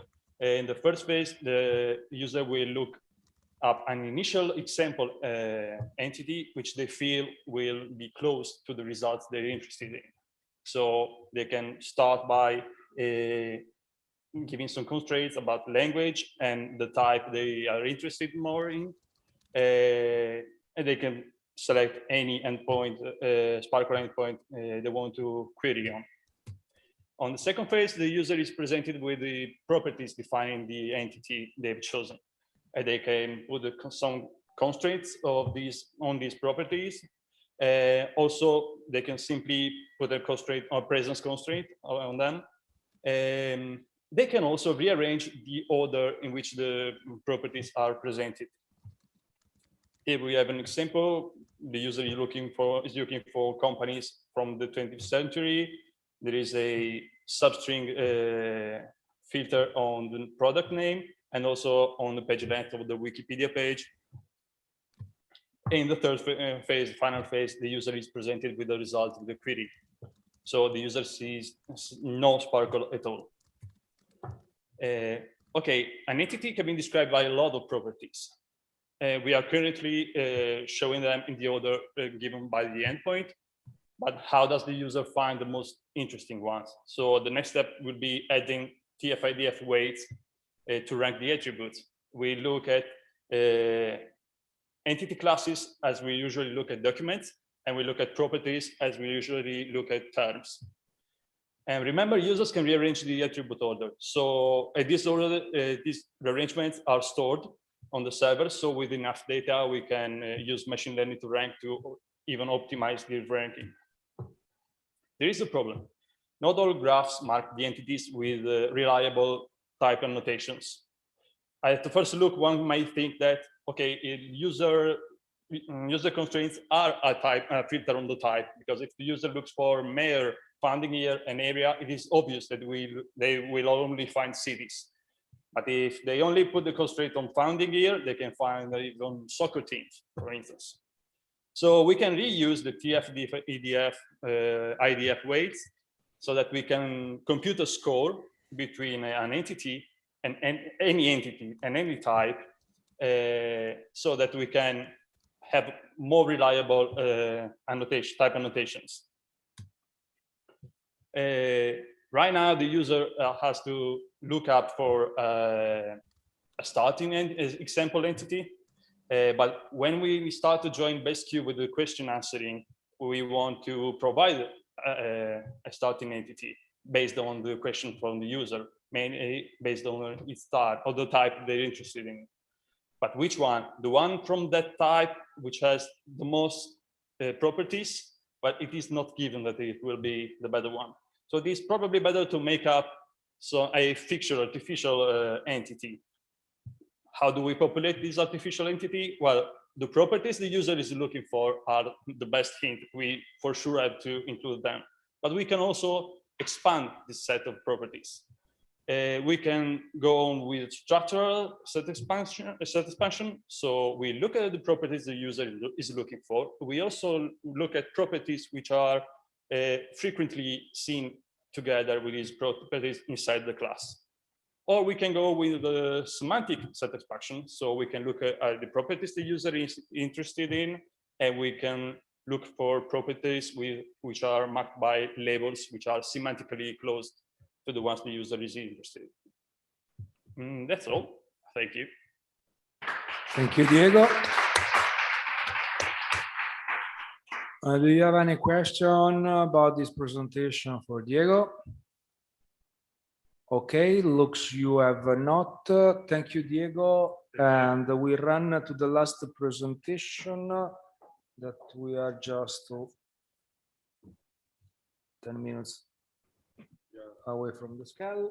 The next presentation, the last of this session, will be presented by Raffaele Perego. He will present the work Weighting Passages Enhances Accuracy, developed together with Cristina Ioana Montean, Franco Maria Nardini, Ophir Frieder, and myself. And again, Okay, maybe will be finish also earlier because this is a quite simple paper and that was published this year in ACN Transaction Information System, and I will give you only the idea on which the work is based on. Okay, the idea is really simple, and it is based on those observations that the relevant terms, the most salient terms that appear in a document, and in particular on curated documents such as a news article, does not have a uniform distribution, but their occurrences are concentrated in particular parts of the documents. To assess this very simple and basic observation, we considered 4 different data sets. 3 of them are data set of news articles. The last is your apartment edition is fantastic, but not web documents. And we looked on the document of this collection for the occurrences of the top K terms that are the most relevant. And for assessing relevance, we use a different method, such as in this case the IDF, for example. And we consider the position of these salient terms, and by dividing each document in 10 completely arbitrary in 10 parts of equal size, and compute the distribution of this salient, of the accuracy of the salient terms on these 10 passages. We call them passages, and the result is that independently of the collection considered, the occurrences are, the distribution of occurrences of salient terms are quite skewed, more skewed if we consider the less K, the lesser value of K of the number of salient terms. And this is true, and I understand you want to invite friends, this kind of stuff. You can do that. And we see that the occurrences are more dense. Try to invite friends. It's more dense in the beginning and the end. You don't, ruin. And the next step was considering how to exploit this observation, and this was even quite simple in the sense that we have in the literature several examples of considering the different weighting models that consider in different way the position of occurrence. One of the most notable is BN25F, in which we consider the documents as divided in different fields, and we weight differently the frequency of term occurs in each of these fields. We did the same by considering the division and arbitrary division of the document in 10 different passages of equal size. And we used the formulation of the BN25F to derive this very simple weighting model, new weighting model that we call the BN25P, where P stands for passages.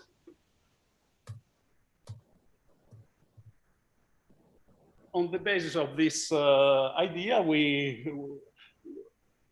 consider the following research question. And the first, of course, is if the effectiveness of this weighting, this new weighting model that consider differently the position of the occurrences, is superior to the standard BN25, and what are the possible way of splitting the document in different parts, or of considering the saliency of terms occurring in the document, so far, and even if this properties is common, that is very common in curated documents such as news articles, is also affecting other kind of documents such as web documents. And if this idea can be used to extend also even different weighting model, different from BN25. The first research question was answered on one of the collection, and we see that by fine-tuning BN25 and BN25 P on the collection. We measured statistical significant improvement by using BN25P over BN25 standard. And this occur for different experiments. I consider different number of K-terms for consider the distribution and so on, and even different metrics. Here we report il 40% su quello che tu dovresti spendere, cioè different evaluation effectiveness metrics and different customer and BCG. So this the answer to the first question, the most important question was yes. And these results were robust under different conditions. We consider a different way of considering, for example, the relevance of the most salient terms in the document, such as IDF or KF-IDF or the KL divergence score. And even in this case, we observed significant improvement of BM25P over BM25. We considered even if this idea works with a different weighting model. In this case, we tested the language model and the weighting model based on divergence from randomness. And even in this case, we observed statistically significant improvement by considering, by weighting differently the occurrence in different parts of these documents.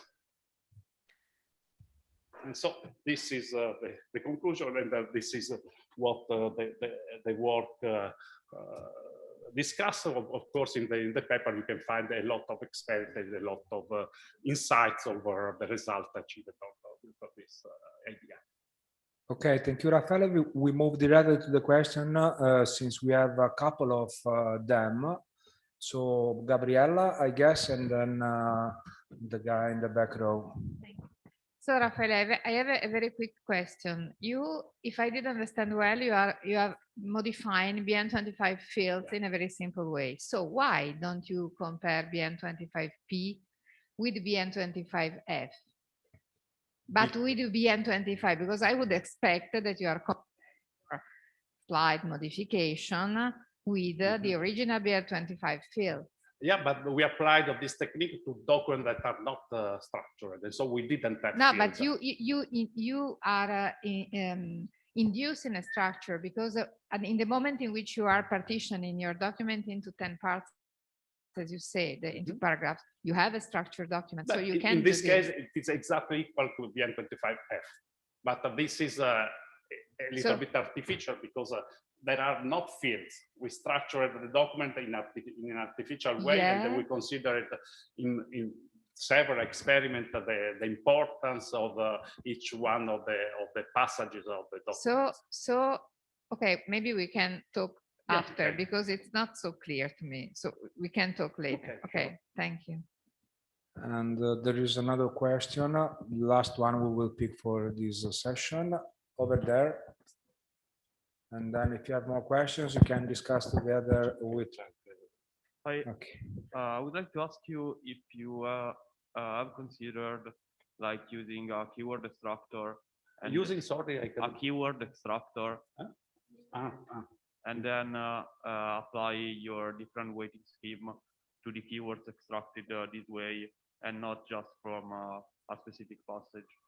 This was a possibility, but we had the focus on the efficiency and the simplicity of the method. And so we used this method that is totally unsupervised for determining which are the salient terms in the document. And we tried different way of considering them, the IDF, KF-IDF, KL divergence score, and so on.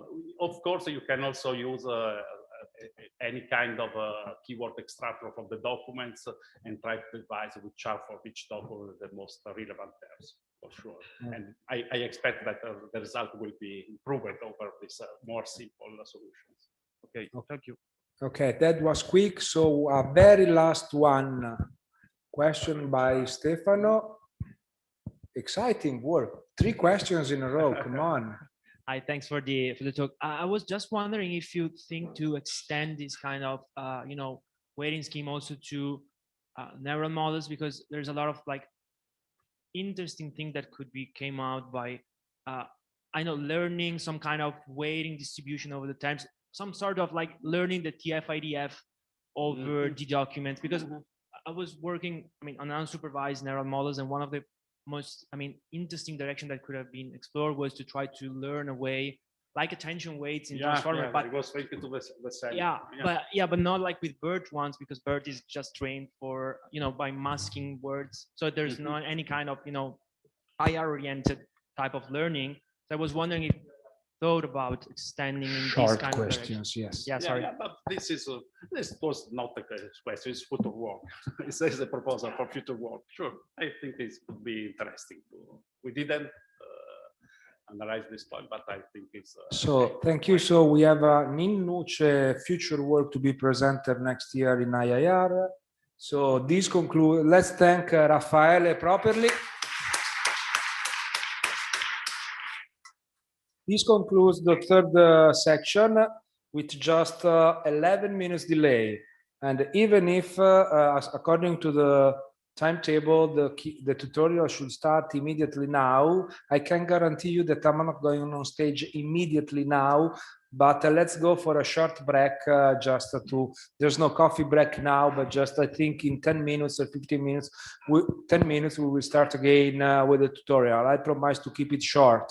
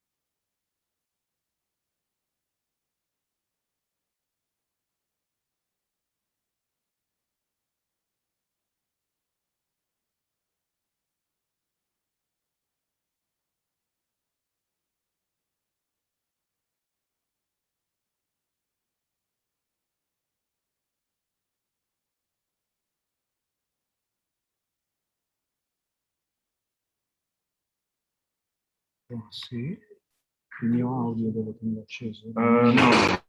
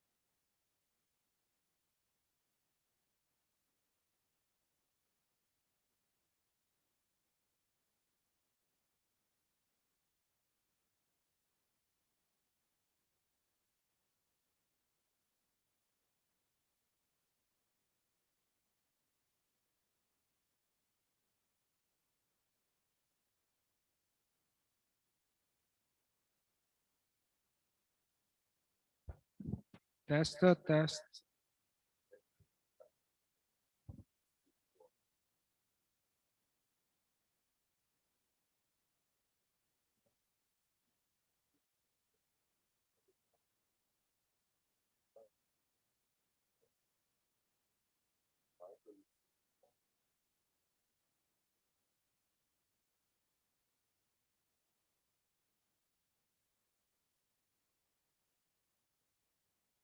Prova, prova, prova. Mi sentite?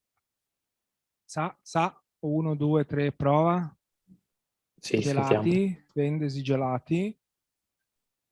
Su Zoom.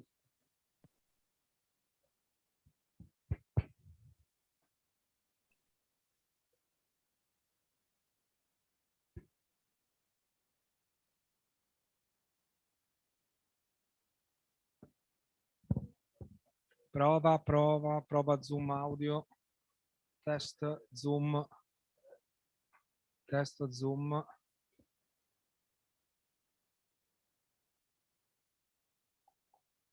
Venite, venite ovunque voi siate. Un po' chiudere le... così vedrai che entrano.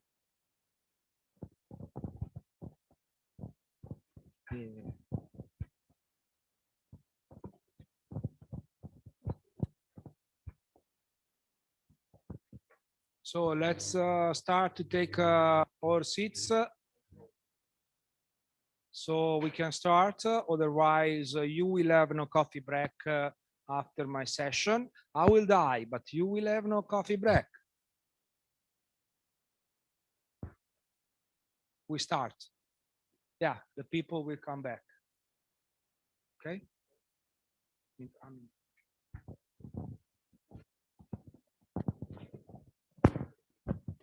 Okay, we can now start with an innovative part of this IIR. In this edition, we will have 2 tutorials, and I'm really excited to announce you the first tutorial speaker, Nicola Tonellotto, with the tutorial titled Information Retrieval from Big Words to BERT and Beyond with the PyTerrier. Thanks, Nicola. Go.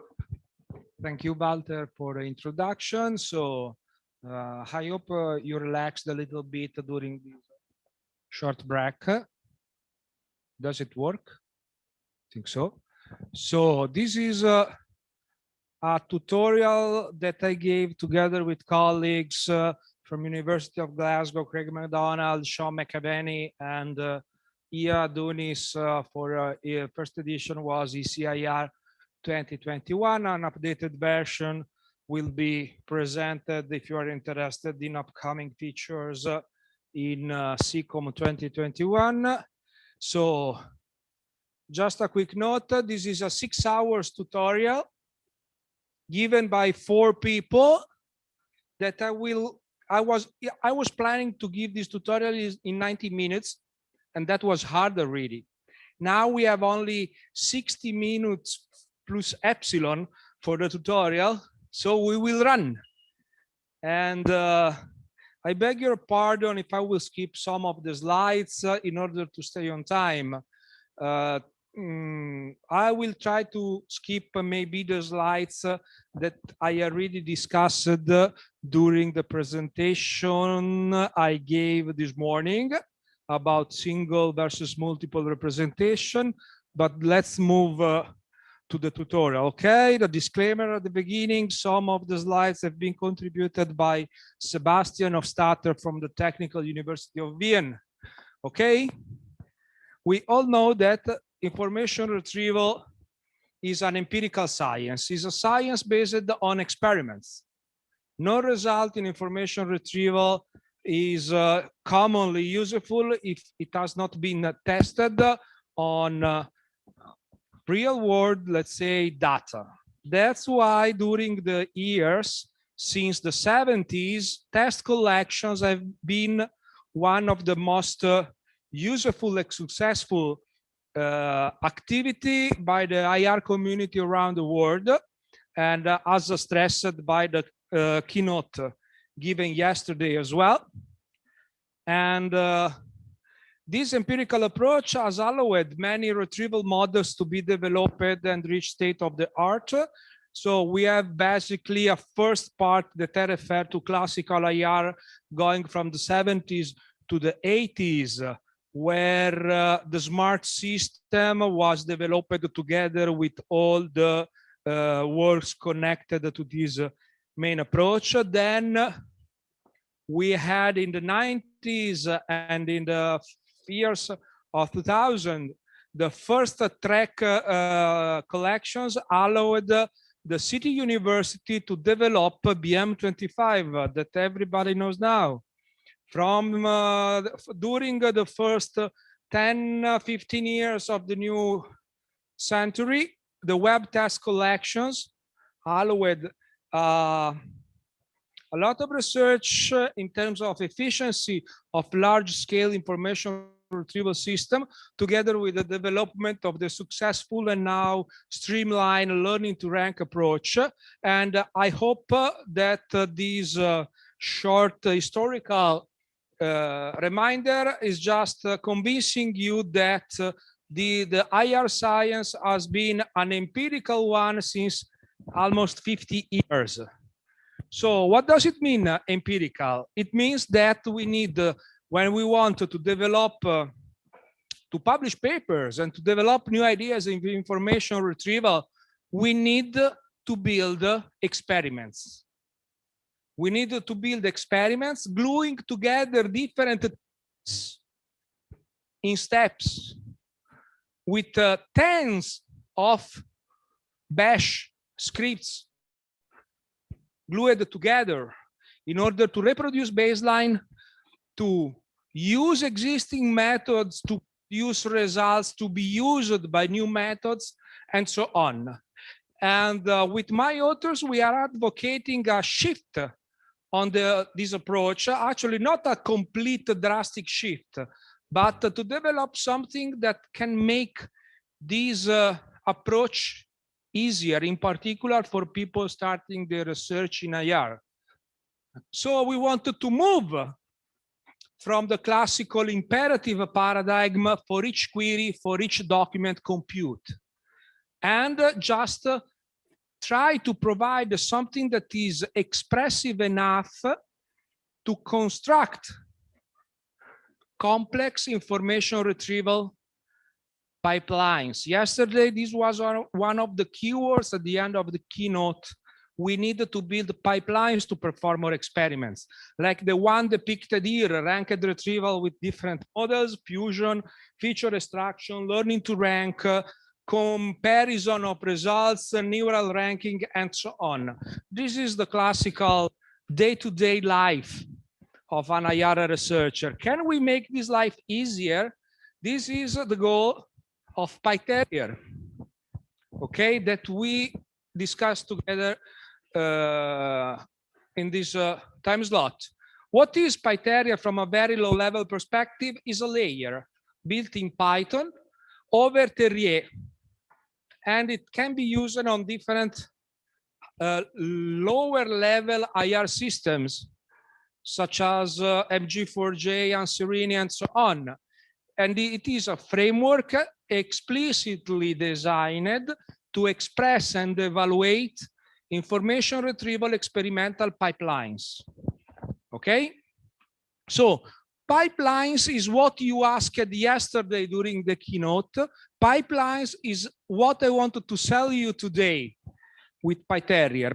Pipelines is the very core of PyTerrier, okay?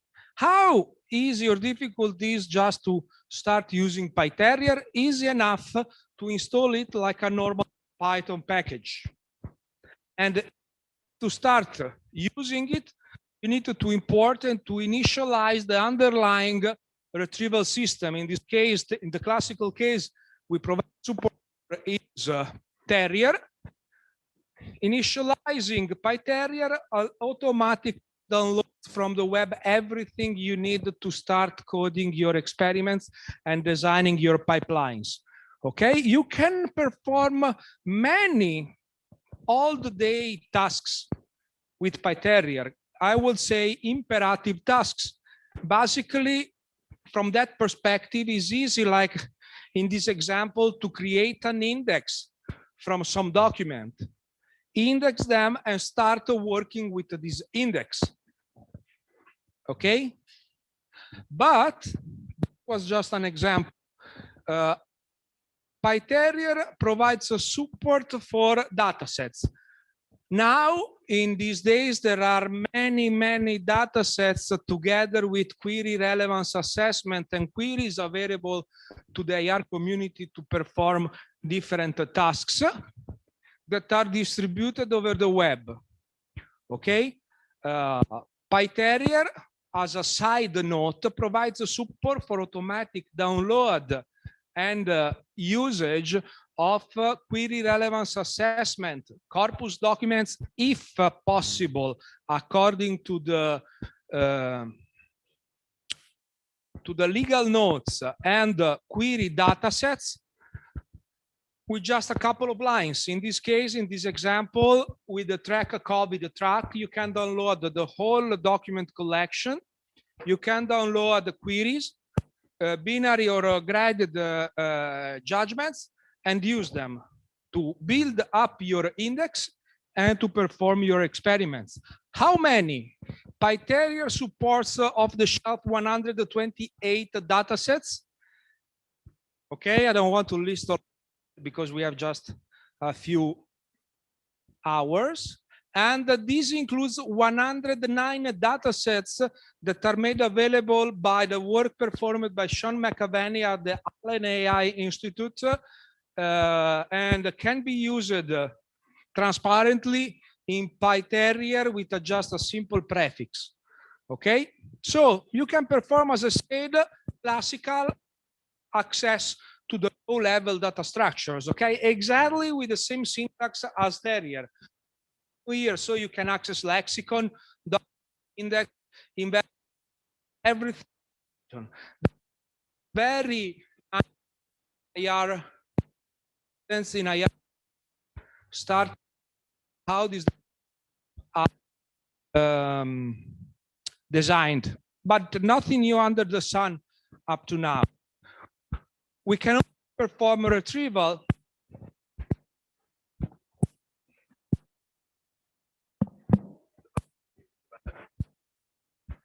since we are planting most of the bat is ping up.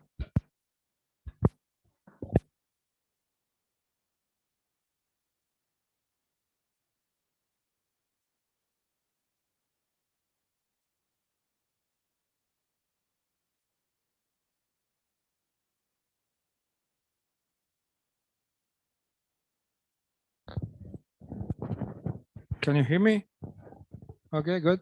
So batch retrieval is as easy as just provide a query you want to test.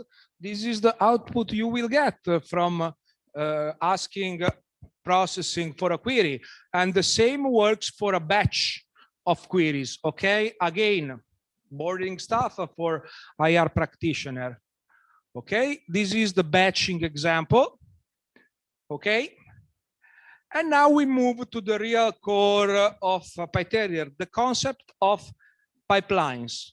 A very simple experiments in information retrieval, something that every student has performed at least once, if not many thousands of times, is just obtain the queries we want to process, obtain the relevance assessment for the query set, transform those queries into results, retrieving documents, ranking them, and then apply some kind of evaluation tool, such as the common track-eval tool, in order to compute some effectiveness metrics, such as MAP and NDCG.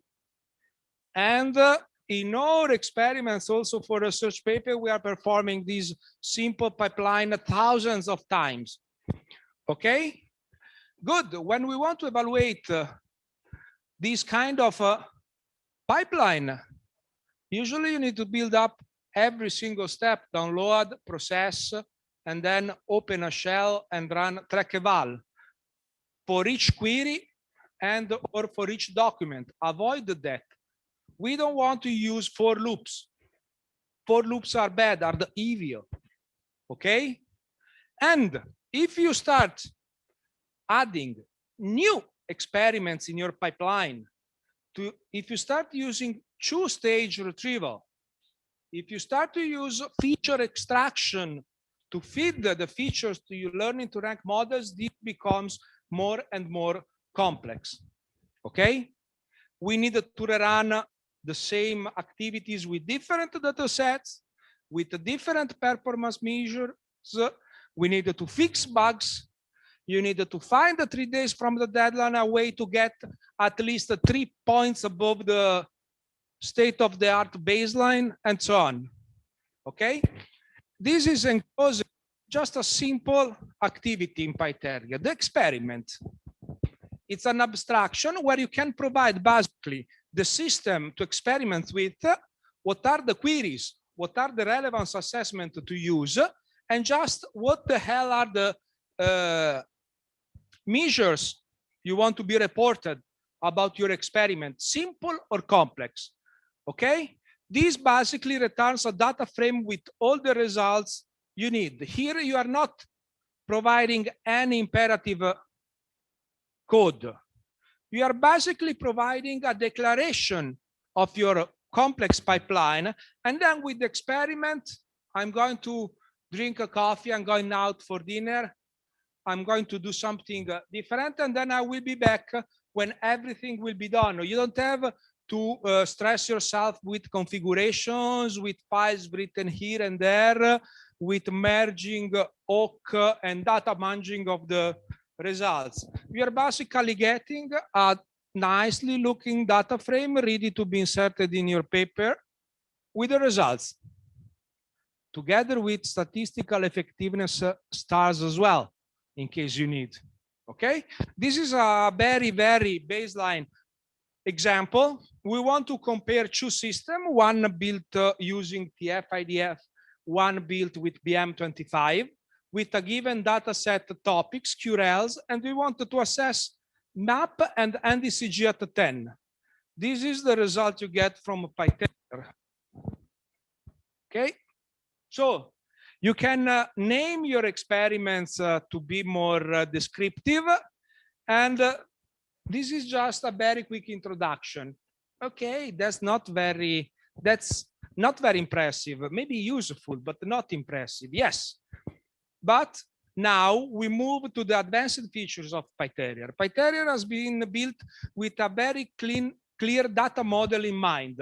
A data model inherited from pandas with very specific data types.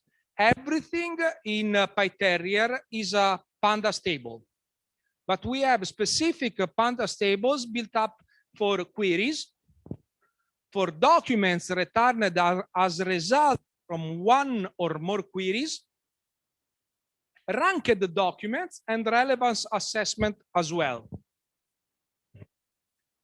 And then we have transformers. Transformers are basically procedures that are responsible for converting an input data structure to an output data structures. I know that the name is unlucky, unfortunate.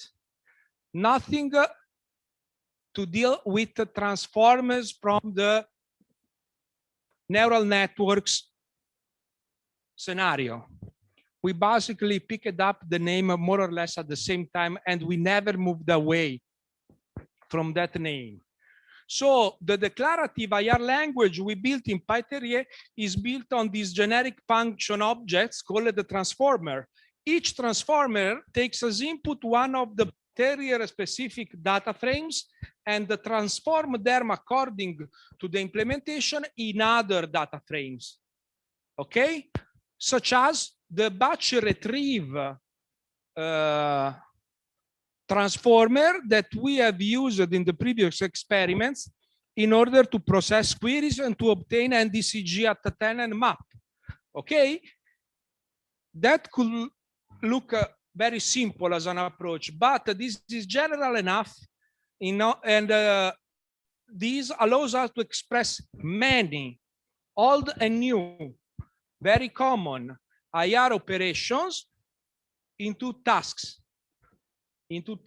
that we call transformers. And now, as we will see, transformers can be combined together in order to build the pipelines.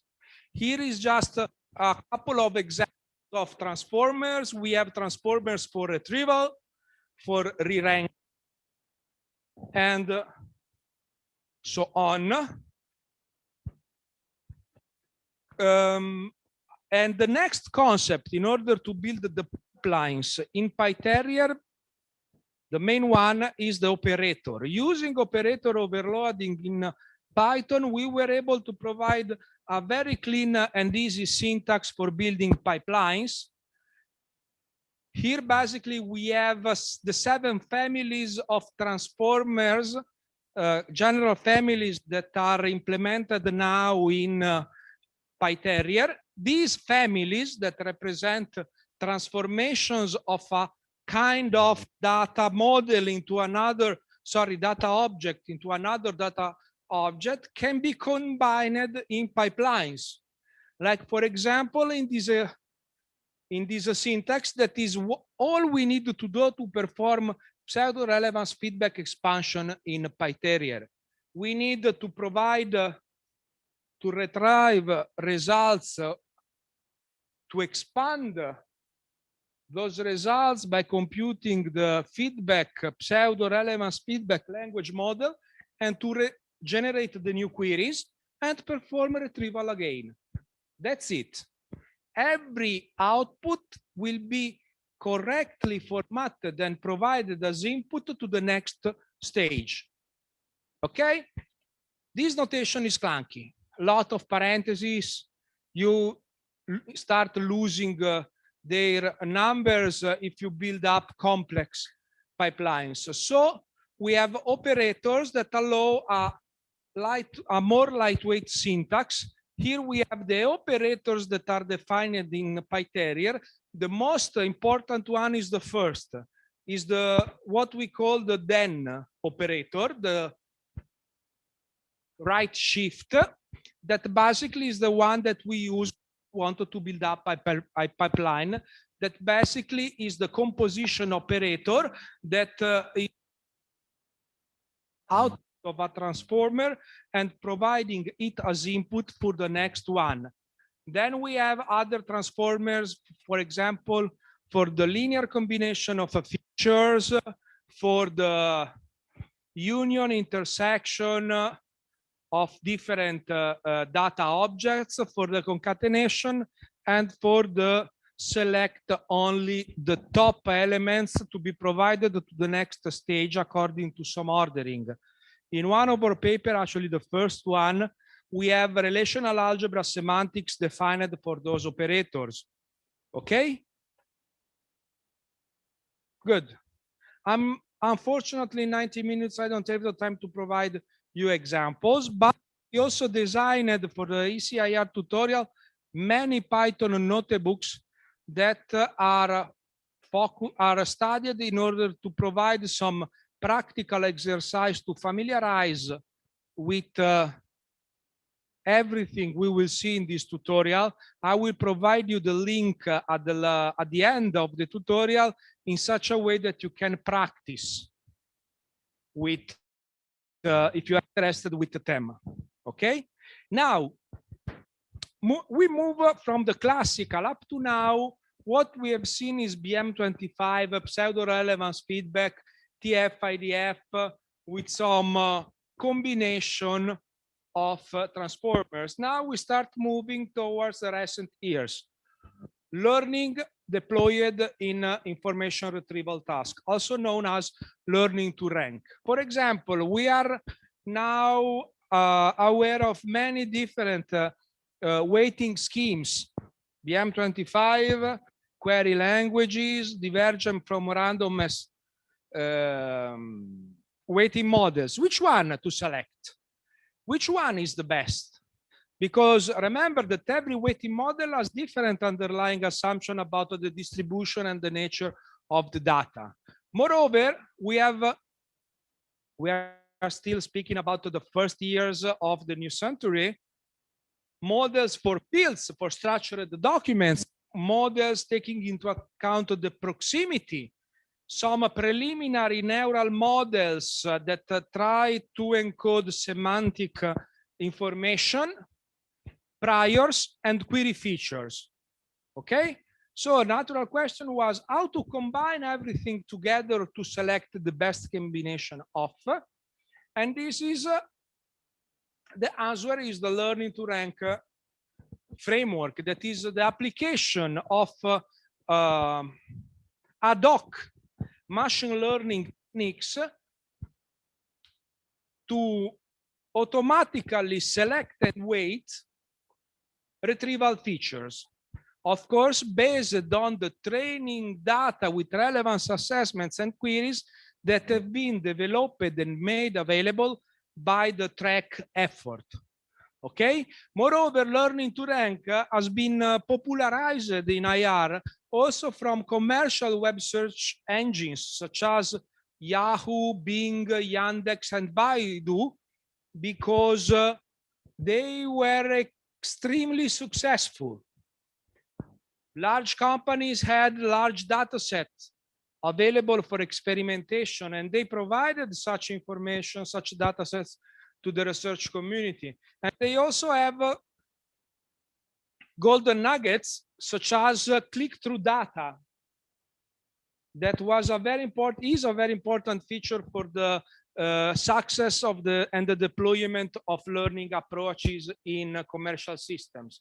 Okay, this is a very simple schematic of a very small approach, but good to learning to rank, but good enough to discuss a little bit.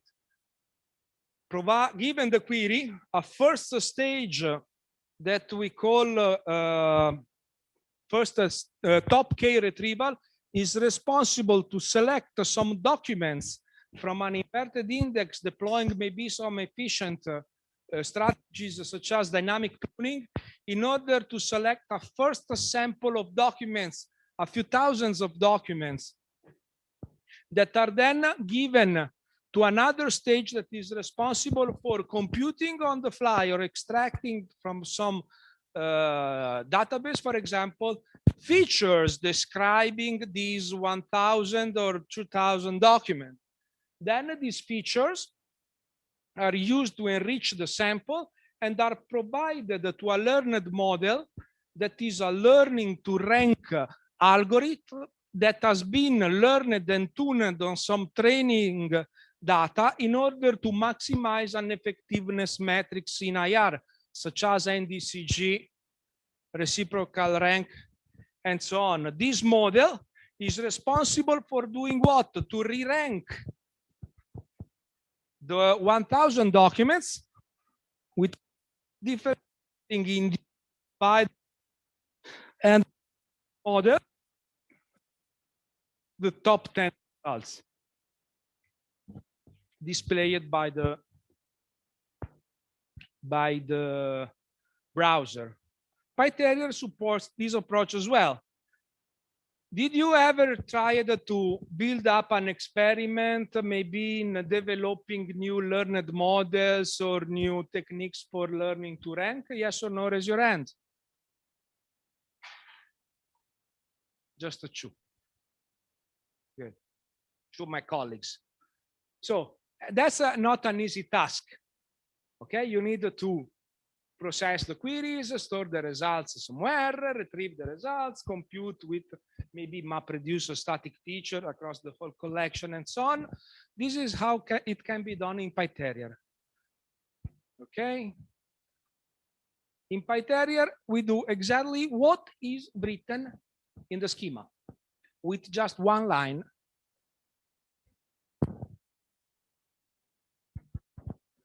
We retrieve with batch retrieve the documents from the first stage, providing just the query, the topics, and the inverted index to use. And you select a sample of size K. Then the output of this activity, here we are not running something, we are just declaring the computational graph of the experiment. We select the top key, and then the output is given to what? Is given to a batch of other transformers to compute the features to be used later on. We are retrieving the doc score from somewhere.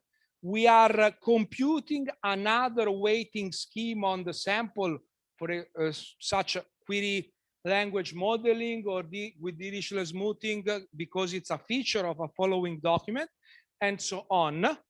And then we are merging together the feature to be used to build up a row in the data frame to be used in the next stage.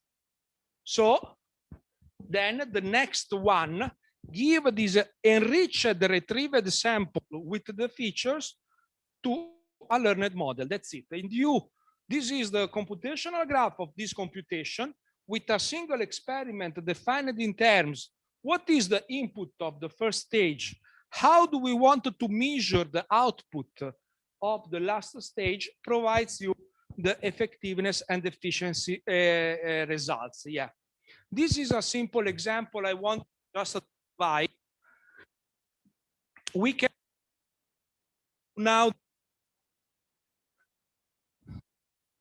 models and the models both from scikit-learn and from XGBoost and LightGBM. As you can see, you just need to declare your model, load it. Then the pipeline is the pipeline that is BM25 plus feature extraction, iPad with apply learned model to the model we load.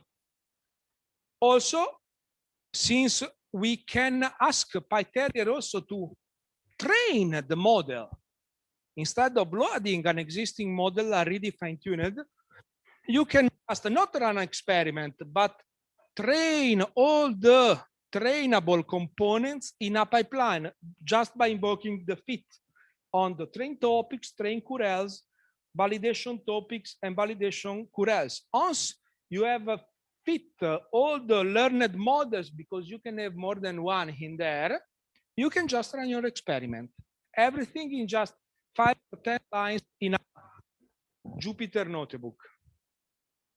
Okay, now this was the classical word boring.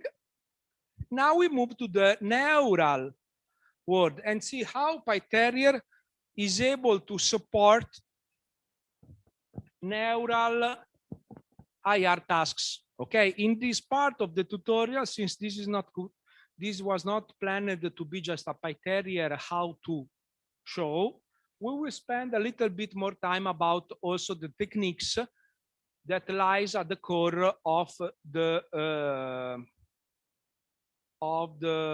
neural IR tasks we will discuss today. Okay, let's start with word embeddings. When we start speaking about word embeddings approach to neural IR, okay, basically we are moving to representation learning. Okay?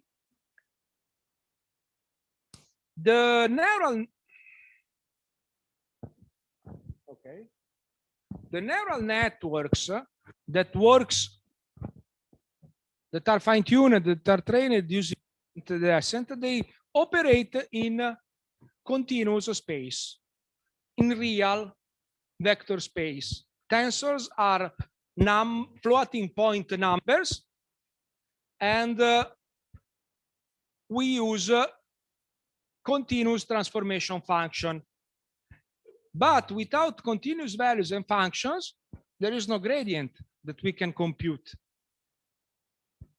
So this has an impact if you want just to provide a document of a sequence of text, a discrete word, into a network working thanks to linear algebra and calculus, and expect it to work.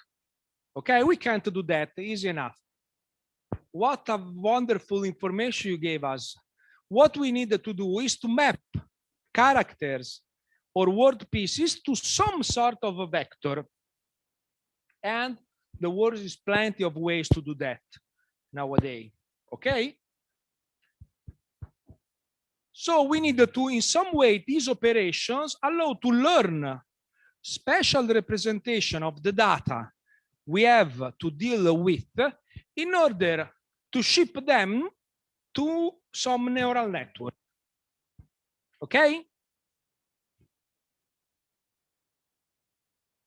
So we need, with this representation, not only to allow us to play with the neural networks, but also to provide enough information in a condensed way in order to be able to capture a large number of possible states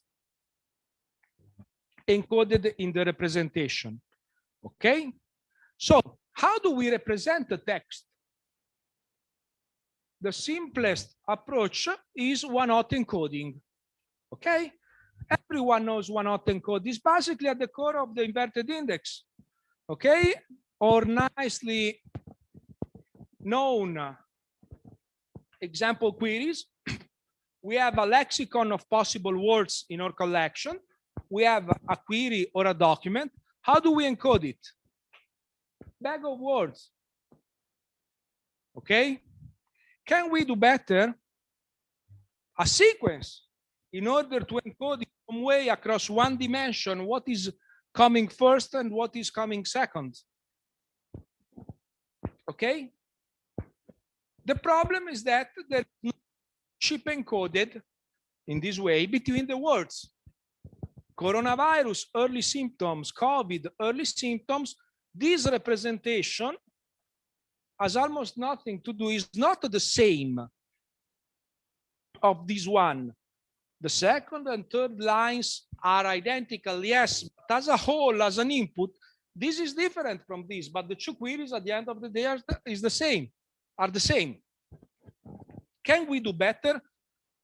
Representation learning is basically find a way to encode the relationship between words.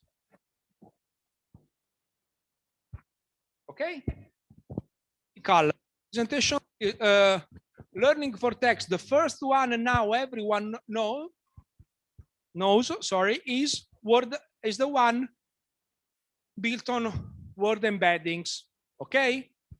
There are many methods to create word embeddings. The classical preliminary work, word to vector. Then we have a globe that has also used some of you in their experiments to encode one word with one vector.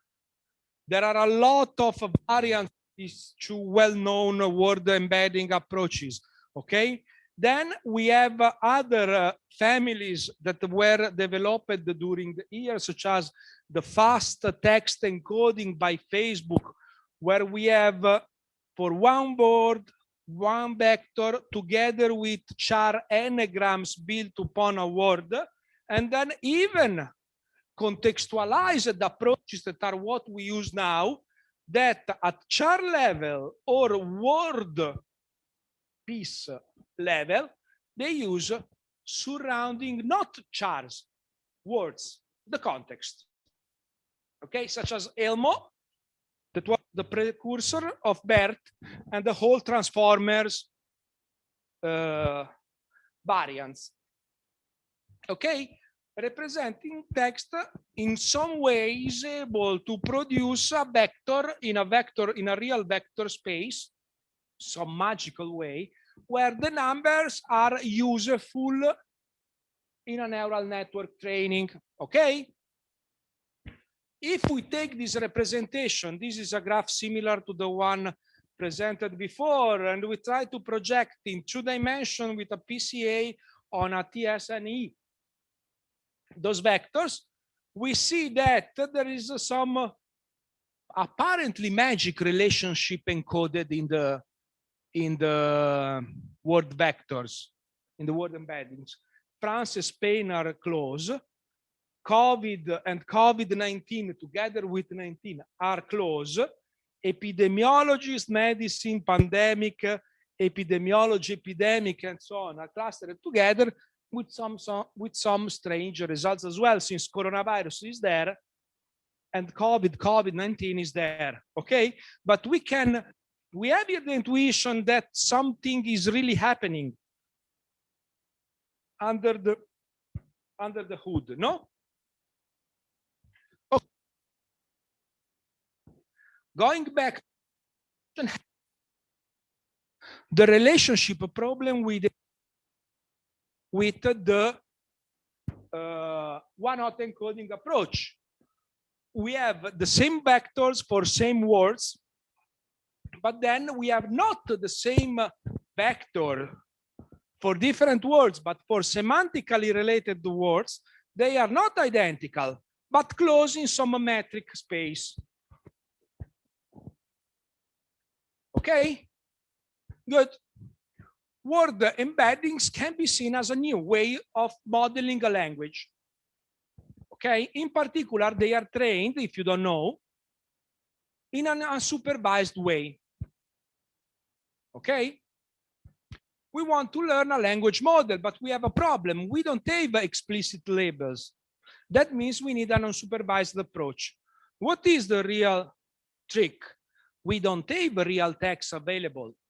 Sorry, we have real text available, how people use the language. So we can use this information and try to model this information, taking into account the context. So we can try to predict the next word given a sequence of words. Okay, in such a way to compute a loss on the probability over a vocabulary and use that probability as a language model. Okay, and this is the main technique we use for pre-training. And there are many variants predict the second following the previous, the 2 previous, or specialization, such as masked language model, as well language models that we will see later on. Okay, and then there is some math behind the word embeddings, because at the end of the day, everything lives in a vector space. There is a notion of distance in this vector space. And there is the assumption that in the word embedding space, the distance between two vectors is in some way correlated to the measurement of the similarity of 2 words. And the standard measure that is used in many works is the cosine similarity. Okay, that is nice to compute, easy to understand, but hard to be visualized if we have R300 as a vector space. Okay, of course, word embeddings have many limitations as well. So the ordering of the words in IIR is important. Okay, the local context as well is important. The meaning of the word not good is not the same meaning of the word not in not bad. And the good not is not the same as not good. Okay? What we can do to take into account sequences of texts, we could build up, back to the old days, n-grams. Yes. B-grams and 3-grams can be built, but they are completely unfeasible in production. Okay? There is a sparsity problem because not every possible bigram is represented in the real world data set that we can use. And we are missing links between different but semantically close n-grams, such as quite good or very good. So word-to-back, globe, fax text, they always map one word to one embedding. Okay?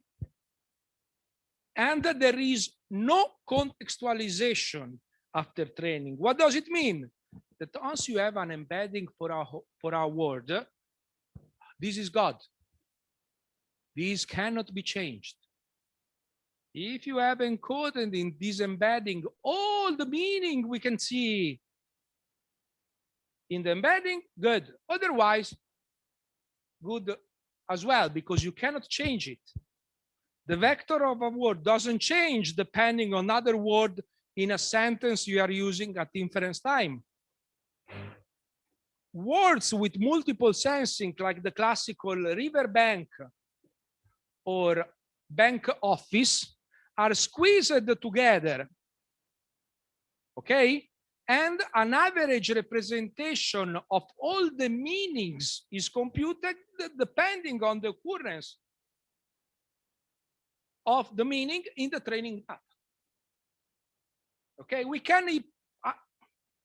make an hypothesis. Maybe in a subset of dimensions we have a meaning, in another subset we have another meaning.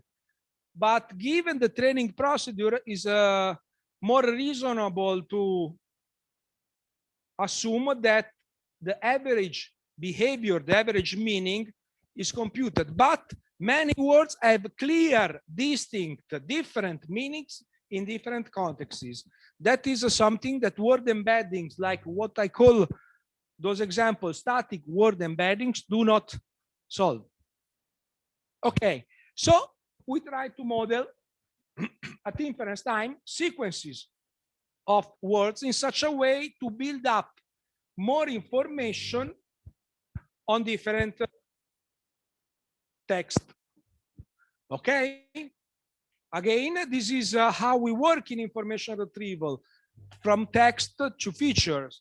Given a query and a document, we want to compute a relevance asset. So we encode terms in the query and in the document as embeddings, and we use some mechanism to compute the relevance. Okay?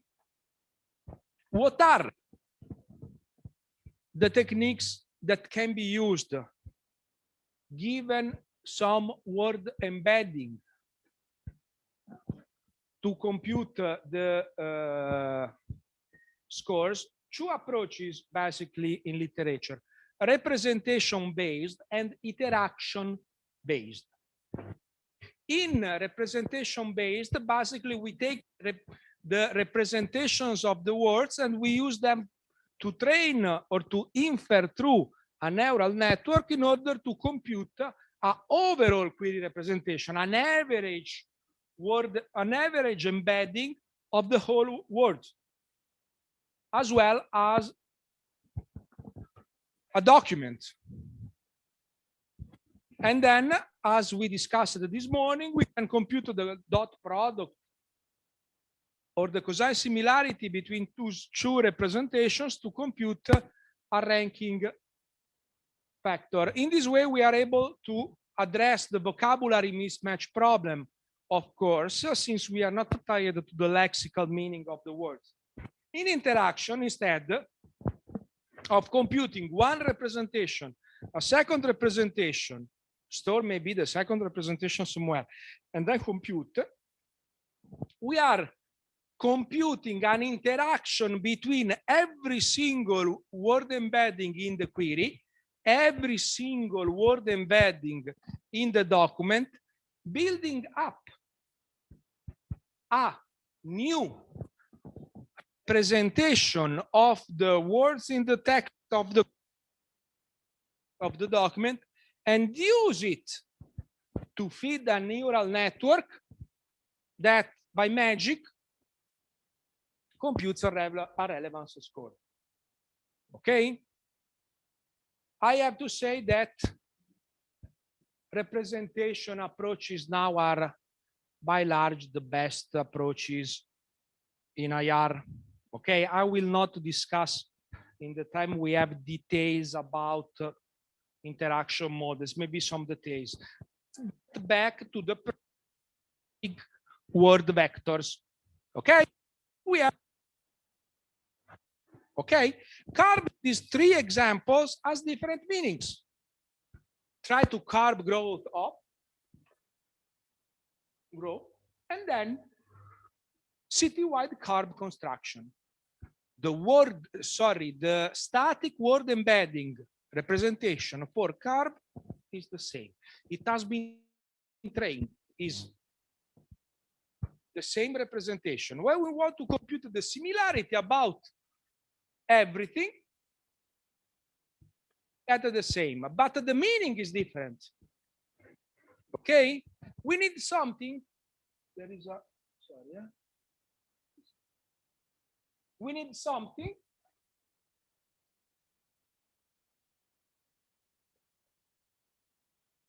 Okay, we need something to distinguish these cases. What is the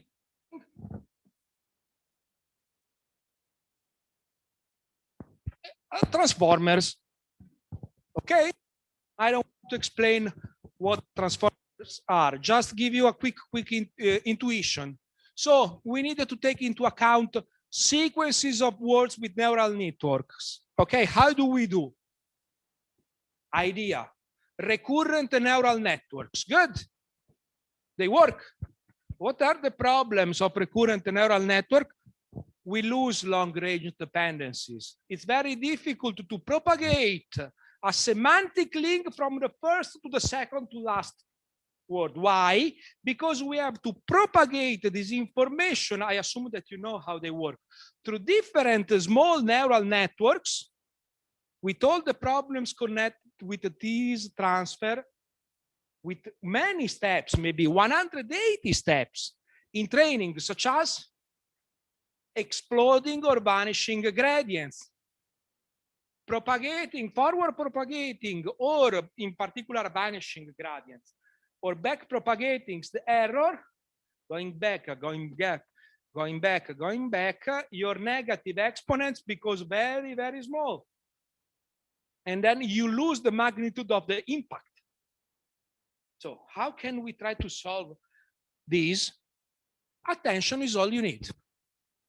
Okay. Instead of propagating in sequence backward, forward, the meaning by LSTM, back propagate from the last item to the first, the information. Okay, and then the vanishing problem is in the middle. Okay, BSTM. What's next? Okay, we give up. We try to consider an all-to-all connection. Every word is not just sequentially linked to the next one or to the following ones. Everything is in some way assumed to be relevant to everything else. Okay, and then we leave the neural network designed in such a way to take into account this all-to-all connection that is the friendly definition of attention, is the intuition, and then you train and you develop and you detect if there is some sweet spot in the attention matrix or not, something that must be kept large or just disappear like a vanishing gradient. It's your responsibility. It works. Now we have the GPUs, even if Bitcoin mining is still the primary usage of GPUs, but we are able to get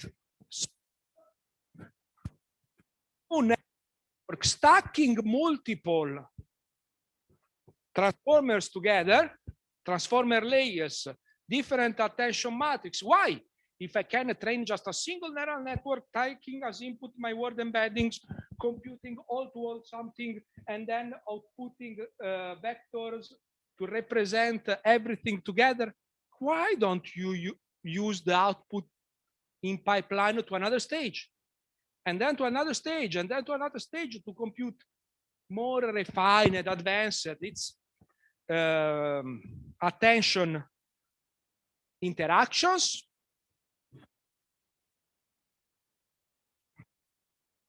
Anyway, we have these transformers now, and we can use the transformers to do some intelligent stuff. For example, use transformers to compute a masked language model. Given a text, we remove a word from the text and we say, try to devise what is the most probable terms that needs to be inserted in order to make the correct sentence. Looks like something you can find on the Settimana Enigmistica. Okay, you have the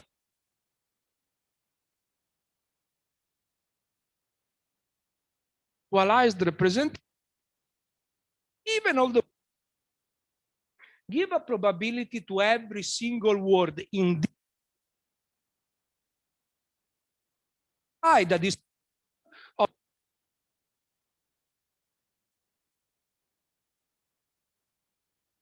you need to take it every time the contextualize the language model. It's difficult to store because we cannot store a complete subset of all possible contexts, all possible sentences from which we can remove. That's what the neural network does. Is able to learn, to compute, and encode in the parameters the whole masked language model that, with a plain approach, will explode. Okay, to be prohibitive. Okay, so this is exactly what BERT does. BERT is a masked language model built on top of transformers. Okay. Of course, we have so many fancy mechanisms and tricks with trainable and usable. We are plenty of, there is a jungle, a zoo of variants and alternatives, but it works. And someone says, not me, I'm not that expert, that provides some interpretability since we have probability. Maybe yes, something can be understood even from a non-expert can be found. Okay. Now, but what the hell is PyTerrier? We started working with PyTerrier, and now you are giving us a crash course about attention networks. Okay. So how does BERT works with IIR? With IIR, we provide a query with a special token CLS, a separator token, and then the document words. Okay. The position of such words are in some way encoded in BERT.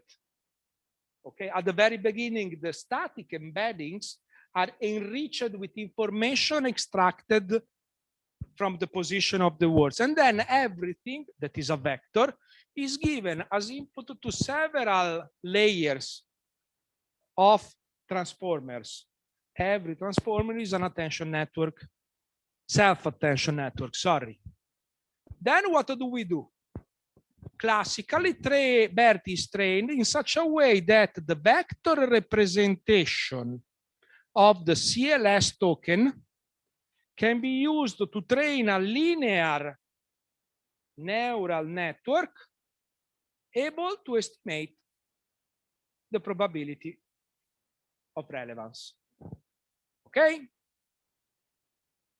So, given a word, for example, in the document, at every level, the attention with respect to every word, both in the query and in the document, is computed and is given as input the average attention to the next layer, and so on, and so on, and so on, stacked on.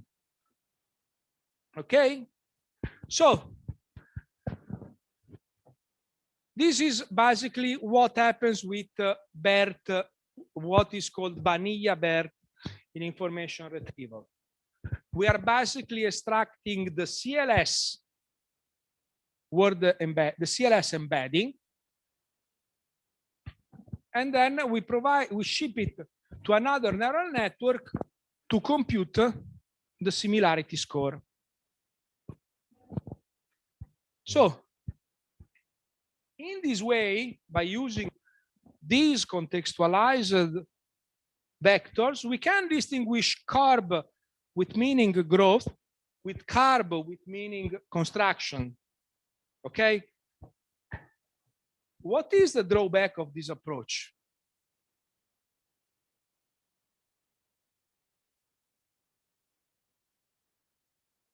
We are not storing a single vector per term.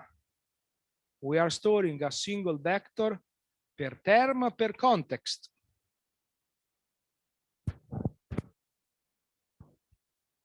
Okay?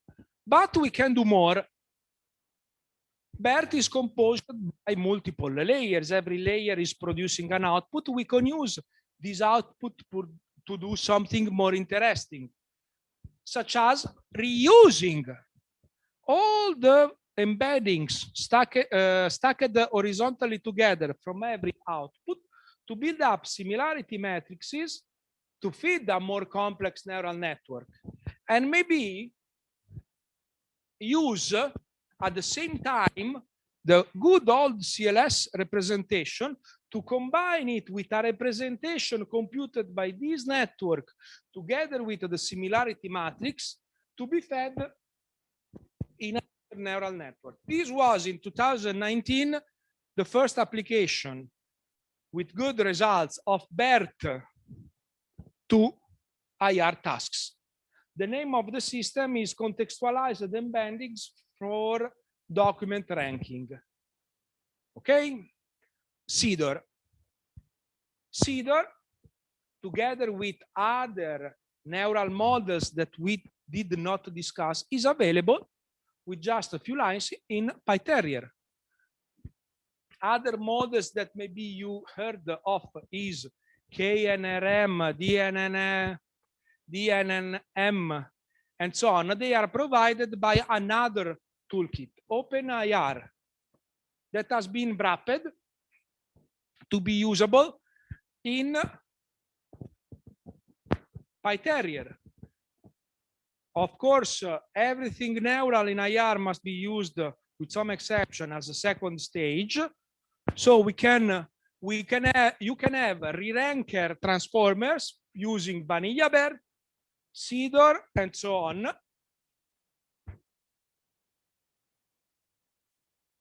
And then your data frame. Okay? Nothing strange in this slide.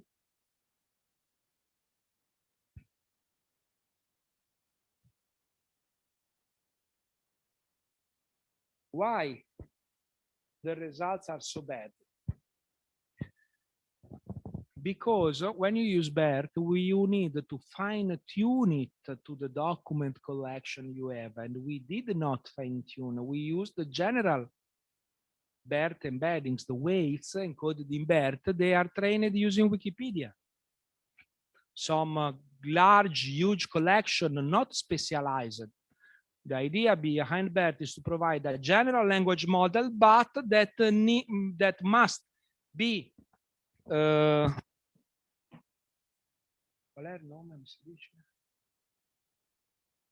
fine-tuned for the specific data you have and the task, together with the correct loss function, I mean. Okay? In fact, you still need to train these models. Okay? Other examples, you can download the models from the web. just what you need in order to ship the content of a document retrieved by the first stage in order to use the word embeddings for training. And then this is the experiment we need. This is as simple as 3 Python cells. And here you can see the results, for example, on the track COVID, okay? Not exceptional result, but with fine tuning, 0.65 versus 0.58.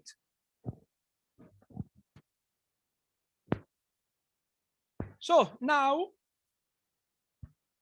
we are moving forward. Another technique. We spoke about masked language model. There is another approach using neural technologies to language model is instead of hiding a term and ask the network to guess it, is to try to generate the next word given the previous words, the good old language model we know from the probabilistic framework as well. Okay, T5, GPT, they are all trained as casual language models, modeling and trying to predict next word in a sequence. Okay, so how can we use a casual language model in IR? It's a trick, don't laugh. Train a model to generate an answer to the query. Is this document relevant for a query? With a true and false. So basically this means, given the query and the document, build up a sequence of words in this way: query, the query, document, the document, relevant, true or false. Build up a model predicting what do we need to write here, true or false.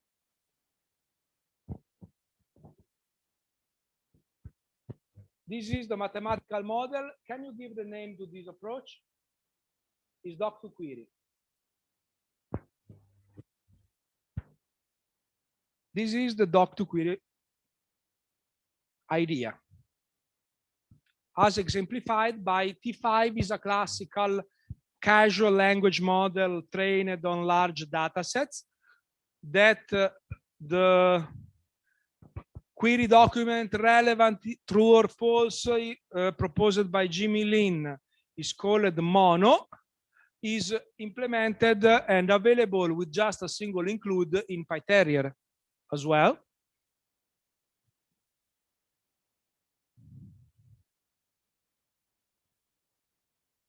This is the first. We have the problem when we deal with these methods like BERT and T5 of efficiency. Okay, this is Python. This is not super engineered, but this number is consistent with many works, more than 1 second to process a query. So how can we deal with that? Epic is one alternative that was proposed in 2020. Learn representation to be used with BERT. Okay, basically we're back to the representation learning approach. At index time, we represent the documents with vectors, and we represent queries with a single vector per query. We compute the score, and according to the score, we rank the documents. How do we build up these? Again, using BERT. Okay, because with BERT and given the document collection, we have the context. For every document, we can pre-compute the specific word embedding in the specific document. The context is there. So we will end up with a word embedding and an importance term neural network in case we need for each term in a document. Okay, and then sorry, that pass for the query, for the documents as well. And what do? We use an important score to filter out some common words. Everything is learned by the model. And then we perform a max pooling through the different terms for a dimension. Okay? This is the representation of a document. And then we also learn the quality score computation, the page rank. Okay? Every box is an embedding. 768 float values that needed to be stored for 300 dimension somewhere for each document. That means a lot of gigabytes, almost more than a terabyte, I guess, for MS Marco collection. So that's why we need, at a certain point, some kind of pruning to limit these, also the query processing time. This is included in PyTerrier. You load the document vectors that must be already pre-computed. To use them, you need just to use the provided epic transformer. And again, for example, DPH, that is a divergent from randomness weighting model with respect to DPH plus epic, you can see, of course, it must load from the disk the document vectors. That's why the MRT is so high, but we can see the benefits. This is exactly what you need to write to use it in your experiments. Okay, other examples. And now we move toward the real state-of-the-art stuff that we also discussed this morning. Were you here to listen to my presentation this morning? Rhetorical question, the answer is of course. So I will try to go more quickly over the theory of these approaches. And again, you can find Colbert and you see ANSI, of course, already implemented in PyTerrier and ready to use. And you can see the improvements as well. What Colbert can do, at least this is one explainability experiment we need. In PyTerrier, you can ask for the matrix of scores, documents, query embeddings, in order to devise which one has the highest contribution to the final score. Okay, and you can find very interesting information here. Okay, it's plenty of other models in the world. Parade, transformers like duet representations, many of them. I can't list all of them, but at least some of them are cited here. Okay, so what are the re-rankers supported by PyTerrier? For indexing just Epic and Colbert, but if you can download the model available on the web, on GitHub, for others, you can find all the classical neural approaches supported by OpenIR and transparently available in PyTerrier, together with Cedar and Epic that we discussed today.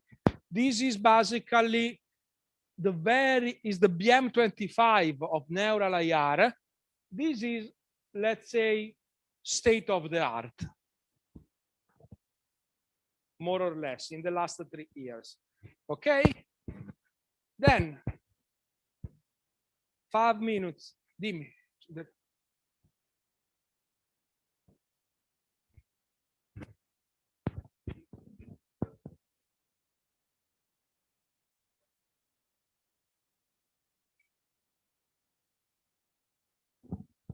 Yeah, but we didn't re-implement everything. It's an interface. The good thing of the transformer interface is that when someone provides you on GitHub a new amazing method available, for your experiments, what you need to do is to wrap it in a transformer. Once you have a transformer with a good input and a good output in place, pipe it. You will have everything inside a Python notebook, and here you can write whatever you want in Python, okay? So raise your hand if you want me to go over for another 10 minutes or if you want the coffee break. Raise your hand if you want the coffee break. I know your names. Aris, of course, Raffaele, Nicola, okay. Guys, the important guys, do you want to listen to me another 10 minutes or do you want the coffee? If you say, let's continue. Okay, quickly, just the screenshots, okay? Augmenting the inverted index, okay? Cost models are mainly used to enrich document collections in order to be able to exploit classical inverted indexes with neurally generated information, boosting the performance, okay? The two main strategies are trying to emphasize the document important terms. If a term is important, I repeat it many times artificially in the document in order to boost the term frequency. And the other approach, let's try to create additional terms in a document addressing the vocabulary mismatch problem. For example, if I find COVID, let's put in the document all the synonyms I know for COVID. Not from a synonym database, but generated, for example, from a causal language model or from a masked language model. You must think just one note. Everything that is performed in neural IR up so far has been developed thanks to one collection, MS Marco. Okay? MS Marco is amazing because it's reasonably large, 8.8 million documents, with millions of queries for training, for testing, thousands of queries. But it has many shortcomings. First, we are speaking about passages. What is the L of term frequency you are expecting from terms in 180 token documents? You will never see 58 as term frequency. Term frequencies for important terms will always be 1 or 2. Okay? Second problem, the annotation of the dataset in the relevance judgment. Basically, we have put it simply one relevant document per query. If you get it, good. If you don't get it, who cares? Okay, the official metric, in fact, for that reason, is mean reciprocal rank. That is not the best of the world. I invite you, if you are interested in this collection, to go and check for a paper on Archive by Charlie Clark and his collaborators, analyzing the weaknesses of this collection that has been published this week or last week. It's a polemic paper. Okay? So these two approaches, state of the art before Deep Impact that I presented this morning was DeepCT. Basically, given a text, this is a document, enrich this text, repeating important terms many, many times. What do we do then? When we have enriched every document, like in this way, identify important terms and learn. We index them and then we process them with BM25. The goal is to predict the terms that match bolded query terms. DeepCT is available in PyTerrier. And this, you can also see the text. Look at the enriched text.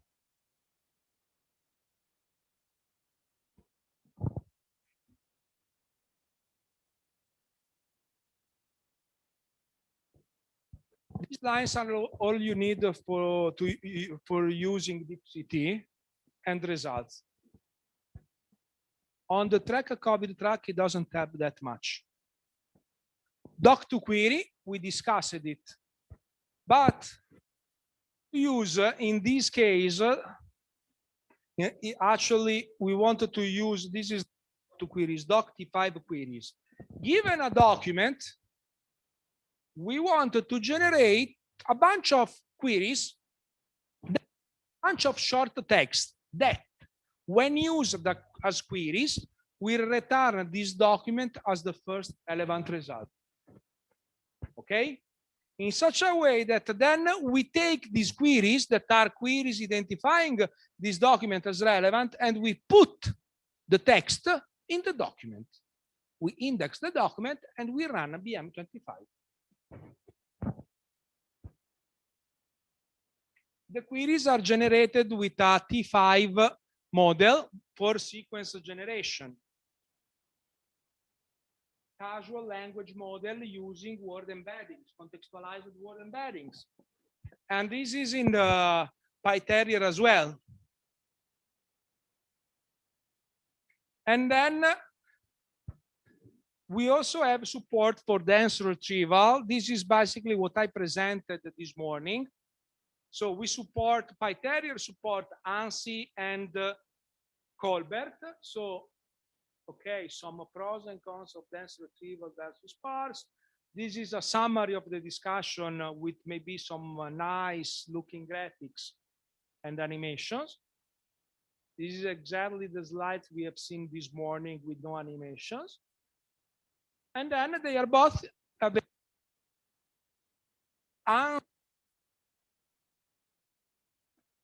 And the Colbert retrieval. Again, I invite you to see this is exactly all the code you need. The model is already downloadable from the web, fine-tuned on MS Mark. But we are improving the features available in PyTerrier with the research developed during the time. For example, we have a new upcoming contributions for Colbert from an effective, efficient perspective. The paper I was discussing this morning during a question from one of you to reduce the number of embeddings to be used instead of 32, just 8. It's enough. Or what to use in order to compute the first stage sample in neural pipelines. There is a paper about neural pseudo-relevance feedback in Colbert that was presented in IIIR that is already available in PyTerrier. If you install PyTerrier Colbert, you already have this pseudo-relevance feedback. That's a very nice application because at the end of the day, it's Colbert plus clustering in scikit-learn. And we can use in Python a simple notebook, extract features with Colbert, process them scikit-learn, and feedback the results to some neural IR. It's just a one-page notebook. And in the upcoming release in this case, I guess, or in any case, before the 1st of November, we are going to release to make a new major release, including we remove Retrieval and we use Retrieval Python implementations of most of the classical measures from a package IR measures. So you don't need, you can specify not by string invoking Retrieval or wrappers, directly in Python IR measures. We will make available inverted indexes, collection already indexed if possible, in order to avoid to spend the time indexing everything on your machine, but downloading directly the Terrier indexes to perform directly your experiments, and the Colbert PRF.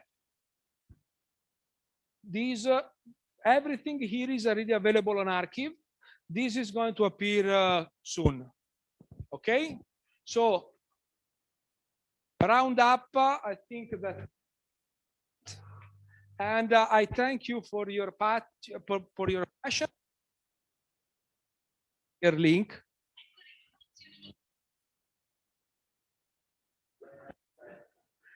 And a link.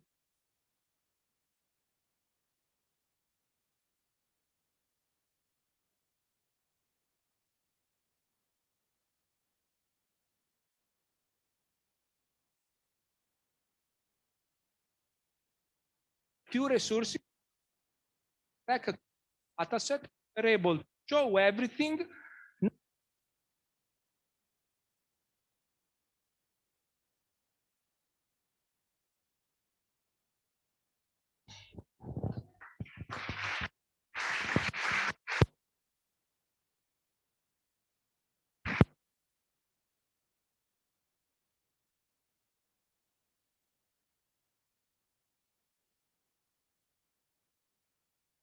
Thank you, Nicola, for the interesting talk. Yeah, we can start with just a few questions because of the coffee break. Sono qui anche domani, potete bersagliarmi con tutto quello che avete.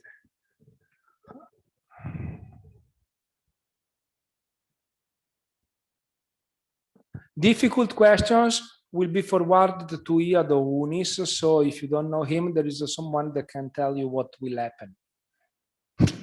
Go ahead. First of all, thank you for the very nice tutorial, and also I'm quite impressed by your summarization skills. And I would like to ask you, what if I have a custom model with a custom training pipeline, and also if you have any implementation or any wrapper for hyperparameters tuning frameworks? Yes, this is something in the upcoming release as well. We have a transformer, a fitting transformer for grid search, for parameter tuning, in particular with BM25.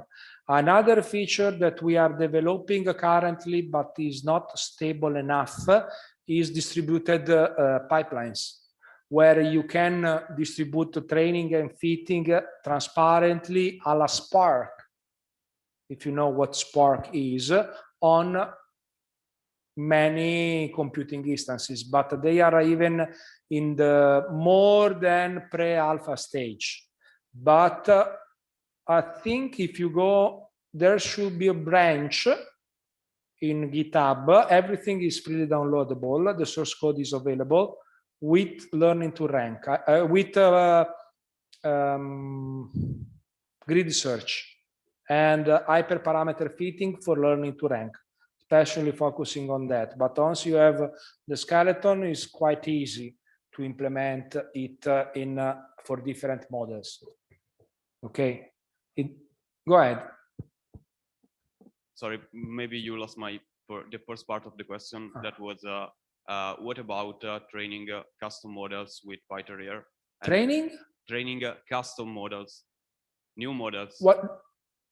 Yeah, you need to provide the transformer. Also, you provide the transformer, you are building up a model together with a loss function and a training procedure from scratch. Nothing based on trees, nothing based on linear models. You will have to implement it somewhere because it's new, and you need to wrap it around PyTerrier. Once you have wrapped it around PyTerrier, training, yes or no, inference, minimum implementation, you can pipe it with everything you see in PyTerrier. Once you have it as a transformer, you can use every operator a transformer supports, and the compose operator is the operator supported by every transformer. So you can pipe it, take this as input, produce that as output. That's it. You're welcome. So I have a couple of questions which are related to the previous one. The first is, what happens if I have a pipeline, because PyTerrier supports pipeline of models. If I would like to personalize the training, is PyTerrier supporting the training of several machine learned model in pipeline? So it trains the first model, then based on the output of the first model, train the second No, model? no, that's wrong, because the output of a model could be used as a training input to the other one. So you need to train the models separately, or if you wanted to specify a pipeline and have a multiple training models that is multiple fit invocation, you needed to specify how to deal with that order. Okay, so if I have a cascading of models, it means that I have to learn them from the first to the last. From the first to the last, of course, but outside PyTerrier, or PyTerrier support this kind? No, you can learn them in PyTerrier as well. Okay, and the second is related to the fine tuning. If I define a pipeline and I would like to test several hyperparameters related to the several stages within the pipeline, this is what will be supported in the next release, or because you mentioned the tuning of learning to rank part, but this is not. We are planning to support it. We know that is the most desiderata item by the user base. We are 3. The problem is that we have students, but the student code must be debugged in some way. And now, when people will start avoiding producing new neural models like the gold rush to Klondike, we will start designing good old approaches in a robust way. We have the code. It works for BM25 tuning. It works for single learned models tuning, so grid search, a la scikit-learn, search around different number of leaves, different trees, different learning rate, and so on. Of course, if you start doing on multiple model, multiple dimensions, in principle it works. The search space explodes, so you need some kind of heuristic to drive your search. So up to now, what we will release is, I guess, exponential. So it's basically you explore the whole data set of choices. No special smart, search. It's impossible to forecast all possible gradients in search spaces, in particular if they are not continuous. Okay, unfortunately, I think that the time now is really over. So no coffee for you guys, and then so let's thank again Nicola.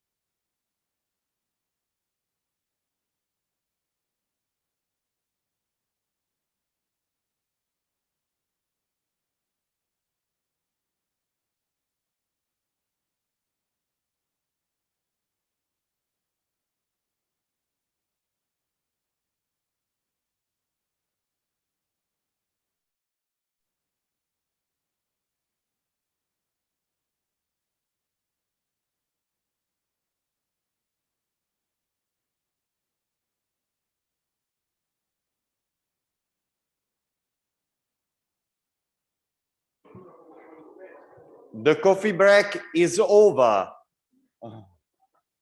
Can we start again?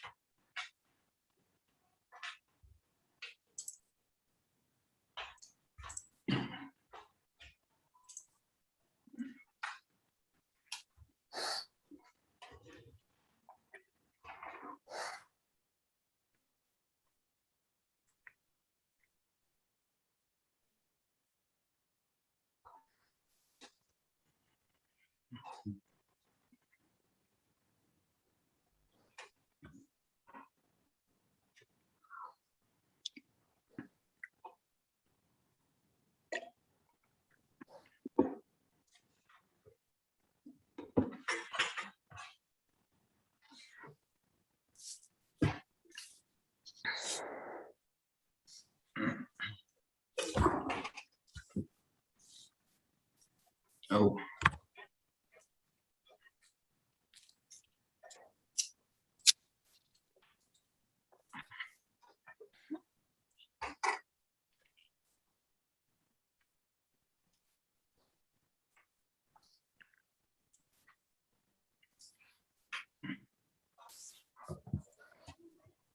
Okay, I think that now we can start again. I can see in the remote audience the speakers of the next tutorial, and we have Markus Schedl and Elisabeth Lex. I don't know who is going to start the presentation. It's me. Hello, very warm welcome to everyone. Markus, I try to share the screen, but it says, can you hear me? Can you hear me now? Try again. Can you hear me? Hello, 1, 2, 3. Okay, perfect. So who is going to start? It's me. So if you could stop sharing the screen. I tried to share the screen, but Zoom tells me I cannot do it while another one is sharing it. Okay. Let me put you in the spotlight.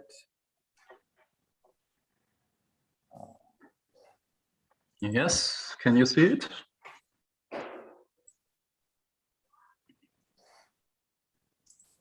Okay, so perfect. Now we can start with the next tutorial titled Psychology Informed Recommended Systems with the authors of this tutorial, the speakers, who are Elisabeth Lex and Markus Schedl. You can start. Thank you. So first, thank you very much for inviting us. It's such a pity that we couldn't make it in person to Bari, hopefully next year. But yeah, anyways, we're gonna try to make the best out of the situation here.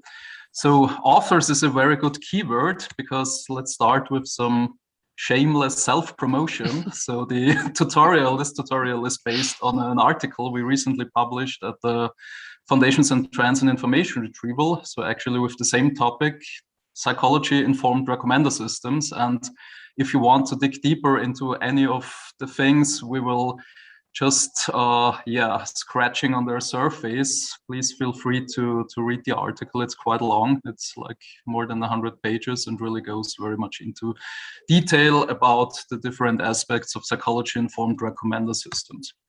So just a couple of words about us. So Elisabeth Lex. Yeah, hi. Nice to meet you remotely. I'm Elisabeth Lex. I'm an associate professor at Graz University of Technology, Austria. And there I lead a group that has a strong research focus on recommender systems and on social computing. Feel free if you have any questions to get in touch.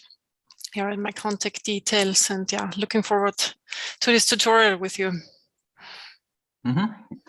Thank you. Yeah. I'm Markus. I'm a full professor at JKU Linz in Austria, and I basically lead the multimedia mining and search group and also the human-centric AI group at the what's called Linz Institute of Technology, so LIT. Yeah, contact details you have here as well, obviously.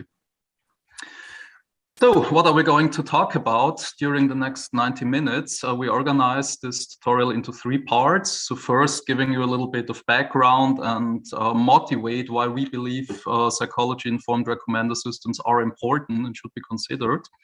Then part 2 will constitute the main part of this tutorial, the main technical part, so to say, where we identified 3 different subcategories of BIRS, so psychology-informed recommender systems, which are those based on cognition models, those incorporating personality, and those incorporating affective cues.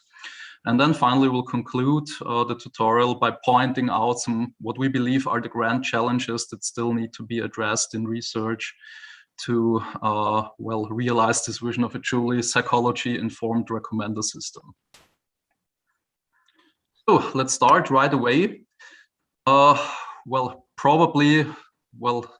For most of you, I don't need to tell you this. I guess most of you are familiar with recommender systems. For those of you who are not, just a very short recap about the kind of 4 basic categories of recommender systems.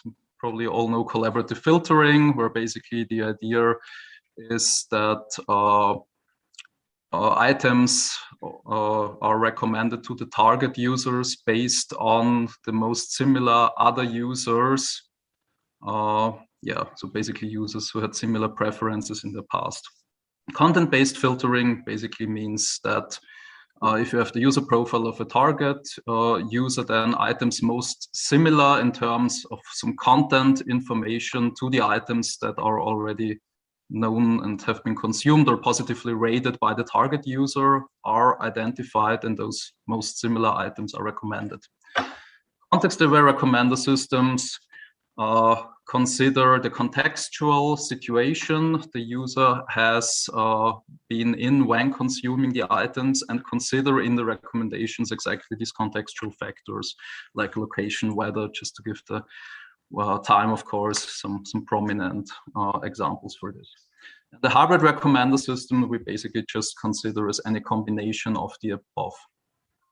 So at least 2 of the other variants of recommender systems.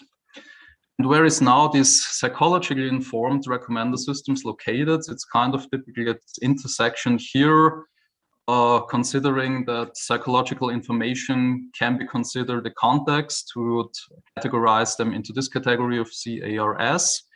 But as we'll see in the tutorial, very often psychological information, one way or the other, is also integrated with either collaborative filtering or content-based filtering aspects. So basically, it's context-aware recommender systems or hybrid recommender systems to which this category of PIRS typically falls in. So, Liz, do you want to continue? Yeah, sure. So then if you could stop sharing your screen, then I'll share mine. Let me see. So I hope you can all see the slide. Yeah. Yeah, so Markus has nicely introduced the field of recommender systems, and it's actually a field that has been around now for a long period of time. Yeah? And it's very successful, and it's even growing, and we can see that by a number of participants that the Rexis conference has every year. But initially, recommender systems were motivated by observing human behavior. When we make decisions, we typically ask our friends or our peers for recommendations. So this is very classic. So you do not necessarily go to somebody random, but you search for people who are similar to you, who have similar interests, and then you ask them for recommendations on, I don't know, what restaurant to go to in a new city. And the early recommender systems, and even now, and also the contemporary recommender systems, aim to mimic this kind of behavior. And in early on, recommender systems were very much based on findings from psychology. So early recommender systems accounted for emotion and attention aspects that are typically studied in psychology. That early recommender systems looked at mood. So what kind of mood is people are when they consume, for instance, TV programs. They studied user satisfaction, and they try to incorporate what psychologists know for a long time about decision-making into their models. This is quite interesting. So also they're like the first recommender system, so that it's very often acknowledged as the first recommender system. The Grundy system was introduced by cognitive scientists exactly because of all these reasons. Now, we have the great advantage that we have now lots of behavioral data available. So we don't have to ask our users about what they like or about their friends or their connections. So we can infer this from behavioral data. And this is then where now, so I think psychology-related recommender research and computer science-driven recommender system research has driven apart a little bit, but now it comes really nicely together because we can combine the data-driven approaches with psychological models to improve recommendations, to improve existing systems, but also to design new systems and to ask new questions. So this is the kind of motivation that also fueled our interest in this field of psychology-informed recommender system. And in order to create a landscape of this type of recommender systems, we developed a taxonomy of such systems, where we distinguished the whole field into cognition-inspired recommender systems, personality-aware recommender systems, and affect-aware recommender systems. And what we will discuss not in this tutorial in the interest of time, but of course, human decision-making is a crucial topic in recommender systems research, and there's lots of psychology and psychological mechanisms going on in there. And if you want to see what is literature that we found in this respect, please refer to our survey. And also another point that is in our survey is, of course, the whole topic of evaluation, which we do not cover in this tutorial now, but which we cover in very much detail in our survey, because, of course, user-centric evaluation of systems, of recommender systems, is largely influenced by the methodology that psychologists have developed since forever. But now I would like to start with cognition-inspired recommender systems as one part of the taxonomy of psychology-informed recommender systems. So just a brief overview of what we discuss. So I'll give you a quick introduction and some definitions of cognition and about crucial concepts here. And then I will show you cases where cognitive models and theories from cognition have been used to design recommender systems or to improve recommender systems, to have new user models. And these are stereotypes. Then there has been an abundance of research that looked at memory processes and information retrieval and recommender systems. Then case-based reasoning. So we'll briefly discuss this because this is, while they are a separate category of recommender systems by themselves, they are largely influenced by psychological mechanisms. Then attention, and in our survey we also cover competence. So this is related to educational recommender systems, but we will not discuss this in this presentation, also in the interest of time. So cognition-inspired recommender systems. So like I said, so they are based on models and theories of human cognition. So they incorporate this in the recommendation process. They devise new models based on cognitive theories and models and so forth. So on the one hand, we can create new models of user behavior, and I will show you some examples, design recommender systems. And on the other hand, I will also show you that cognitive models actually help improve or complement existing systems. And with the great advantage that because they are based on a tested theory, we can also learn a little bit more about the user behavior itself. Cognition itself is a field of study in many disciplines. It's definitely, yeah, we can define it as the accumulation of knowledge that humans gain when they learn and experience their environment. Cognition is also the capability to process information based on perception, so based on our senses, based on what we see and what we feel and what we hear and stuff. And yeah, it's really interdisciplinary. So cognitive science is the field which studies cognition the most, and cognitive science is in itself an interdisciplinary field. But of course, psychology, sociology, and also computer scientists study topics of cognition, neurology. And in this little picture here that you can see here, these are, so cognition is of course about the human brain, and these are like core functions of cognition, core parts of cognition. So memory, attention, decision making, problem solving, reasoning, pattern recognition, organization of knowledge. And there I think you already can see that this is very closely related to recommender systems, because in recommender system, attention is a huge topic. Recommender systems are tools to support decision making, to help humans solve problems, and to reason about previous experiences, like in the case of case-based recommender systems. The link between psychology, cognitive science, and recommender systems is, on the one hand, cognitive scientists really aim to understand how the mind works, how the human mind works, which is of course a huge endeavor. But in this process, they aim to describe and predict people's behavior and explain it. And this is very similar to creating user models. So we want to describe preferences, behavior, and predict preferences, behavior in recommender systems.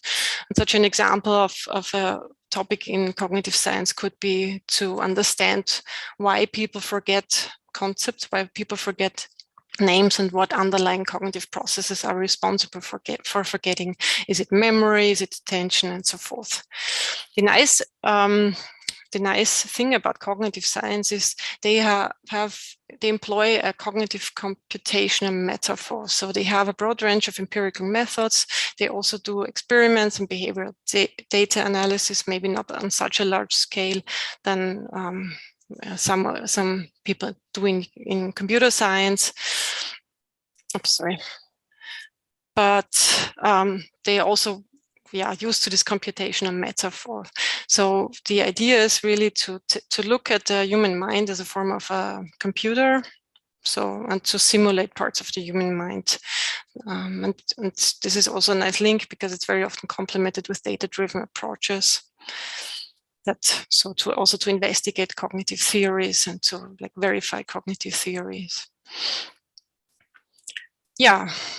In the process of our survey, we found several instances of cognitive inspired recommendation models, and these are more or less the summary that we derived. So stereotypes is a common concept often used in recommender systems. Human memory models are very often used in the recommender systems, and of course case-based reasoning, I mentioned this. Competence models are typically used in contexts of educational recommender systems, where you want to describe what a person needs to do in order to acquire a competence in learning and attention. And here in this presentation, I only do not cover competence, but other fours. So I would like to start with stereotypes, because stereotypes have been the basis for the really early recommender systems, so like the Grundy system. And what a stereotype is kind of familiar concept, I would assume, for many of you, and is defined as a collection of frequently occurring characteristics to describe users. So it's more or less a cluster of characteristics, traits to describe people. And this is actually a psychological concept that we humans apply in order to reduce complexity by simplification, by categorization. So simplification then defines what characteristics of a person we focus on and we remember, and they more or less also shape our decisions, our future decisions. Of course, stereotypes have all sorts of disadvantages, so it's hard. When you have formed a cluster of characteristics, it's hard to break that up. They have been the basis for early recommender systems. So the Grundy system was developed in 1979, and it acted as a librarian to recommend books to people. The people were organized in stereotypes, and the system worked as follows. So you had two types of information: the stereotypes, which were a collection of traits, a curated collection of traits, and a collection of triggers. So that were events that signal to the system what kind of stereotype the person belongs to based on their interests or based on their self-expressed interests and behavior. So in that sense, it's a kind of simplistic system. Not so easy to maintain, because of course you need to have stereotypes that work and function and help the people find good information. So here, for instance, is a stereotype non-TV person, which I like. That's very funny. So it's an educated person. That's a person who likes to read particular books, scientists and stuff. Yeah, the clear advantage of the stereotype approach is that it's simplistic, it's very transparent, so why you belong to a certain category, so there are no latent features or anything. But of course, it's hard to come up with such a taxonomy that is really flexible and that can account for many interests. Interesting, so even nowadays, so stereotypes are often complemented with other recommender systems approaches, like classical collaborative filtering, and so forth. So they are still in use. Memory, I would like to talk a little bit more about memory, the cognitive process memory, because this is on the one hand a fundamental process of human cognition, and on the other hand there has been quite some research in the recommender systems community that employed insights from memory research. We need memory in order to function, more or less. So in order to interact with our physical and social environment, in order to solve problems, in order to make decisions, in order to perceive and I don't know, bring order in the signals that we perceive in our environment. So it's really central. There are many models, many psychological models of memory. Really many of them, they are more or less, many of them are similar, but yes, but what they all have in common is they consist of memory structures. So they have, on the one hand, so it's very common. So this one, this Atkinson-Shiffrin system is a well-known model of memory. So and you have memory structures that sensory memory, and this is the all the triggers and the signals that we perceive by interacting with our environment, like hearing something, listening to something, talking to somebody. Then there's the short-term memory that retains memories for a very short period of time, so where the stuff is easily forgotten.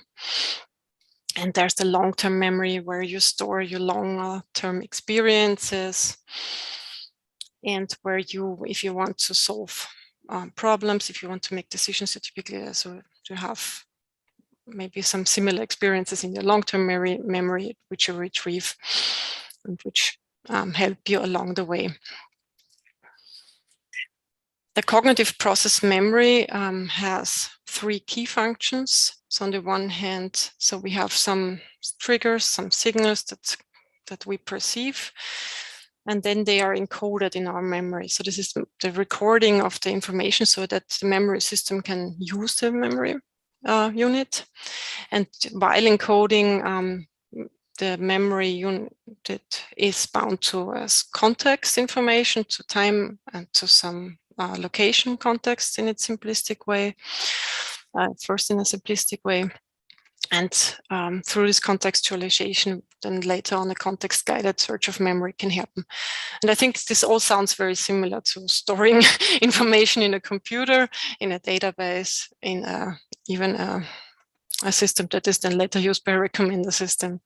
Then storage is another key function. So to store the encoded information over a period of time, depending on the memory structure. In the short-term memory, it's stored for a shorter period of time, as in the long-term memory. And retrieval is the process where you then recover stored information from memory, depending on a situation. This is how basically memory, so in a very simplistic description, how memory functions. Interestingly, when we recall information, we experience all sorts of memory effects. And one interesting effect is the so-called serial positioning effect that was detected by a German researcher, Ebbinghaus, already in the 1880s. Namely that when we recall information, we remember the first and the last items in lists or in situations much better than the ones in the middle. So we have a primacy in the recency effect. And I can show you then how important this primacy and recency, especially the recency effect, is when we look at user behavior for digital trace of user behavior for recommender systems. So what Ebbinghaus also did is, so he wanted to see how fast we forget. So he wanted to quantify the rate of forgetting. And he did an experiment, so himself he did the experiment. So he memorized nonsense syllables, so that had no meaning, so hard to remember. And then he repeatedly tested how many syllables he could memorize. And he found that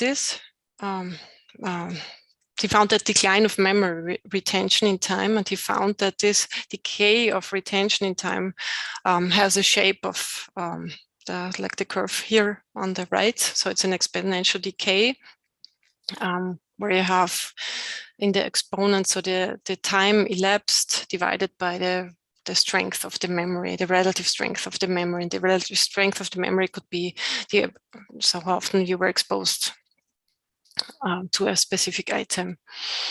So memory decays, and we can see how we can use that in order to model user behavior in recommender systems.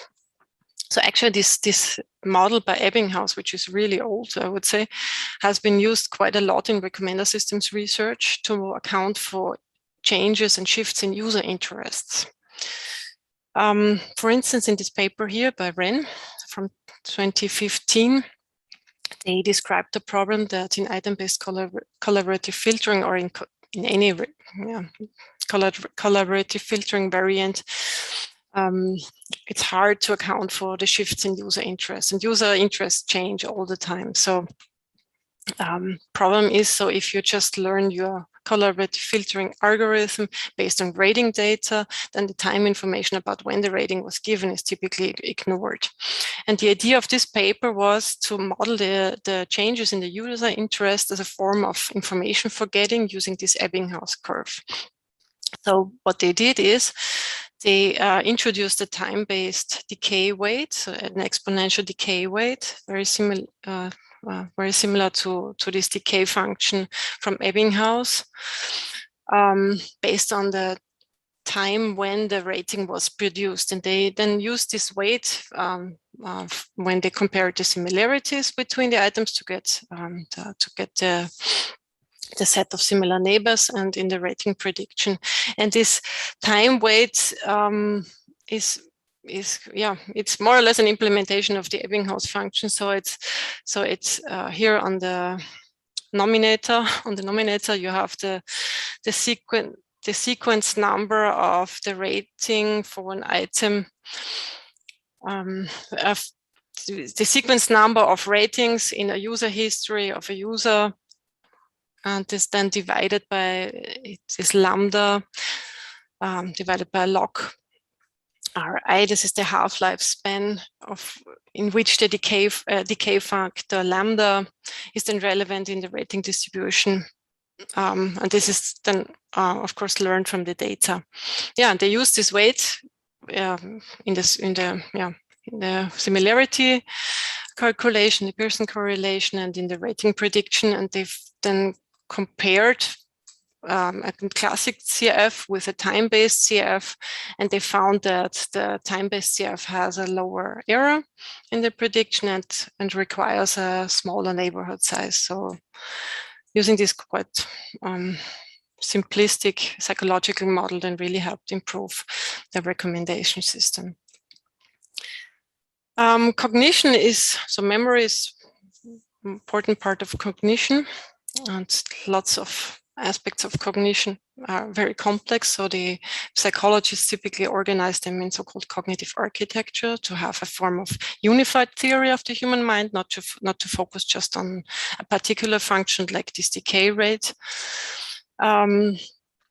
There are many cognitive architectures out there. They make theoretical assumptions about what mechanisms underlie cognition and cognitive processes. They're all based on psychological findings, some experimentations, and they consist of models that correspond to different parts of memory, for instance, and these models all access or alter memories and representations, very similar to how our mind works. And typically we can look at cognitive architectures even as like programming languages or as programmatic concepts. So they are typically, my favorite cognitive architecture that I will show you in a couple of minutes. So there's a Lisp implementation available, there's Python implementations available to really work with this, again, with this cognitive computational thinking.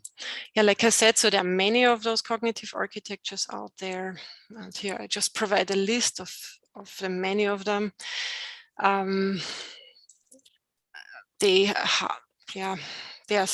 Some are very similar, some are different from each other. The cognitive architecture that is very often used in the context of recommender systems is called adaptive control of thought, ACT-R. And as you can see from this plot here, this is also an architecture that is used in many different fields, like in robotics, in games, in learning, in computer, in NLP, in virtual agents. So it's a really ubiquitous architecture. The advantage of ACT-R is also that we can both work with behavioral data. So we have an experiment, we can train a model, and we can perform quantitative assessments of the data, but at the same time, the architecture allows to collect or to integrate studies with human subjects to perform quantitative assessment of the experiments with human subjects and then to match those. This is also what singles out this cognitive architecture in comparison to the many others, so that you can have both. I was talking about memory before, and now I would like to talk about memory even in a little bit more detail. So, so ACT-R describes also activation processes in human memory. And it consists, so you can see this in this image here, it consists of several modules and registers. So you have a sensory register, so where all this, the perception signals are collected, then they are encoded, stored in the working memory, which is a form of short-term memory, of course. And then there are two components, the declarative memory and the procedural memory. And the procedural memory stores rules, more or less, on how to do stuff. So how to ride a bike, for instance. So the rules how to do that is stored in the procedural memory. So this is also then from a symbolic representation. And then the declarative memory stores facts. So this subject, predicate, object relations. This is then also like a symbolic representation. This is also what ACTR is. So it's a hybrid cognitive architecture. So it offers both symbolic and sub-symbolic models. In this, so I would like to talk about the declarative memory now, because here activation processes in human memory are described. The activation processes means what kind of importance a memory unit has for you in a current situation, a current task.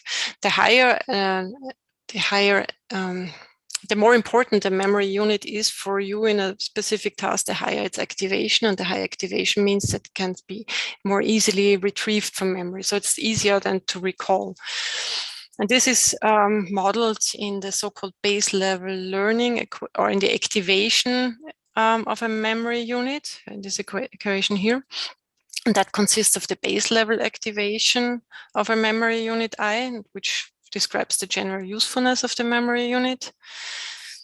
And the associative activation is the second part, and this is how relevant a memory unit is for you in for your current task, for your situation.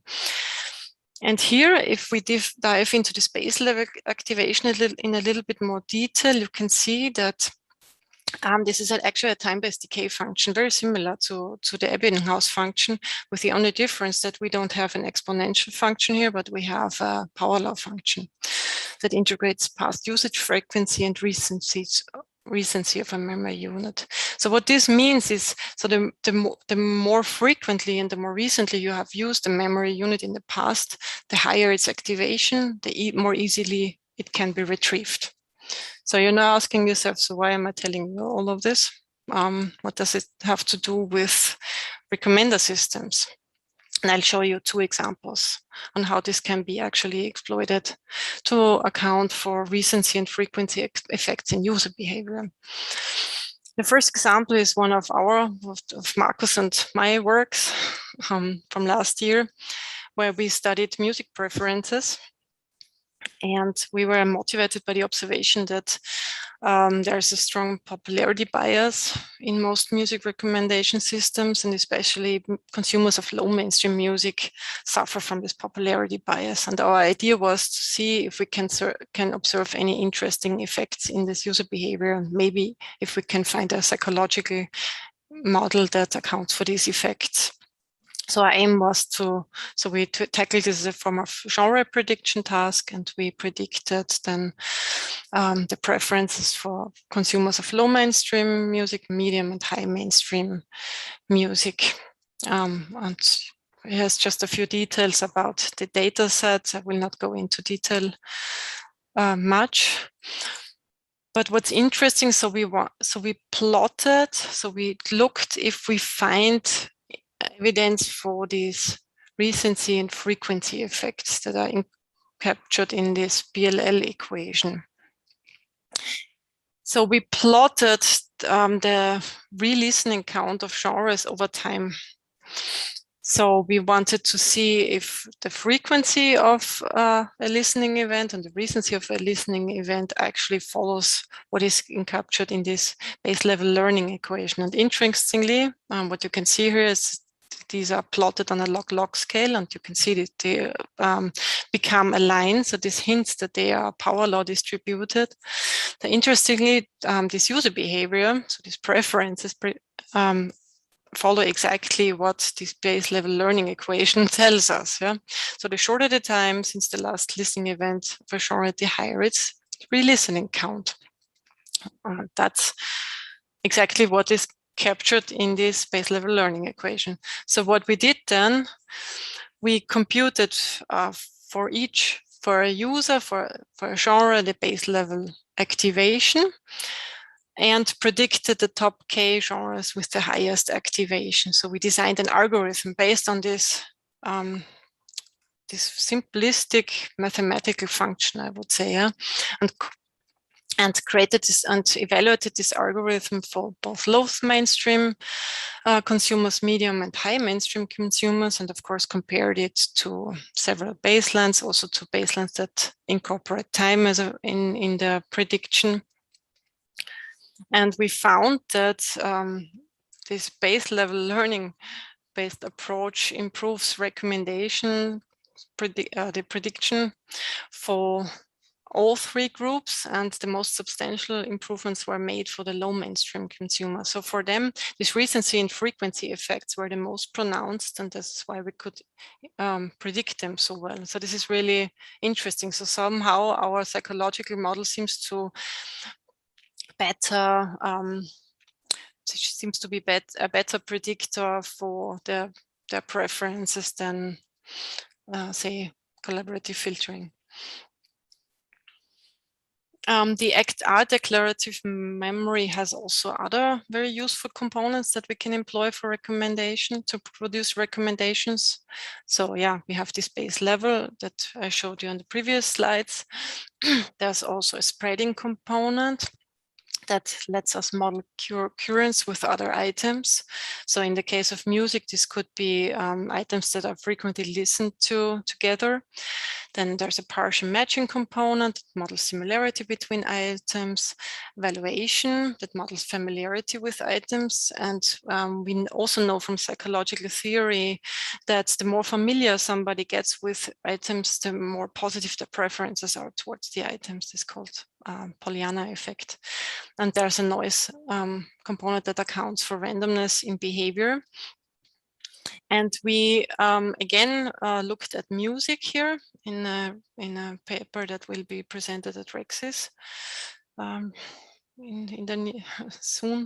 very soon. And we wanted to see if we can model this tendency to re-listen to songs even better if we also incorporate these other components of ACT-R. So we predicted on a large data set from Last.fm, we predicted tracks, the next track in a listening session and the remaining tracks in a listening session, and compared the approach again to several baselines. And yeah, it's corroborated our previous findings that recency and frequency of prior exposure are good predictors, but also we found that adding co-occurrence, so items that are consumed frequently with other items, and familiarity, so repeated exposure to items, further improves the prediction. So ACT-R is a very nice model to model and predict user behavior.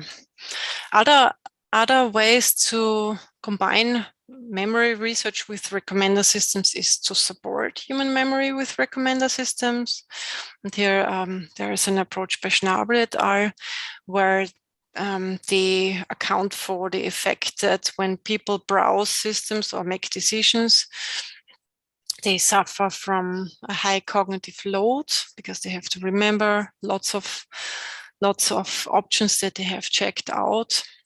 And they propose to support the short-term memory of users using shortlists. And the shortlists contain items that the user currently has considered. And nice thing is here, this can be also used as implicit feedback, as an additional training data to further improve the model. And in a user study, they found that this shortlist, this support, this augmentation of human memory really increased user satisfaction. And the users reported that they have higher decision quality and they showed higher engagement. Very briefly, case-based reasoning is another memory-based approach that draws a lot from findings from human cognition. And here the idea is that a reasoner remembers previous cases that are similar to the ones that they currently need, or when they solve new problems. And this is in line with how experts make decisions, and or mimics an expert decision maker, and this is in line with how humans draw from previous learning episodes when they solve new problems. This is again a technique that was pioneered by cognitive scientists and is now widely adopted in computer science. So reasoning by remembering. There are early examples of psychology-informed recommender systems, a category on their own, and they solve the problem-solving architecture that they use designed by psychologists, and also the similarity metrics that are often used in case-based reasoning are inspired by works in psychology, by works by Tversky. So these basic features of similarity, where the similarity of items is given based on common and distinctive features. And it works like this. So you have a problem, you have a case space where there are nicely formulated cases of previous experiences. You retrieve similar cases from this case space. You see if they fit to your current case, and if necessary, you adapt them. And if you have adapted them, then you retain the learned cases again in the case space. So this is also the challenge of case-based reasoning systems. So they require this case base. The advantage is that they are very explainable and transparent. And here I've just listed some examples of case-based reasoning. They have been used in traveling, in music recommendations, in e-commerce settings, in education settings, and so forth. Attention is another important cognitive process. So attention helps us to selectively process information in an environment where we are overloaded with information. And attention has also been studied in psychology quite extensively, who describe different types of attention. So selective attention, divided, alternating, and sustained attention, where you have intensive focus on a specific task. It's dynamic, attention changes, and this is why also psychologists turn to artificial neural networks, but not necessarily deep, but artificial neural networks to model this dynamic nature of attention, where you have the networks of interconnected neurons. And one of the models that has been used in the context of recommender systems is the model, is a model from human category learning, SUSTAIN, that I just want to briefly show you, because I think I'm already a little bit over time. And SUSTAIN models how humans learn categories, and we do it like that. So we are more or less apply what is called prototype theory from psychology. So we have a prototype of, for instance, how a cat looks like. And whenever we see pictures of a cat, then we categorize these pictures into the category cat. But then we see a dog, and this has similar features, but the dog has like maybe a shorter tail, or not, the ears are not as pointy. So we form a new category, a new cluster. This is more or less how we do it. And then this new cluster, whenever we are shown pictures of dogs, then has high activation. And the idea of this work is to model attention dynamics using the SUSTAIN model to recommend resources that fit the current attention focus of a user, while a user learns and interacts with resources. So you have here a very simple artificial neural network. You have resources that you describe with some input features. Those were topics, and then the outputs of the network is whether you take it or leave a resource for learning, and then the attention weights evolve as the network encounters new resources, and if it fits to your current focus and fits into the cluster of your current resources, then it has a higher attention, and then the output says, okay, you have a higher chance that you will take the resource. And the model was used to re-rank collaborative filtering resources by attention and focus. And the model helped improve the prediction for that. A quick takeaway slide for cognition-inspired recommender systems. So there have been lots of examples that showed that cognitive models really help design and improve recommender systems.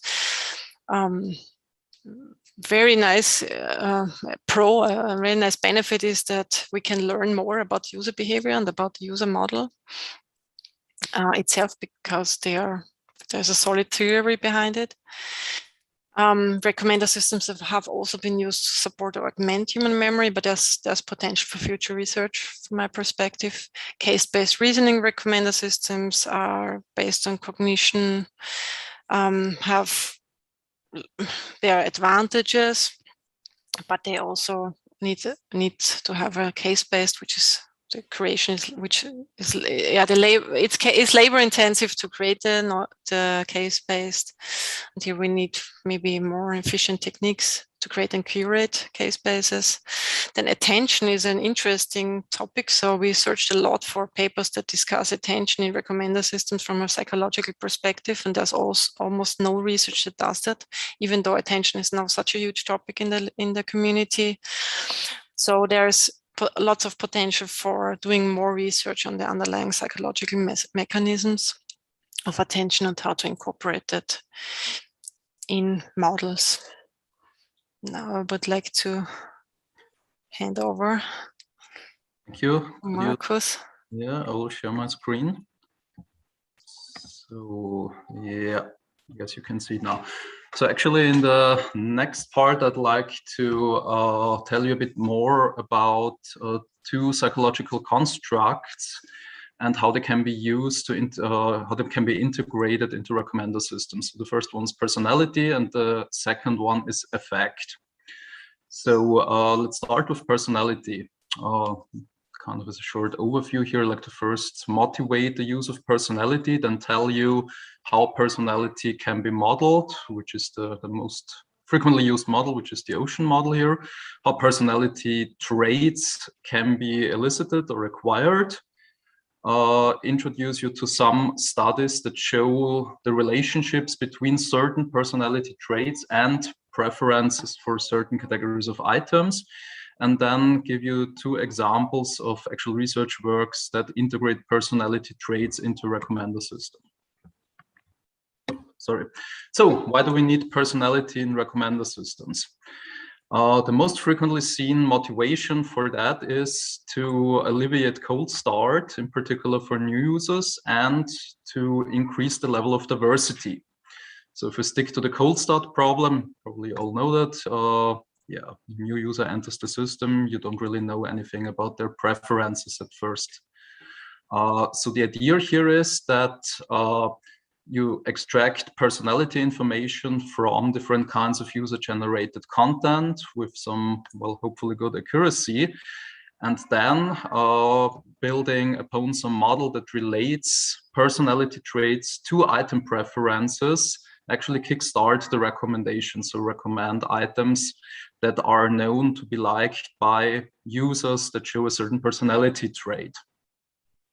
The other main motivation is to adjust the level of diversity in the recommendation list. So again, once we extracted personality information, a common approach to do this is a two-stage system. So for instance, you first use a standard collaborative filtering approach to create a first and original recommendation list, and you then, in the second step, use re-ranking that adjusts the level of diversity in the recommendation list, so the level of item diversity according to the diversity need of the user, and this diversity need is actually defined by their personality traits. So studies have shown that users with certain personality tend to enjoy a certain kind of diversity according to typically some content characteristics, like diversity in music genres or in movie directors, for instance. So how can now personality be modeled? As Liz already said, with the cognition-inspired architectures, there exists a lot of different psychological models that are, most of them are highly disputed, but it has been shown, at least in recommender systems and also in IIR research, that integrate personality. It seems the most frequently used one is actually the so-called 5-factor or Big Five or ocean model. So that actually models the personality of a user according to 5 distinct dimensions, which are listed in here. So relates each of them to one character in this ocean BERT. So O represents the openness to new experience. C, or conscientiousness, actually refers to, well, kind of how organized versus how chaotic a person is, or also how serious the person takes a task versus how careless a person is on the other hand. Extroversion, I guess, doesn't need any explanation. A stands for agreeableness, so kind of how critical a person is, or how, to which extent a person always accepts things versus questions certain assumptions or statements. And N relates to how neurotic a person is, so to neuroticism. Sometimes this is also called emotional stability, or ES. And now, according to this ocean model, each human can be described on a scale typically between 1 and 7, in which each of these personality traits applies to the person.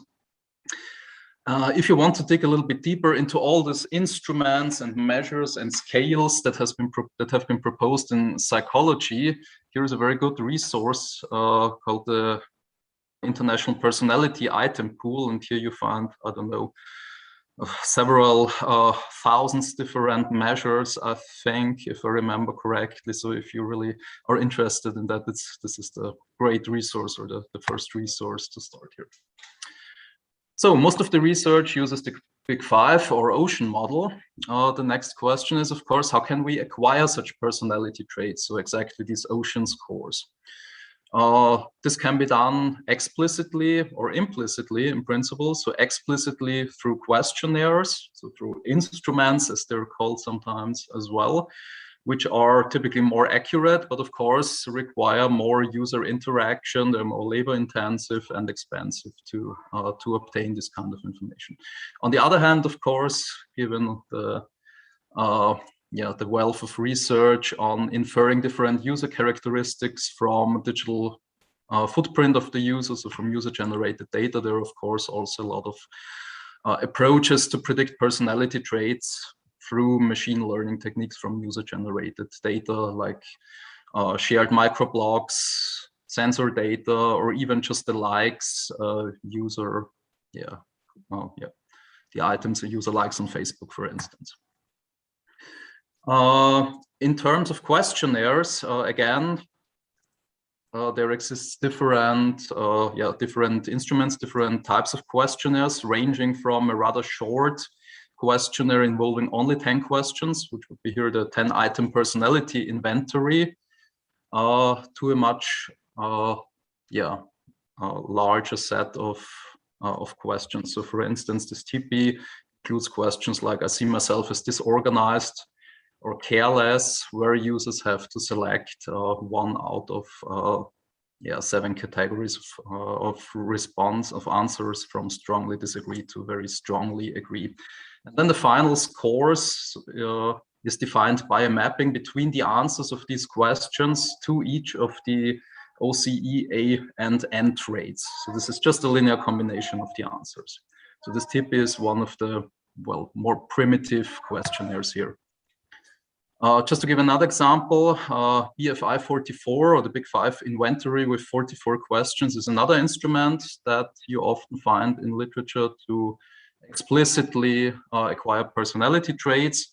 And this actually contains statements like this one here. I see myself as someone who's curious about many different things. And again, users have to, or participants have to, rate how much the statement applies to them, from strongly disagree to strongly agree. And then again, the kind of compound, or the aggregated, now the answers are aggregated just as a linear combination of the respective ratings of the user. Of course, personality traits can also be acquired through machine learning. Nowadays, this is done based on user-generated data, typically shared in social media platforms. If you're interested, I can recommend you this survey in here, published by Asuka in 2018. And they actually, well, if you review the literature on that topic, so automatically predicting personality traits, then some data sources reoccur more often than others. So actually the most prominently personality traits are extracted from all different kinds of tags, foremost microblogs using some BERT embedding techniques, of course. Sometimes they're inferred from images as well. So for instance, images shared on Instagram where features like saturation, hue, presence of certain objects or presence of faces are used to predict personality. So for instance, we in one of our own study figured or found that extroverted people tend to share more photos with faces than people scoring high on other personality traits.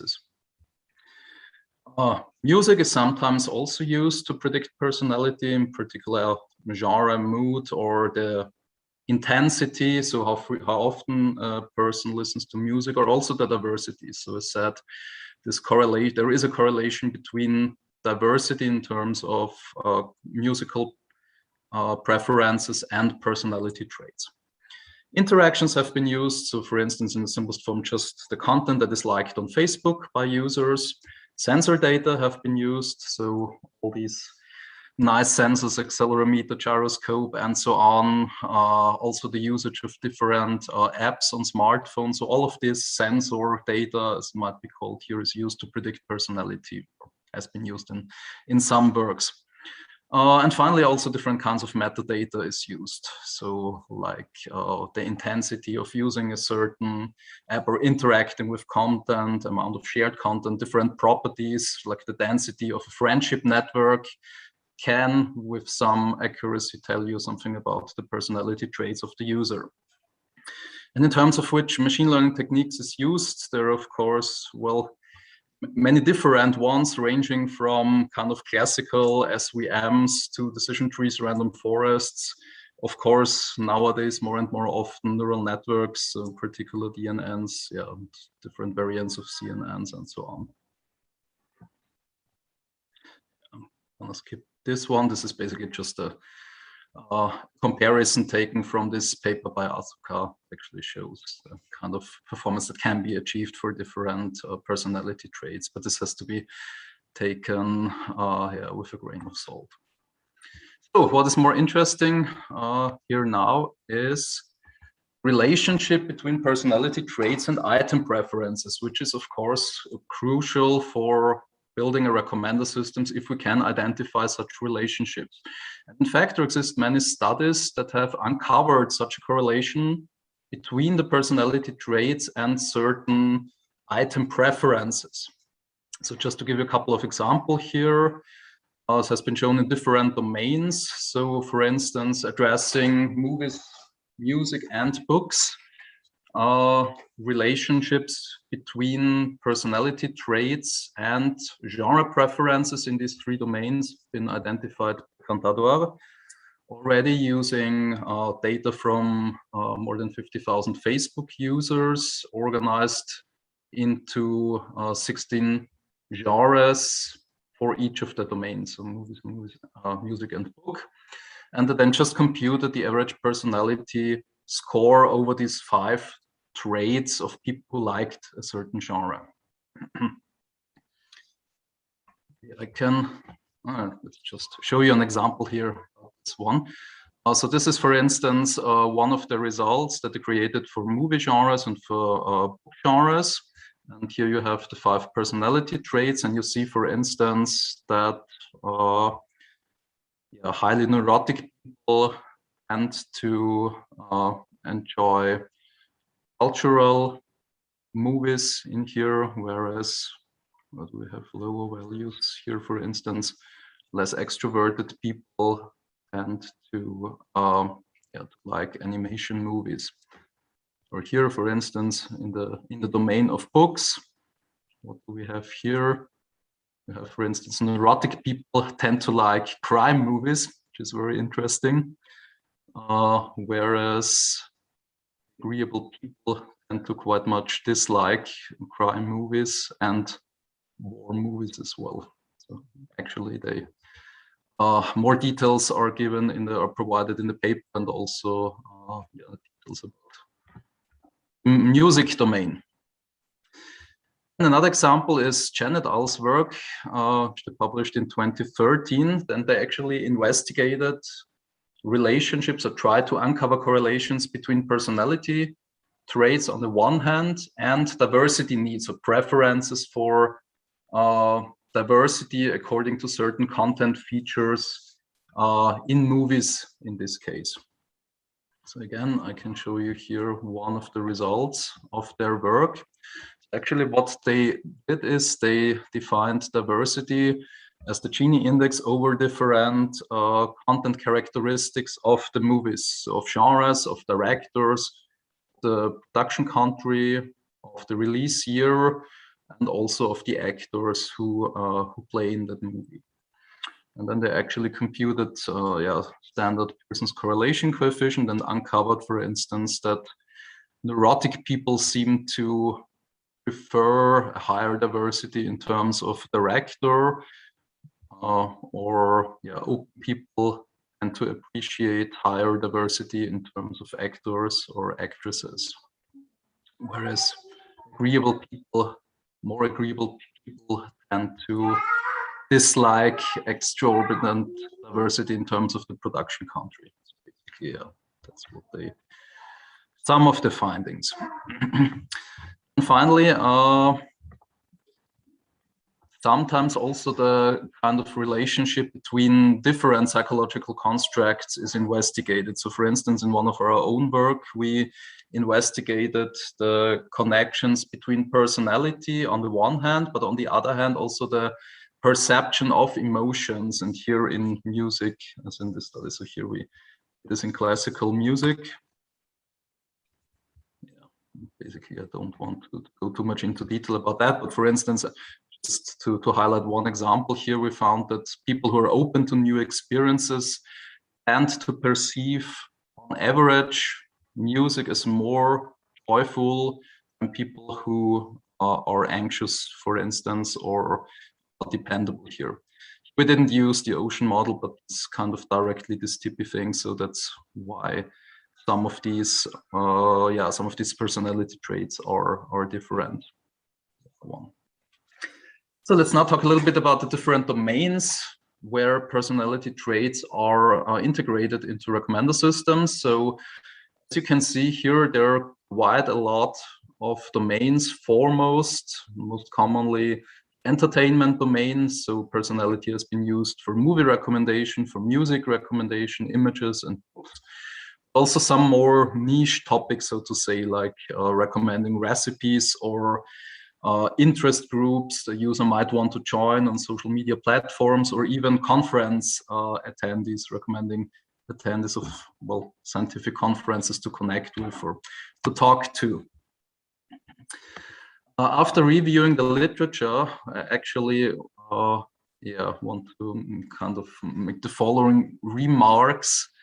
Which is on the one hand, and this is nice because it still leaves a lot of room for improvement, that if you review all of these things, of all of these papers, then almost all of the approaches are quite simple. So they integrate personality traits in a quite simplistic way into typically existing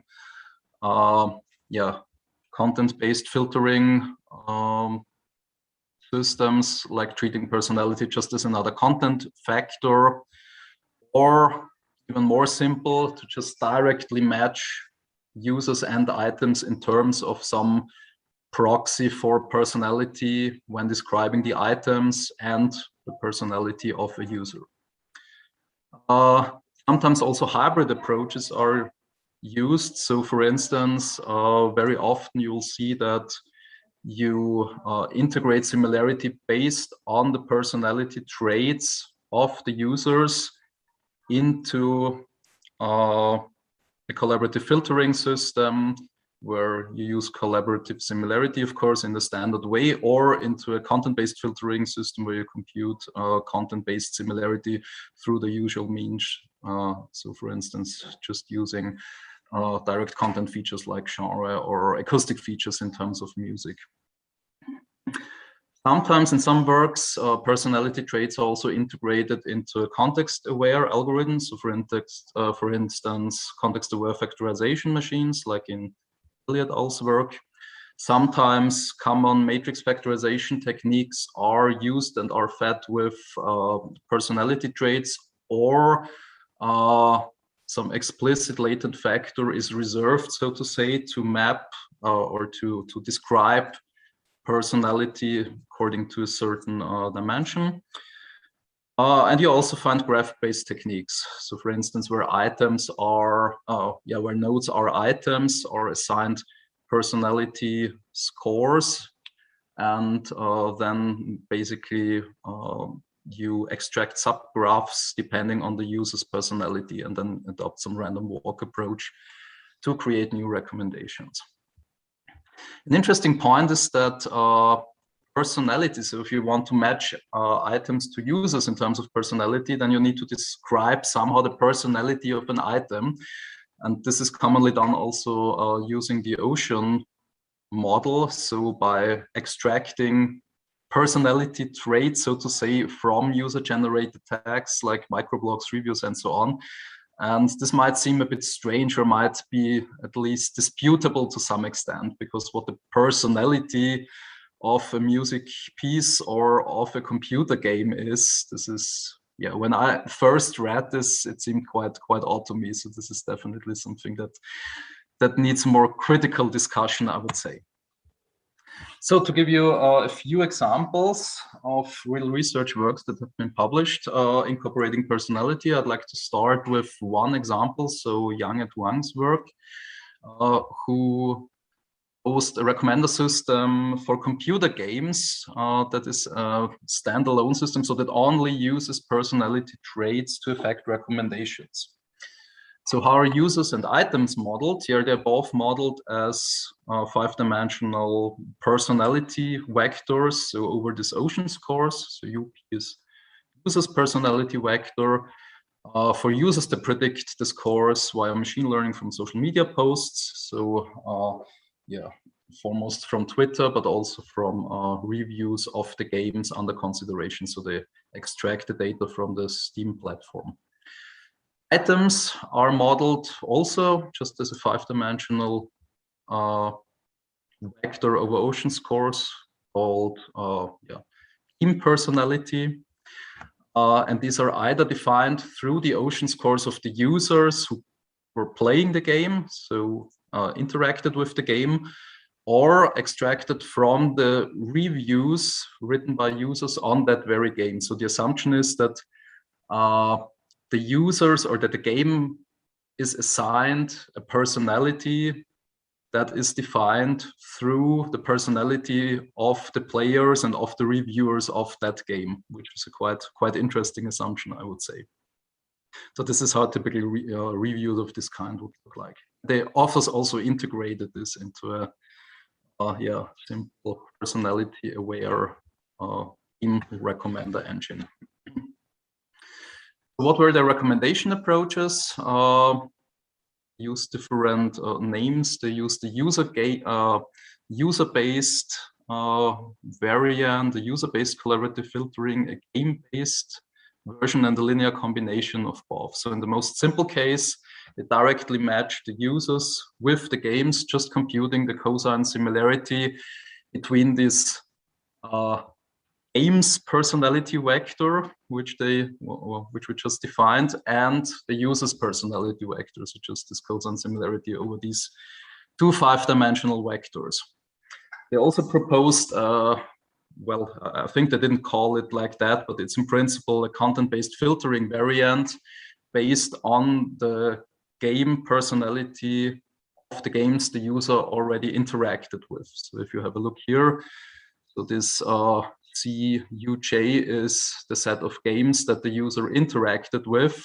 And this is basically a very simple standard content-based filtering variant, where actually average similarity between the games that are already known to the user and the games for which we want to compute, similarity is considered.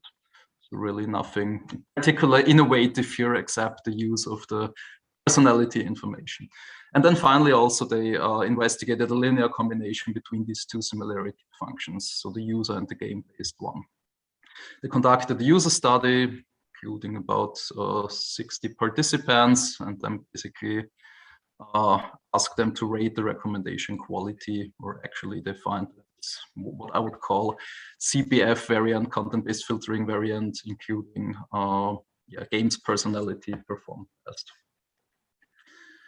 Another example here, and as said, music domain is to introduce you here to this work by Lou and Tintareff, who actually proposed a recommender for music items, more precisely songs, not artists, which is based on a re-ranking approach. So actually the idea is that in the first step, a factorization machine is used on collaborative filtering data to create an initial list of recommendations.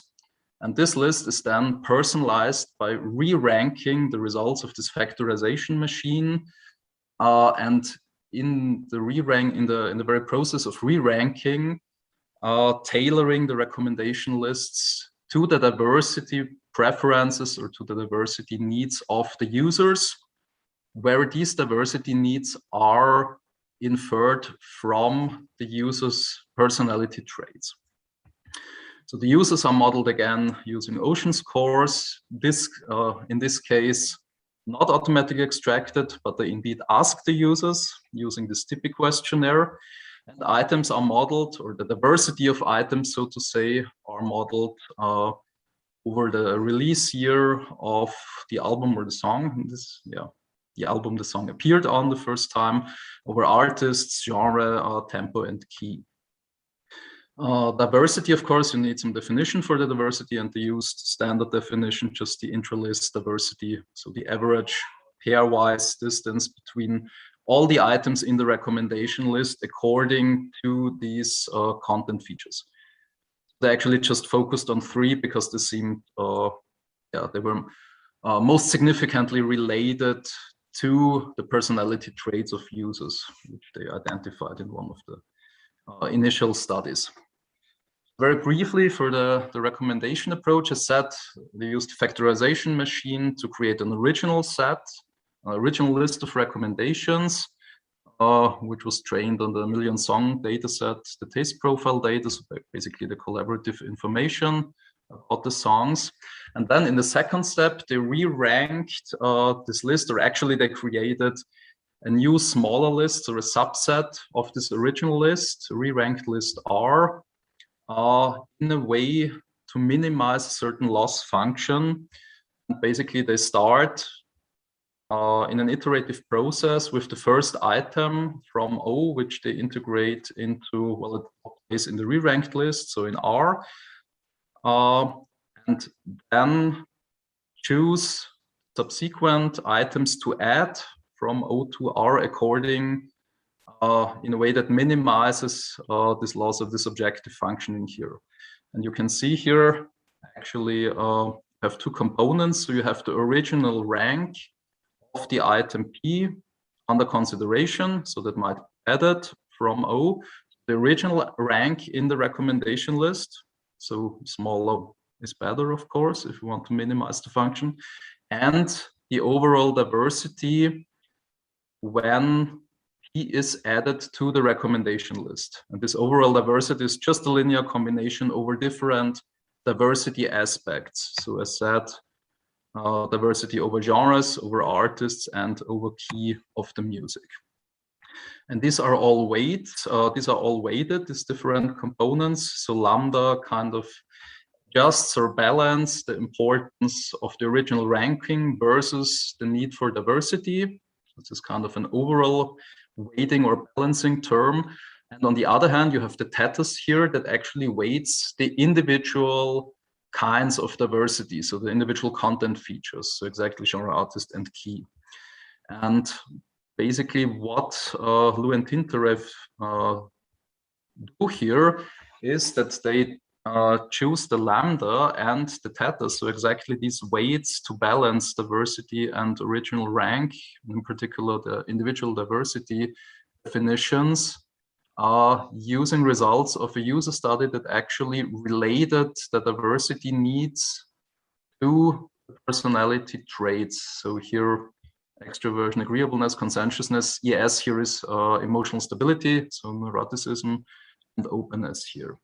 So they actually, this is actually the way they integrated this information in order to adjust the level of diversity in the recommendation lists. And of course, they conducted a user study and not too surprisingly figured out that the re-ranked list, so the green one, performed better than just using the original list O in terms of perceived diversity and user satisfaction and overall quality. So that much about personality. Let's now talk a little bit, and this will not take that as long as the personality because there is much less literature available here. Let's talk a little bit about affect-aware recommender systems. Let's first start with a definition. In general, with a motivation why affect should be used here. From a psychological perspective, it's common to distinguish affect into emotion and mood, where emotion relates to an affective experiences of high intensity that is a direct response to a stimulus. So for instance, if I show you a picture of a crying baby, or if you experience a war scene, a fight scene in a movie, then you will have a direct response to this stimulus. And these emotions are typically of shorter duration, so like a couple of seconds to at most 1 or 2 minutes. On the other hand, we have mood, which is a longer lasting affective experience of lower intensity. And that's something important to notice because in psychology, these two things are very different, whereas in computer science and in recommender systems literature, they were very often used interchangeably. So yeah, just be aware of that. So how can the use of emotion and mood be motivated in recommender systems? So first thing is to increase the level of personalization, of course. If you know more about the user and the current effective state of the user, you can probably have more accurate or better tailored recommendations. From a user perspective, it's important to for those recommendations to regulate the mood, which will lead very likely to a high user satisfaction. And sometimes, as already pointed to, also this interdependence, the interwovenness of preferences, personality, and mood can be very beneficial to improve a recommender system. So how can affect be modeled? There are, in principle, 3 different ways to model emotions and mood, which is categorical models, dimensional models, and hybrid models. So categorical models, as the name suggests, basically describes an effect via discrete and distinct categories. So for instance, Ekman's 6 basic emotions is a typical example here. So we have happiness, sadness, disgust, fear, surprise, and anger. In contrast, an emotional model, dimensional model describes effect on a continuous scale, so usually using 2 or 3 dimensions. So the most prominent example here is the valence arousal space, where valence describes how pleasant a certain emotion or mood is, so is it a positive or negative effect, and arousal describes the level of intensity. So is it of high intensity or low intensity? Sometimes also a 3rd dimension, often called dominance, is added, so how much a user or a person is in control of their emotions. And then we have hybrid models, which actually combine aspects of both. To give one example, I said this valence arousal plane is described in Russell's circumplex model. Is probably one of the most well-known ones. And actually, you see here you have this valence dimension and you have the arousal dimension, and well, Russell also mapped certain categorical emotional terms into this valence arousal space, as you can see here. The Geneva emotion wheel is an example of a hybrid model where, again, you have emotional categories on the one hand. Each of them is described by the level of intensity the user perceives each of the emotion or experiences each of the emotion here. So how can affective cues be acquired? Well, this is basically similar to personality. You can either ask users explicitly, or you can infer mood and emotion via machine learning from user-generated data from the digital footprint. Again, if you do it explicitly, it's more labor-intensive, but more accurate. Typically, you just ask a user to select from one emotion out of a list of emotions, or much less frequently, the user can position a cursor in a VA space. But this is, of course, quite hard because usually you first have to explain what the meaning of valence and arousal is to the user who is not already very psychologically informed, so to say. Or you can do it, of course, in a less expensive, but typically also less accurate way through machine learning. So again, the general remarks and domains on which affective cues are integrated. Well, a general remark is that after having reviewed a lot of literature on the topic, it became evident that emotion-aware recommender systems are much less researched than personality-aware recommender systems. Similar to personality-aware ones, the methods that are used to integrate affect into recommender systems are typically very simple. So simple extension to CF or CBF approaches, or even simpler, just creating some matching function between the mood of a user and the mood annotations of an item. Regarding the domains where affect-aware recommender systems are used, there are some recurring domains like locations or recommending clothes or in principle, fashion products. And one of the very prominent domains is music. So there is a couple of works that integrate mood and emotion into music recommender systems, which is not really a surprise because studies have shown that in music is actually one of the kind of artifact that evokes in us humans the strongest emotions compared to many other domains. And on the other hand, the most important reason why people listen to music at all is mood regulation. So given these two aspects, it's not really surprising that music is a very strong domain for applying or integrating affective information into a recommender system. So for the sake of time, maybe I'll just skip that one. This is not about music. I will tell you a little more about music. This is an earlier work which we did in collaboration with Francesco Ricci's group, but it actually relates music pieces to places of interest. So the idea is, given a point of interest, we want to identify the music that is best suited to match this location. So location or the place of interest is modeled by an emotion vector, basically using 24 different categorical categories of emotions. And the music tracks are actually also modeled the same way. Since we had many more music tracks than places of interest, we additionally use a small subset of music that is annotated according to 24 emotions, and we use this in an auto tagger to predict emotions for a much larger variety of music tracks.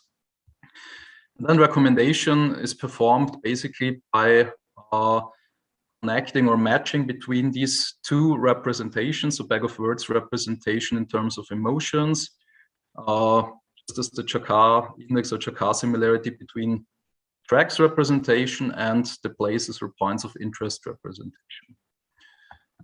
We also use the knowledge-based recommender here to infer the similarity between different path statistics. So for instance, number of shortest paths or average length of the shortest path, using the DBpedia knowledge graph, connecting tracks the one hand, 2 places of interest on the other hand. And we also used, or we also defined a hybrid that used some rank aggregation of the results produced by the other 2 approaches, so auto tags and knowledge-based ones. Yeah, and as we've shown, not too surprisingly, this combines with the hybrid method outperformed the more simple ones. If you're interested in that, and I think we have to come to an end here on that part, I just very briefly want to point out that such things, so emotion-aware music recommendation exploration, can also be nicely presented at the Digital Media Arts Festival. This is actually what we just did in our MTB, or Emotional Music Tower Box interface, with really a great response from the audience. And if you want to know more, you can have a look here at the Pisa video, or get informed more about that. It was a really nice exhibit. So, and to conclude, basically, Liz will tell you a little bit about what we identified as the grand challenges in psychology-informed recommender systems. I think for the sake of time, I will just continue sharing the slides, and Liz, you will talk to them, right? Talk about them. Sure, yeah. Yeah, so in cognition-informed recommender systems, we've seen that especially human memory models are very well suited to model user behavior. However, there is little work on how to support human memory in retrieving objects, and we think that there's lots of potential for future work. And there have been some early ideas how to use psychological knowledge about how humans recover from memory lapses to improve information management tools, or to create systems that remind user of stored bits of images, of documents, like this My Life bit system. Here, the importance of context cues is really crucial, and so we think that recommender systems could be really of use here, because I mean, we are overwhelmed with stuff that needs to go in our memory. So lots of opportunities for future research. I stressed this earlier, also in terms of attention. I think there's lots of potential to look at the underlying psychological mechanisms of attention, because this is really underexplored. So we searched the literature intensively and couldn't find only a few examples. And I mean, currently so much work on attention in recommender systems is done using deep learning, but this psychological approach could lead to more transparent and explainable models, which would be nice. In terms of personality, Markus said it, so it's still not well understood, and maybe also kind of weird to look at personality of items.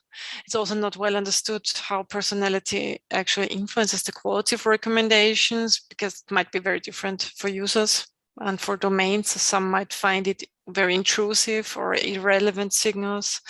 It's challenging in terms of privacy and ethics to use privacy signals in a recommender system. So privacy-aware recommender systems should focus also on accounting for such sensitive user attributes. Yeah, and like Markus said, so the integration of personality in approaches is quite simplistic. So it's extensions of standard approaches.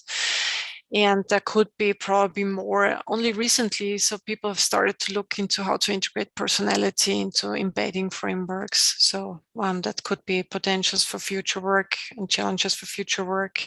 Yeah, and this personality traits on the item level, it's interesting, it's curious, and it's completely under-researched. So it might be worthwhile to explore this. In terms of effect, it's the same. So it's also not completely understood how effect really relates to recommendation quality. This is the same issue. Also, there is more research that's needed to look at mood or emotion changes during consumption. So detecting such changes is a challenging task, of course. But if you think about entertainment, the entertainment domain, about the music domain, this could be worthwhile. And it's also completely open to how to integrate such dynamics then into recommender system, and whether they really actually would help users or would increase perceived recommendation quality. And again, so all these cognitive and psychological signals are highly sensitive attributes. So I think there's a lot of work now on privacy aware rexes, and I think more work does not hurt in this case. It's crucial indeed. Crucial, yeah. Yeah, and I mean, so far we did not really discuss evaluation, but we do discuss this in our survey paper at length, because lots of the evaluation methodology that current recommender systems research uses are based on offline data sets or on standard performance metrics. And it's not so clear what metrics psychology-informed recommender systems actually improve beyond accuracy. Is it fairness? Is it transparency? Is it explainability? And here there's a nice framework by the people in BARI that could be applied to evaluate user and item fairness in this domain, to devise suitable metrics, maybe novel metrics that account for factors that are actually improved by psychology-informed recommender systems beyond classic metrics. Yeah, and also online performance of such algorithms is, of course, hard to study, but also more research is needed in this vein to see whether these measures really result in higher user satisfaction. So there are some studies that indicate that show that, but yeah, we would be happy to have more experiments in this vein. Yeah. Maybe our vision. So to conclude, our vision is that recommender systems research should really draw from the knowledge of all sorts of disciplines in the whole workflow of creating recommender systems. So not only looking at the newest machine learning algorithms, but also look at the findings from other disciplines. Because as a result, we hope that then the research can really consider all sorts of human factors and adopt a really genuine user-centric perspective on the field. Thank you. Thank you. Happy to answer questions.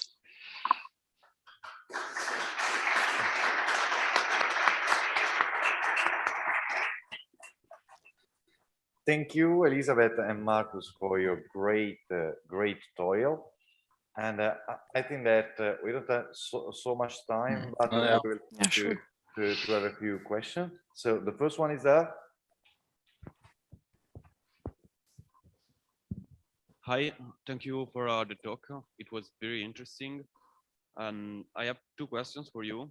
The first one is not a provocative question, but it really comes from a personal concern. And it's about using personality traits for recommendation. And I would like to ask you, what do you think about using personality traits in commercial recommender systems? Because I think they can really affect or influence your decisions about maybe buying something, or they can make you addicted to social media and so on. And the second question is, there is any study, or have you done any study on the influence that using personality traits have on filter bubbles or the spread of misinformation? Thank you. I mean, the first one, and as Liz already said, it's a very delicate thing. I mean, we don't really know to which extent the big companies, the big five, actually use personality. And it's, of course, an important ethical debate also to have. I mean, on the one hand, you have kind of the researcher's perspective. Of course, you want to create a more holistic user model, or as much as possible. But of course, this opens a lot of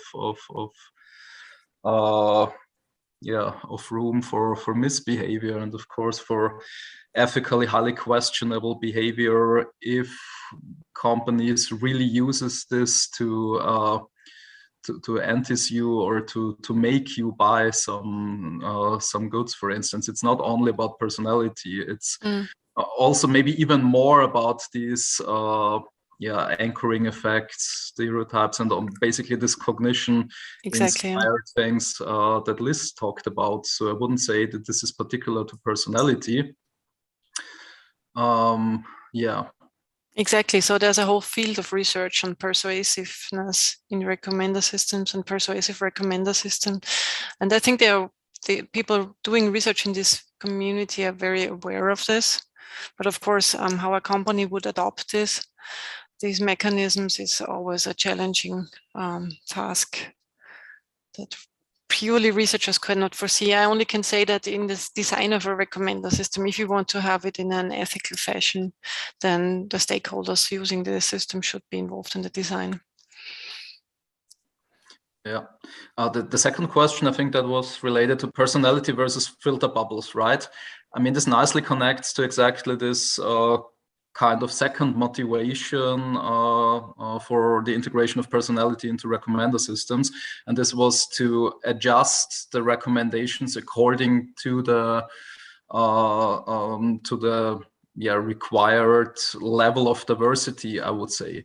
Because I mean, some users even like to stay in the filter bubbles. They only want to listen to a certain kind of music or only want to watch a certain kind of movies. And I think it's exactly there where personality can be used to further personalize results, not only in terms of item preferences, but also in terms of aspects. So this typically beyond accuracy aspects. So diversity, serendipity, and so on.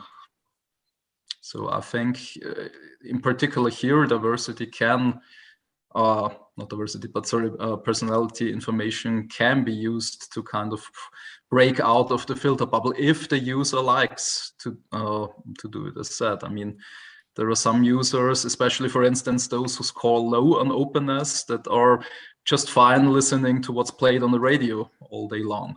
Mm-hmm. So I hope this answers your question. It's kind of hard because I cannot see, of course. Oh, yeah. Who asked the question? So. Yeah. That's the downside of being not there physically. It's a pity. And we have another question now. Yeah, hi Markus, this is Tommaso. Oh, hi. Hi. Yeah, I was just thinking about this, this way of computing recommendation and basically to, let's say, infer all these aspects related to the user personality. And don't you see that, for example, conversational approaches could be very useful in this respect to, let's say, to elicit all these aspects related to the user. So I see a lot of work can be done in this respect, so using a conversation to better understand the different psychological aspects of the user, both the long-term aspects and the more ephemeral ones, and then, so that we can exploit them, having, of course, all the concerns related to privacy and the like. I mean, that's a very good point, and you are of course the expert here on conversational systems, much more than I am, but definitely, and also kind of you have a time series in the end, and also in conversational systems you can use the different modalities, right? I mean, most is based on text, but given the audio that is recorded, of course, you can also more accurately infer, maybe not the personality so much, but in particular the affective cues, so the current emotion of the user, and can then maybe in a much more fine-grained way adjust the recommendations. So I'll definitely agree. Yeah. Though I'm, as said, not too familiar with conversational interfaces, but we might take it offline and have a discussion about it at a later point in time, and also see.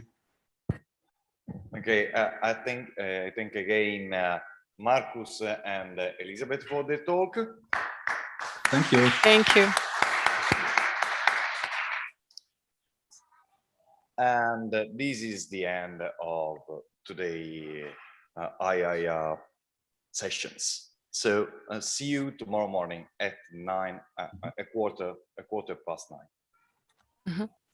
Thank you for having us. Enjoy the rest of the great conference workshop. See you.